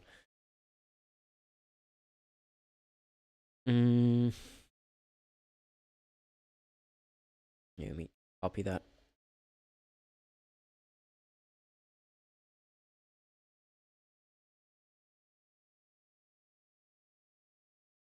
Yeah, so it's funny. He's saying, "Oh yeah, well, the environmental, like climate change is sort of Damocles over the country, but the real over the future of the country, but the real sort of Damocles right now is our financial debt. So we're gonna do austerity. So and like you can't seriously do austerity and climate policy at the same time. So he's doing the typical thing that I've heard people do since 2008, since the financial crisis in 2008, and it was probably already done before then, but that's when I started to become politically aware. That's how long I've been hearing people saying, yeah, the environment is important, but the economy is more urgent, and we can deal with the environment after we deal with the economy. And people have been saying that basically forever. And that's basically what he's saying now. Oh yeah, we'll do austerity politics, and once once the economy is fixed, which there's no such thing as the economy is fixed, then we'll deal with the environment. Like that is not a thing.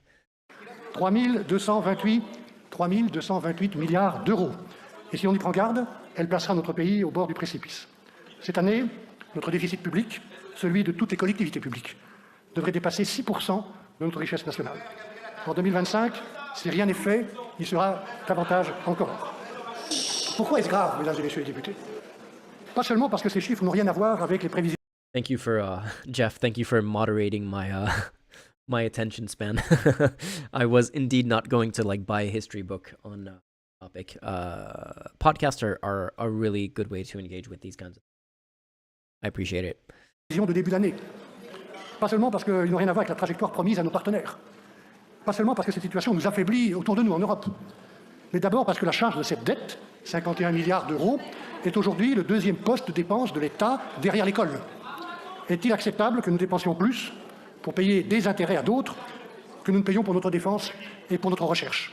Ma réponse, à la place où je me trouve. Yeah, there's a huge thing. I'm not enough of an expert on economics and on like finance to really have a strong take on this. But apparently there's something that France has about its debt that no other country has, is that the interest... I don't remember what the details are, but basically the interest on the French national debt is indexed on inflation or something like that. Or no, the debt itself is indexed on inflation. And so when inflation goes up, the debt basically explodes. And the interest that has to be paid on the debt explodes. And that has been like just a major problem with the inflationary crisis of the last couple of years. And that is not a normal thing. That countries are not supposed to have done that. But I don't know why that's the case in France. And then they're going, oh yeah, they're basically blaming this problem on like mismanagement or like overspending or and saying that they can solve it with austerity, when the previous government has been cutting taxes and cutting revenue and at the same time cutting spending, and then they're surprised, even though like the indexing thing where the debt is increasing and the interest is increasing because of inflation, but they're going, oh, we need to do more austerity, when like I don't know how they could fix the inflation like indexing thing. I don't know if they could just like renegotiate how that works, or if it's like locked in and they need to pay everything back before they can renegotiate it. I don't know exactly how it works, but doing more austerity and doing more tax cutting to like, you know, incentivize business creation and whatever, is like, look at what Argentina's doing. Like Argentina is in the shitter right now because they have a government that is doing those kinds of like deregulation, tax cutting, libertarian economics basically, and yeah, it is not going well for them. Aujourd'hui, et non, face à nos défis qui sont immenses, nous n'avons pas le choix. Notre responsabilité, c'est d'alléger le fardeau et de retrouver des marges de manœuvre budgétaires. Ainsi, je veux vous dire, comme un premier engagement, que notre volonté est de ramener le déficit de notre pays à 5% en 2025. Notre objectif est de remettre... I dropped something.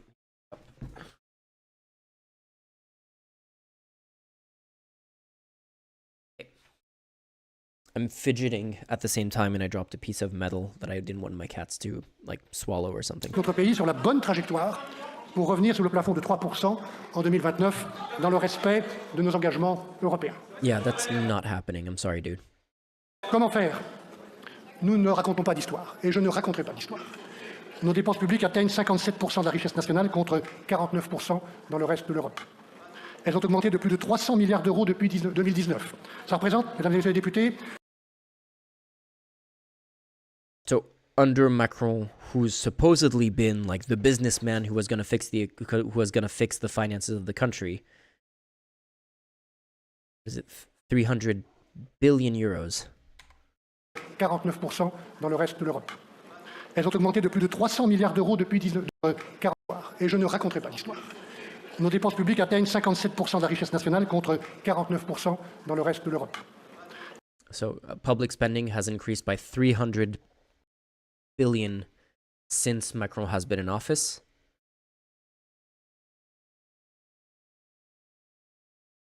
Elles ont augmenté de plus de 300 milliards d'euros depuis 2019.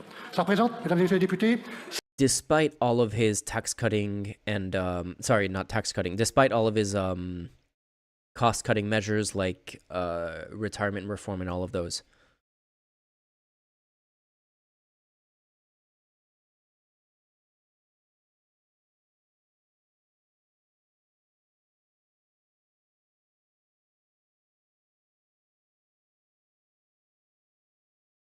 Oh wait, I'm still reading the 1827 thing. Polignac has no support with the parliament, but it wasn't clear if ministers were accountable to the king of parliament. The charter was that was France's constitution at the time, wasn't clear on the matter of whether the ministers had to have support from the parliament. It's still not super clear, maybe more clear than it was at the time for sure. Liberals interpreted it as an innocuous clause that simply granted him the power to execute the laws passed by the chambers. Before resorting to pausing over Article 14, Charles tried to elect a new, more favorable parliament, but instead, decidedly liberal chamber was elected, so Charles issued with 4 ordinances which instituted press censorship and rigged the electoral system amongst other things. Okay, well, I can see... Jesus, my cat is running around the entire... Like, my cat is having her Zoomies session. Yeah, I can see where you're going with this. I also worry that we're not going to have a rigged... a press censorship and rigged political... rigged electoral system in the next few years. That would suck. I hope that doesn't happen, but I can see why you're drawing that parallel now. 5 000 € en moyenne de dépenses publiques de plus chaque année pour chaque Français, quel que soit son âge. Mesdames et messieurs les députés, le premier remède de la dette, c'est la réduction des dépenses.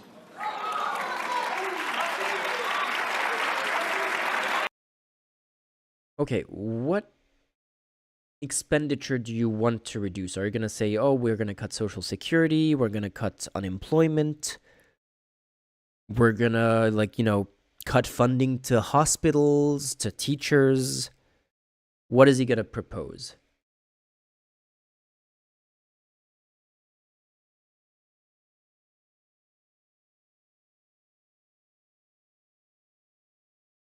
En 2025, les 2 tiers de l'effort de redressement viendra donc de la réduction des dépenses. Réduire les dépenses, c'est renoncer à l'argent madique, à l'illusion du tout gratuit, à la tentation de tout subventionner. Yeah, so back to the 1827 story, but essentially, yeah, Article 14 may or may not grant the king extraordinary emergency powers. Charles tried to force it through Parliament. A popular revolution broke out. He abdicated and eventually being replaced by Louis-Philippe Duc d'Orléans. So there's some similarities, but I think the biggest, most critical one is the constitutional crisis paired with a deeply unpopular executive within a highly polarized country. Yeah, no, I see that part of the parallel now. No 2 scenarios are exactly the same, but yeah, might be worth listening to the Siècle episode on it. I will definitely give it a listen for sure. I'll download it and listen to it tomorrow if I have time. C'est en faisant des choix avec responsabilité, et j'utilise ce mot avec gravité, que nous pourrons être capables d'investir dans des actions qui améliorent la vie des Français dans la durée. Ces choix, nous les ferons avec une attention particulière aux plus fragiles, pour qui les services de santé, d'éducation, de cohésion sociale sont essentiels. Ces choix, nous les ferons avec les collectivités locales, pas contre elles ni sans elles, en trouvant ensemble la juste part que chacun doit prendre à l'effort collectif. So is he going to say what kind of spending cuts he wants to do? Like what he's going to prioritize, like what he's going to focus on, or is he just going to say, "Oh, we need to generally cut funding or cut spending and like move on"? Deuxième remède, c'est l'efficacité de la dépense publique. Okay, he's just going to move on. Nous sommes champions des dépenses publiques, mais pour quel résultat? Est-il normal que le coût de l'éducation d'un élève français soit supérieur à celui de nos voisins, alors que nos professeurs sont souvent moins bien payés? Est-il acceptable que les services de l'État... That's hilarious.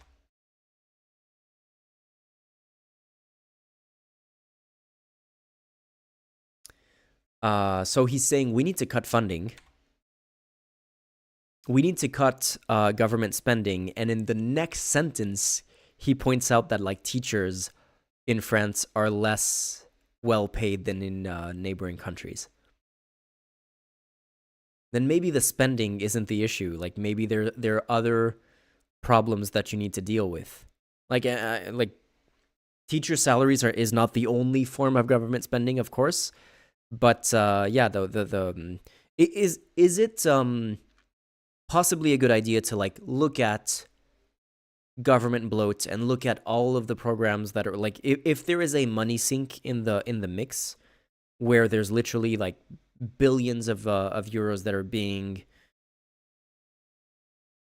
lost in something that is not yielding anything of value, then yeah, it is worth looking into that. And the whole public debt indexed on inflation thing is definitely something that you need to look into. But if you're just generally going to advocate for austerity policies and then point out that, you know, public workers like teachers are already underpaid, that's kind of ironic, isn't it? Especially coming out of a, like, you work for a president and you're coming after a government that has already done major social safety net reforms, such as reforming unemployment, that a bunch of economic experts have said was not necessary and was actually like the unemployment system was not going to go bankrupt and was not a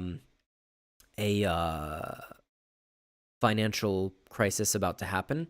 Some others like disagreed, but like the one government body who is supposed to oversee those kinds of that kind of spending said no, like this reform is unnecessary.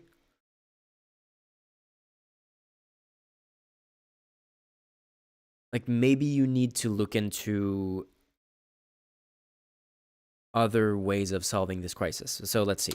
Ni sans elle, en trouvant ensemble la juste part que chacun doit prendre à l'effort collectif. Réduction de la dépense. Le deuxième remède, c'est l'efficacité de la dépense publique. Nous sommes champions des dépenses publiques, mais pour quel résultat? Est-il normal que le coût de l'éducation d'un élève français soit supérieur à celui de nos voisins, alors que nos professeurs sont souvent moins bien payés? Est-il acceptable que les services de l'État louent à prix d'or des locaux au cœur de Paris quand un déménagement dans des départements limitrophes permettrait de faire des économies, de participer à la rénovation urbaine, comme d'ailleurs ça a été prouvé en Seine-Saint-Denis avec l'organisation des Jeux Olympiques? Yeah, some of these translations, subtitles. I hope everyone in chat speaks French. That like I don't even know why I'm doing the chat in like the conversation part of the chat of the stream in English at this point. But yeah, some of these subtitles are kind of weird.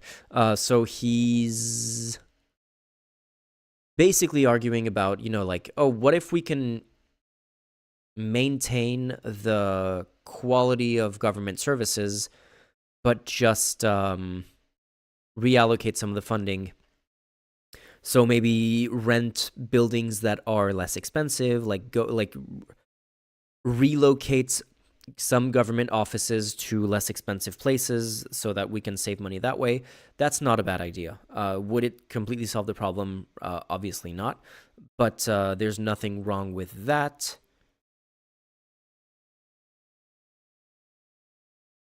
Trying to think.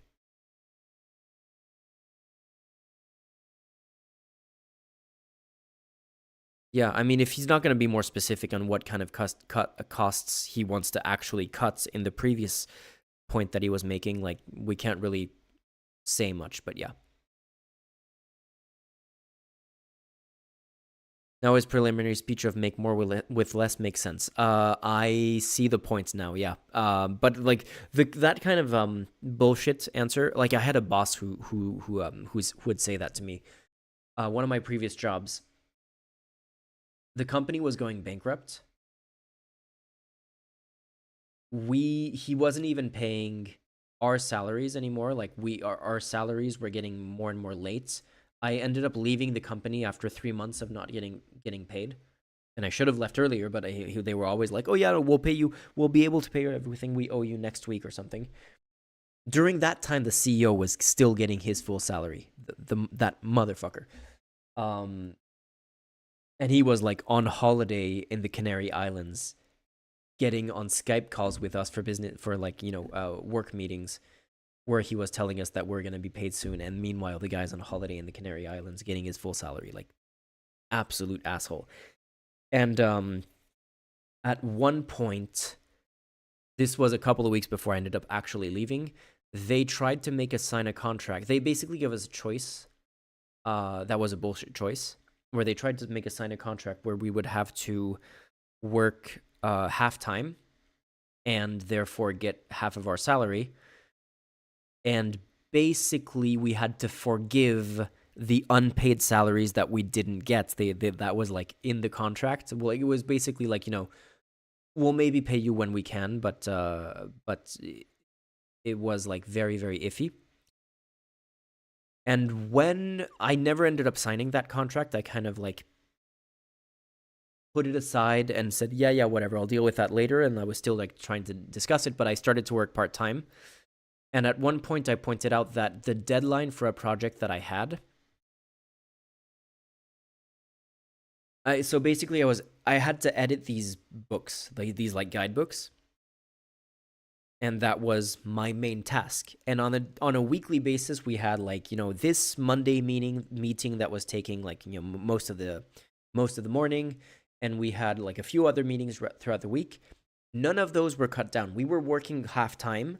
But none of the meetings that were just a waste of time, like this meeting could have been an email, none of those were being cut down. So we were, our actual productive work hours were cut down by way more than half. And I pointed out to him, hey, dude, I had a deadline of 2 months on this guidebook that I had to edit, but now I'm working half time. And even without discussing like the number of meetings that are wasting my time every week, that are like, now that I'm working half time, or just like completely taking over my work week, even without even like taking those into account, if I'm working half time, we need to double the deadline. So it needs to be a 4-month deadline instead of a 2-month deadline. And he was like, no, it's still 2 months. You just need to work smarter. Not like you need to work smarter, not harder. Work smarter with the time that you have, so that you can maintain your 2-month deadline rather than doubling it. I was like, you dick. It really feels like the guy has never worked a day in his life. He's always been telling other people to work for him, and paying himself off the backs of his salaries, off the backs of his employees. Just that kind of speech of like, do more with less is really frustrating to hear, coming from someone who is he gonna cut his salary? Is he gonna get a pay cut when he wants to reduce public spending, or is he just gonna cut the payment of his staff, or of hospital workers, or unemployment benefits, or maybe any kind of disability benefits? I don't know. Is he actually gonna take a pay cut or not? Skander, it sounds like he was saying, I want you to work full-time, but I want to pay you part-time. Yeah, no, the guy was just that job was, there were some cool things that came out for me from that job, just in terms of some of the perks of like the work trips that I would do for it were cool, but 99% of that job was just me wasting 2 years working for a major dick Okay, maybe the one thing that I got out of that job is a lot of really funny stories about a really incompetent businessman, like who was my boss from that job. Yeah.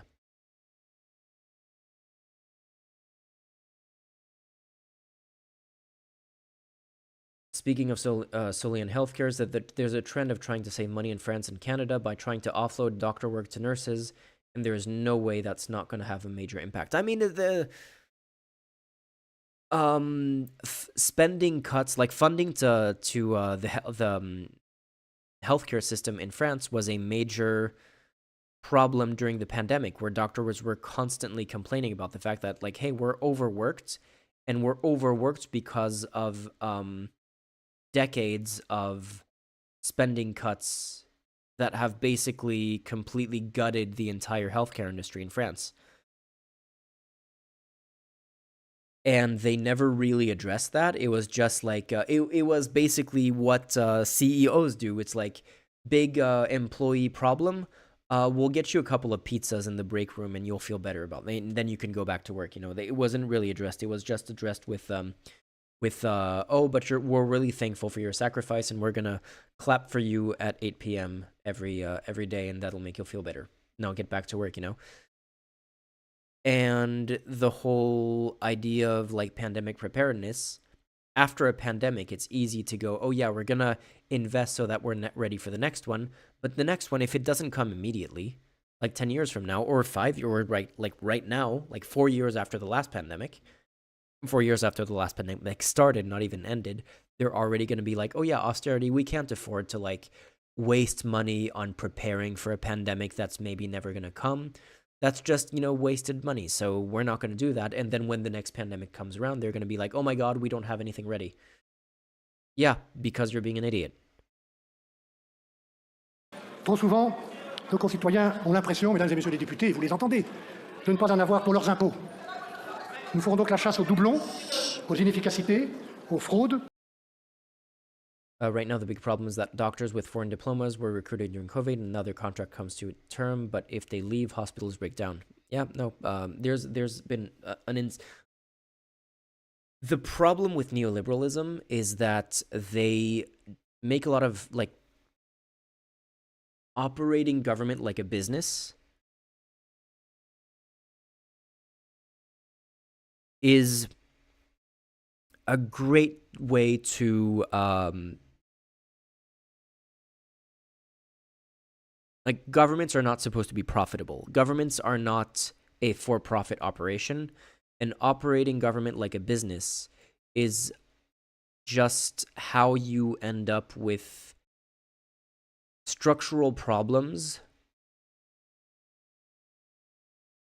that neoliberals then later on will blame their mismanagement, or like their business decisions in terms of like the decisions that they made of running the government like a business.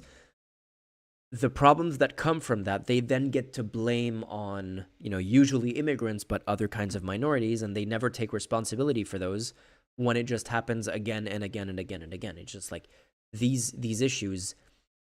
I get that there's some validity to the idea that, like,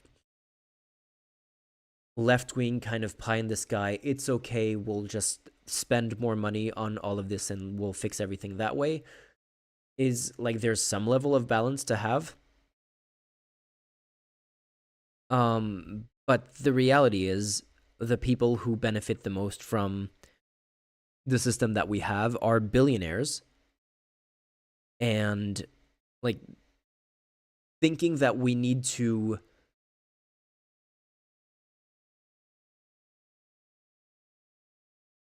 make gifts to the billionaires and to the super uber wealthy class because they're so good for everyone,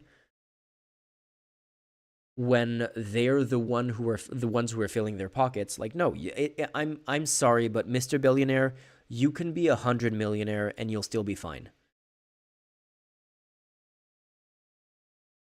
And that would make a big difference for the rest of society if we were starting to do something about that. Yeah.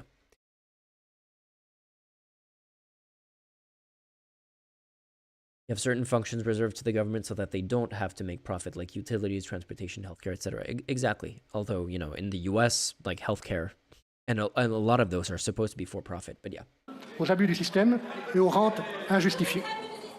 Réduction de la dépense publique, efficacité de la dépense publique. Le troisième remède est d'ordre fiscal. Nos impôts sont parmi les plus élevés du monde. Oh, great. Les baisses d'impôts décidées depuis 7 ans. So yeah, great.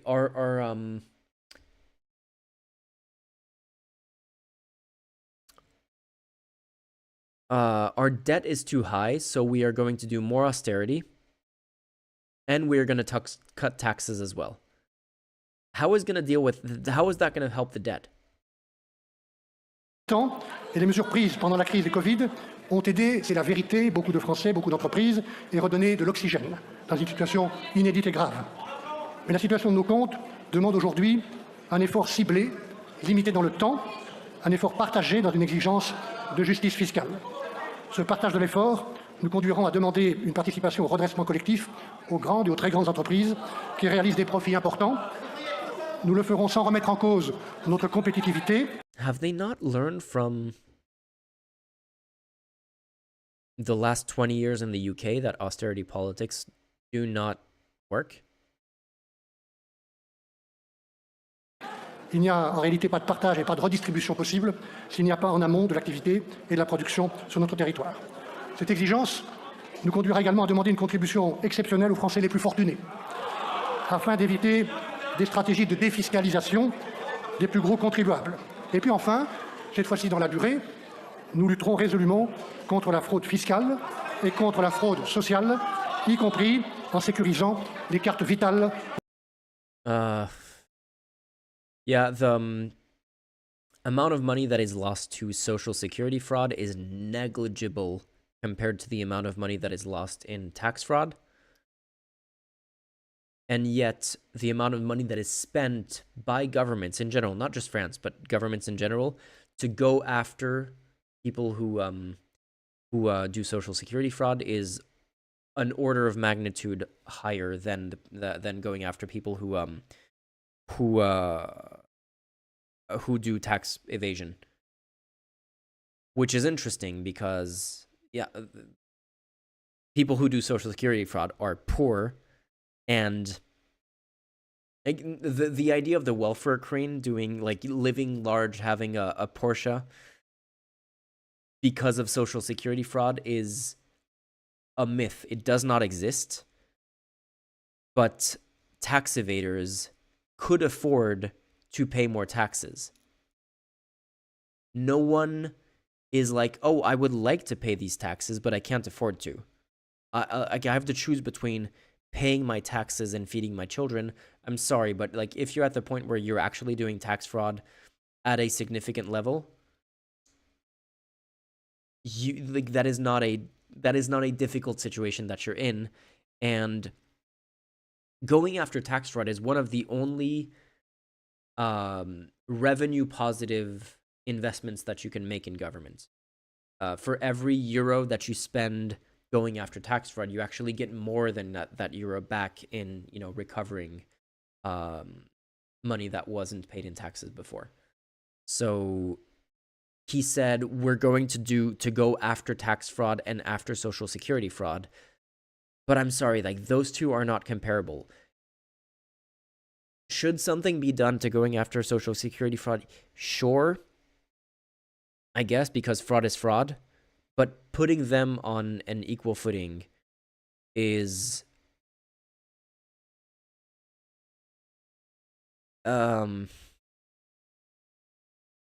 just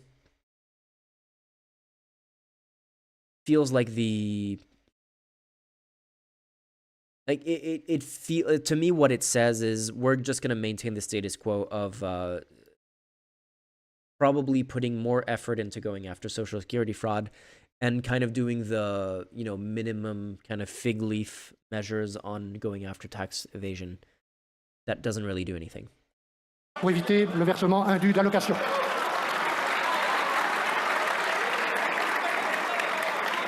Sur ces questions budgétaires, il y aura donc des choix sérieux et graves à faire, et à faire avec vous, mesdames et messieurs les députés, au moment de la discussion du budget.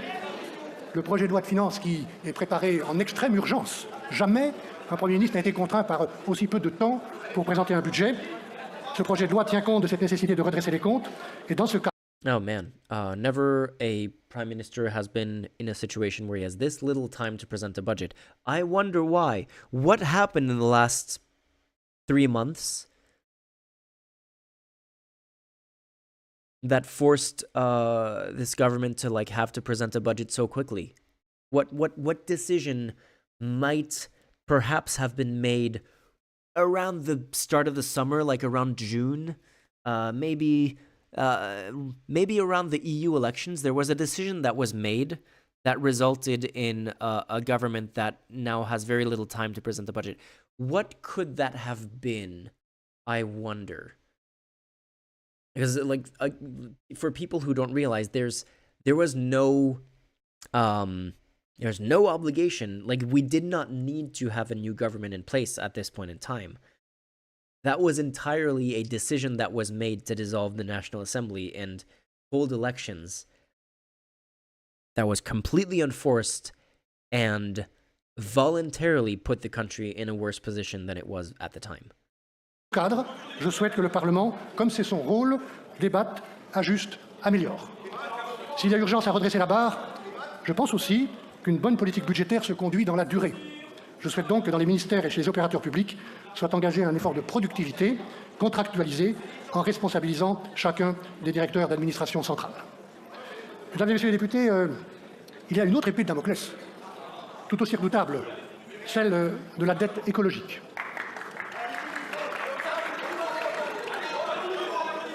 Nous n'héritons pas la terre de nos ancêtres, nous l'empruntons à nos enfants. Cette priorité m'a accompagné tout au long de ma vie publique, depuis mon tout premier engagement aux côtés du tout premier ministre français de l'Environnement, dans mon pays de Savoie, à l'Assemblée nationale et au Sénat, où j'ai l'honneur de siéger, au ministère de l'Environnement, puis au ministère de l'Agriculture et de la Pêche, à la Commission européenne enfin. Elle sera au cœur de notre action. Parce que j'ai en mémoire, mesdames et messieurs les députés, la recommandation d'un homme d'État que je respectais et que j'admirais, Pierre Mendès France, qui recommandait de ne jamais sacrifier l'avenir au présent. Ne jamais sacrifier l'avenir au présent. J'entends bien ceux qui disent à quoi bon. Yeah, okay. Never sacrifice the future for the present. Now tell me in what way you're planning to sacrifice the future for the present. Let's see. Because, like, so far, everything you've been saying was going in that direction. Que faire pour la France seule face à un problème qui concerne l'ensemble de l'humanité? Moi, je pense qu'on peut faire beaucoup. Nos émissions de gaz à effet de serre ont à nouveau diminué de 3,6% au premier semestre 2024. C'est la preuve que les efforts payent. Nous pouvons et nous devons faire plus pour lutter contre le changement climatique et prévenir tous les risques de plus en plus nombreux et violents qu'il porte en lui. Préserver la biodiversité, encourager l'économie circulaire. Nous devons agir plus concrètement au sein de l'Union européenne et dans le cadre des accords de Paris. Et nous devons valoriser les initiatives des communes, de nos régions, des départements, de tant d'entreprises et de tant d'associations. La transition écologique doit être l'un des moteurs de notre politique industrielle. Décarbonation des usines, encouragement à l'innovation, implantation.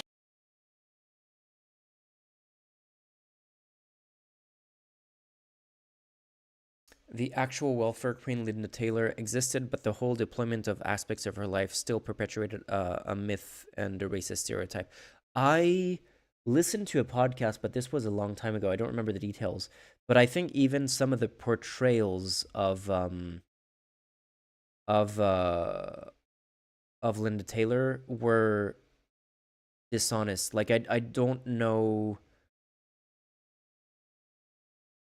I don't remember what the details were, but if I'm just speculating off of what I very, very vaguely remember, it was along the lines of basically like her money wasn't coming from the welfare. Like the money that she was getting from welfare was not enough to finance the kind of lifestyle that she was living. But it's just that this woman who was living a lavish lifestyle was also getting welfare, and that's what they like. That got exaggerated into she was living a lavish lifestyle funded by welfare. That I'm not entirely sure about that, so don't take my word for it. But I do remember reading and learning about that story being a lot Like, not only is it like, yes, this was like a one case thing that can't be generalized to like, well, people on welfare in general, but also even the portrayal of her specifically has been blown out of proportion. De nouvelles industries de la transition, renforcement de nos filières de recyclage, je crois, et depuis longtemps, à une écologie des solutions. Ensemble, nous allons agir aussi sur l'offre énergétique, en poursuivant résolument. Okay, great. Environmental policy, but coming after a whole section where you're talking about cutting costs, where, like, are you just planning on doing all of these environmental policies for free? Do these not cost anything? Like, I hate these, like, super vague languages, like, oh yeah, we're gonna do solutions-based policy. Like, what the fuck does that even mean? Résolument le développement du nucléaire et notamment des nouveaux réacteurs, mais aussi en poursuivant le développement des énergies renouvelables, en mesurant mieux, dans certains cas, je pense aux éoliennes, tous leurs impacts, en valorisant la biomasse pour décarboner efficacement la production de chaleur et de gaz, en développant la filière française des biocarburants pour l'aviation. Et enfin, j'y reviendrai, dans les Outre-mer, qui sont engagés vers un objectif de 100% d'électricité renouvelable en 2030, seront développés des laboratoires d'innovation pour le solaire et la géothermie. Maybe it's something we can do to cut funding and to like, this would actually be a good environmental policy. Like, it would be both of his priorities, cutting spending and do environmental policy, is maybe cut subsidies to low-cost airlines, or to airlines in general. Don't look for, like, the biofuels for planes. Like, that is bullshit. That is not a thing. It's still going to be a source of CO2 in the atmosphere. Cut subsidies to airlines and invest in trains, and you can still get money out of that. Ensemble, ainsi, nous devons maîtriser, poursuivant les efforts engagés, nos besoins d'énergie en faisant preuve de sobriété et d'efficacité. Nous allons mieux cibler, mesdames et messieurs les députés, nous allons mieux cibler l'accompagnement des particuliers et des entreprises, notamment pour la rénovation thermique des bâtiments. En attendant, le diagnostic de performance énergétique sera simplifié et son calendrier sera adapté. Diagnosis will be simplified in its timetable. L'État qui, avec ses opérateurs les plus gros propriétaires immobiliers et fonciers du pays, doit être aussi exemplaire, et il réduira cette consommation d'énergie en isolant les surfaces qu'il gère. Pour tout cela, les travaux de planification vont reprendre immédiatement. La stratégie française énergie-climat, le 3e plan national d'adaptation au changement climatique, la nouvelle programmation pluriannuelle de l'énergie, voilà les outils dont nous disposons et que nous allons utiliser. Je voudrais dire un dernier mot sur ce sujet de la question de l'eau. Sécheresse ou inondation, conflit des usages, pollution des nappes phréatiques, envolée des prix. Nous sommes 60 ans après la toute première loi sur l'eau de 1963, et je pense que, en prenant en compte les travaux et les réflexions engagées ces dernières années, le moment est venu de consacrer aux enjeux stratégiques liés à l'eau une grande conférence nationale pour agir. Ces deux réalités budgétaires et climatiques, mesdames et messieurs les députés, certains veulent les nier ou les ignorer. D'autres les subissent ou se contentent de les commenter. Et moi, je pense que mettre la tête dans le sable ou se lamenter, ça n'a jamais permis d'avancer. Il n'y a pas de fatalité aussi longtemps qu'il n'y a pas de fatalisme. Et moi, je pense que les hommes et les femmes politiques que nous sommes n'ont pas le droit en ce moment d'être fatalistes. Je suis convaincu que nous pouvons trouver un chemin de réalisme et d'action qui passe partout par le contrat plutôt que par la contrainte et qui nous permette pas à pas de reconstruire la confiance. Madame la Présidente, Mesdames et Messieurs les députés, regardons bien avec lucidité, et je vous prie de croire que c'est mon cas, à la place où je me trouve, devant vous, regardons bien avec lucidité le moment politique où nous sommes. Les élections législatives ont abouti début juillet à une Assemblée nationale divisée comme jamais elle ne l'a été depuis 1958. Aucun parti politique n'y a la majorité absolue à lui tout seul, ni avec ses alliés. C'est le choix des Français et c'est la réalité de votre Assemblée. Pour autant, les Français ne nous pardonneraient pas l'immobilisme dans les 3 ans qui viennent. Ils nous demandent des réponses urgentes à quelques grandes questions. L'accès rapide aux soins de qualité, Citrus Point, do you speak French? Près de chez soi. Comment vivre de son travail et de sa retraite dignement? Comment améliorer les services publics? We're laboring through an extremely wordy policy speech by the new French Prime Minister, who's basically advocating for austerity and tax cuts. And we just went through a little bit of, environmental policy, even though he comes from a party that denies climate change mostly. That, like, I'm not necessarily saying that against him specifically, because his record on environmental policy is slightly better than the rest of his party, but yeah, so far the speech is not particularly inspiring, to say the least. Comment assurer la sécurité dans mon quartier ou dans mon village? Pour répondre à ces questions, dans le contexte politique particulier où nous sommes, nous avons besoin d'une nouvelle méthode. D'abord, nous avons besoin d'écoute. Is it going to be like a tough on crime thing? Is he gonna do anti-immigration dog whistling, or let's see? Paix, de respect et de dialogue. Écoute, respect et dialogue entre le gouvernement et le Parlement. Je demanderai à mon gouvernement de s'appuyer davantage sur le travail parlementaire. Propositions de loi, amendements, recommandations des commissions d'enquête ou d'information, évaluation des politiques publiques. Cela vaut, mesdames et messieurs les députés, évidemment, pour les groupes, ici à l'Assemblée nationale ou au Sénat, dont certains membres sont désormais membres du gouvernement et que je remercie pour leur soutien. Cela vaut aussi pour tous les autres groupes. Je souhaite qu'il y ait moins de textes et qu'il y ait plus de temps pour en débattre. Je suis également... Wait, he was talking about like security and like people feeling safe in their villages, and then he completely moved off that point. So, okay. Je suis également prêt à un partage de l'ordre du jour, Madame la Présidente, plus importante au gouvernement et au Parlement, conformément à l'article 48 de la Constitution, pour accueillir des propositions de loi transpartisanes et ambitieuses pour le pays. Cela a été fait dans le passé, notamment pour la loi organique relative aux lois de finances, et cela pourrait être fait à l'avenir sur de grands sujets, je pense, au handicap. Écoute, respect à l'égard de toutes les forces politiques et de toutes les sensibilités politiques, à l'Assemblée nationale et au Sénat. Je l'ai dit dès le premier jour, nous écouterons et nous respecterons chacune et chacun d'entre vous, même si ce respect n'est pas toujours réciproque.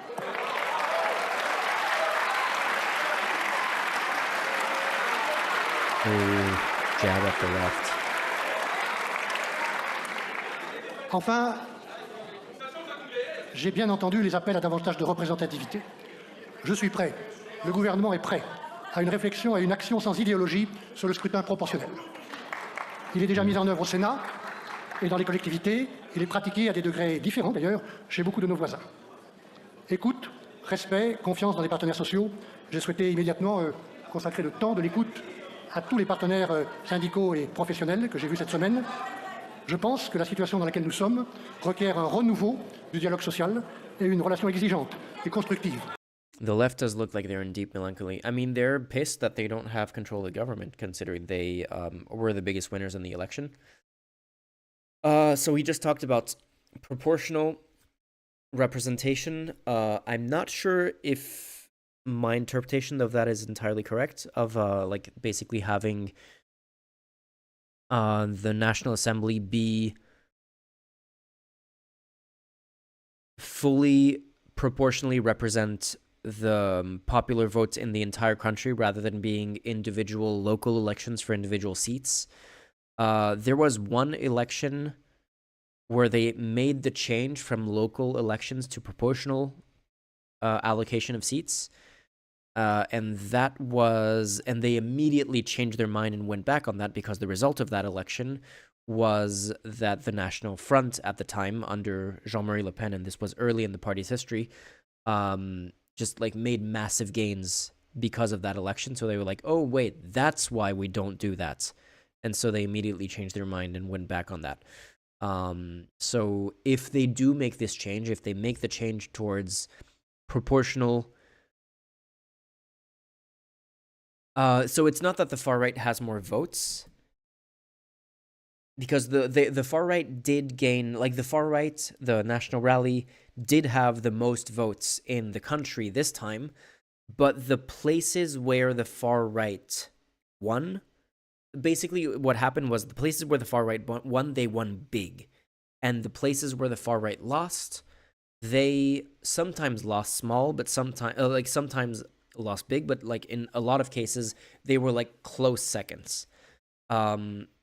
So basically, the National Rally has a lot of supporters in the country, but those supporters aren't evenly distributed over the entire country. So the idea of having local elections for each individual seat in the National Assembly is that, you know, the places that are heavily leaning towards the far right are represented by a far right lawmaker in the National Assembly who specifically represents that one constituency. So who won the popular vote? The far right won the popular vote. In total numbers of votes, the far right had the most votes in the country, which is what's concerning about the next presidential election. Although they didn't have a majority, like we'll have to see, because the president is actually elected by popular votes. President has to have a majority, but there's no, like, you know, local representation for that. It's just there's no electoral college in France the way there is in the US. It is just, you know, national votes, and we count the votes, and whoever has more than 50% becomes president. So yeah, if they did make the reform and if they did change the system to have proportional representation in the National Assembly, then right now the National Rally would be the biggest party in Parliament.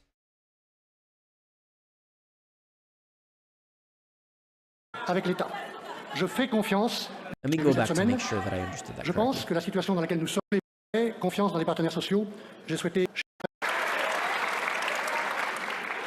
Enfin, j'ai bien entendu les appels à davantage de représentativité. Je suis prêt, le gouvernement est prêt à une réflexion et une action sans idéologie sur le scrutin proportionnel. Il est déjà mis en œuvre au Sénat. So I'll have to look into this later and maybe keep it for my video, but that's 25 minutes. Like it was like 24:55. Proportionnel. Et dans les collectivités, il est pratiqué à des degrés différents d'ailleurs chez beaucoup de nos voisins. Écoute, respect, confiance dans les partenaires sociaux. J'ai souhaité immédiatement. I mean, he was appointed to appease the far right, so it's not too surprising, but holy shit. Macron, who promised to stop the far right from, you know, winning in future elections, is the president who's ushering in the far right, and it's more clear than it's ever been now. Like, the thing is, after I made my second video, like the episode 2 of Who Broke France, the one that I made before the National Rally video, I got some pushback of people who were saying, oh, you're super biased against Macron.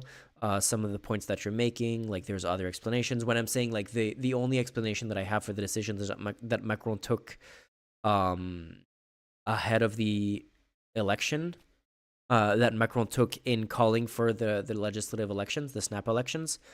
The only interpretations that I have for some of his decisions and some of his rhetoric was that he would rather have the far right than the far left. And I actually questioned myself. And after some of the pushback that I got and some of the defenses of Macron that I heard after my video came out, I was like, did I go too hard on him? Was I... Skander, thank you.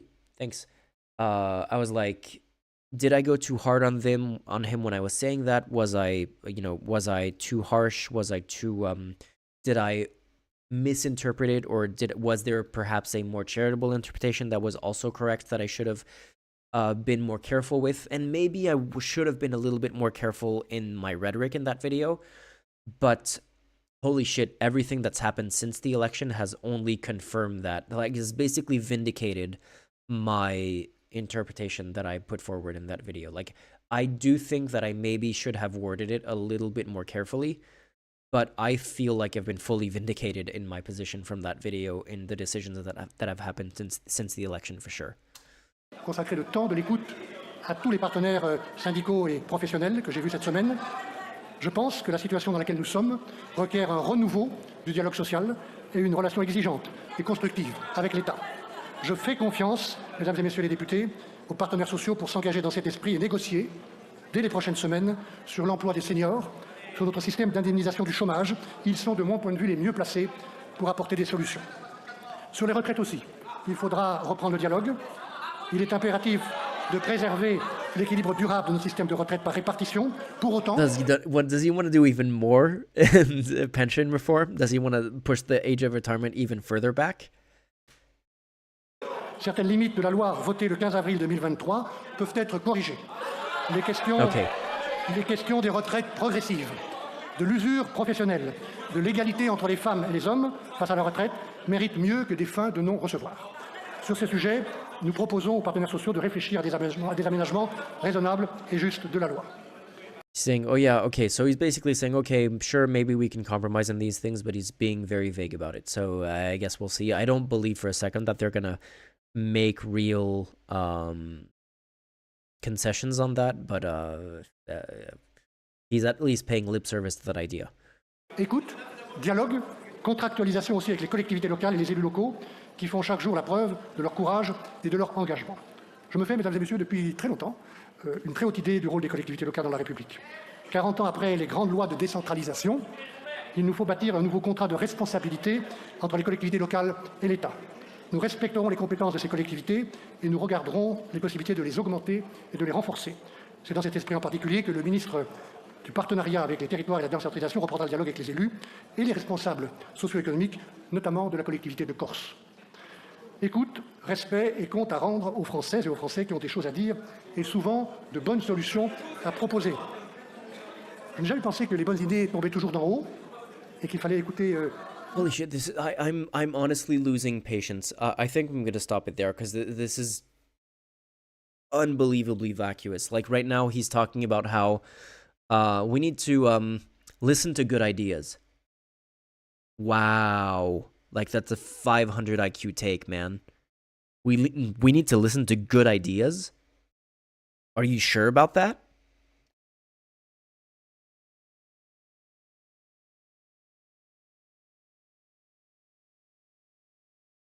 Yeah, it's almost 1 a.m. I think I'm gonna call it. I'm gonna call the end of the stream. It's so unbelievably vacuous. I might have to just finish this on my own, or maybe I can. Let me see if there's any article that highlights specific important takeaways.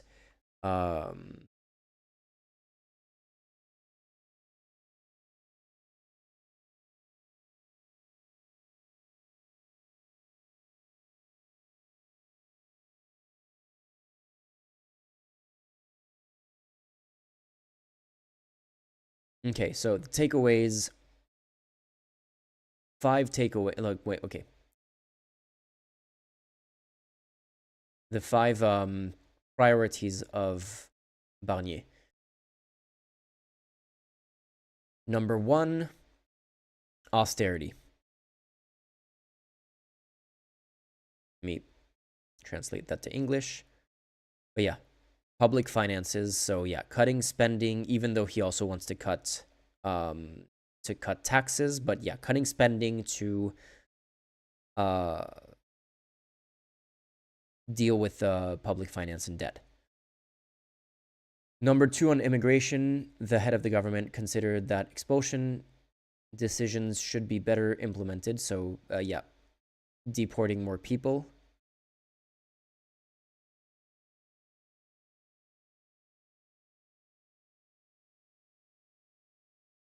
He advocated the exceptional extension of the detention of illegal immigrants.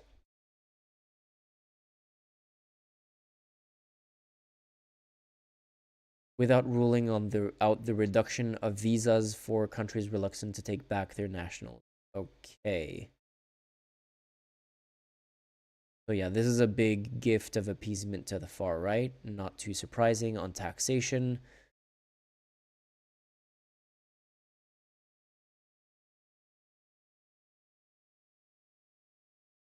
What does this even mean? A time... Okay, let me translate this back to French to see if there's a translation problem here.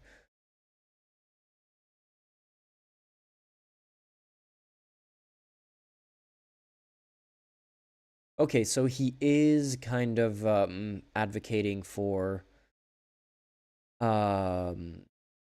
France's biggest corporations to participate. Like he's asking for a limited effort by France's biggest corporations and the richest French people in a temporary limited effort of more fiscal justice. So it's like please, rich people, could you please like voluntarily pay a little bit more? That would be nice.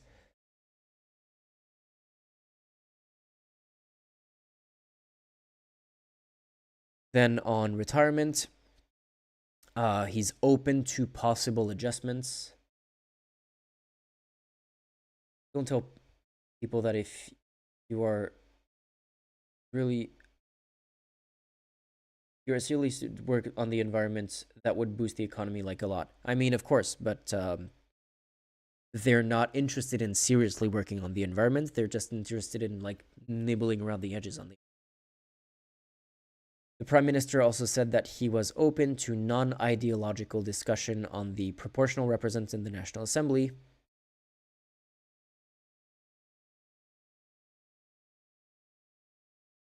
I need to read about this. What's the... Oh, this is something... Wait, what? Why is this...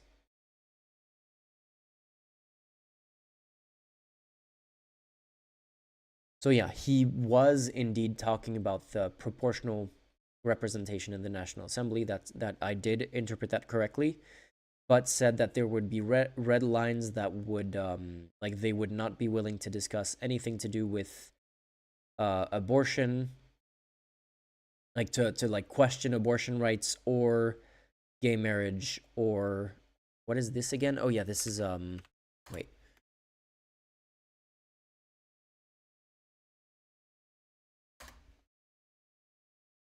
Yeah, what's the English term for this?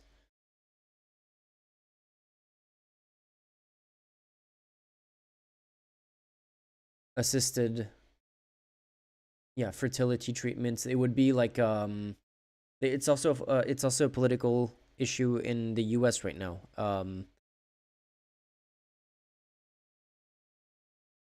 What's it called? In vitro fertilization. Basically, PMA it represents a lot of things, but essentially it's short for in vitro fertilization, IVF.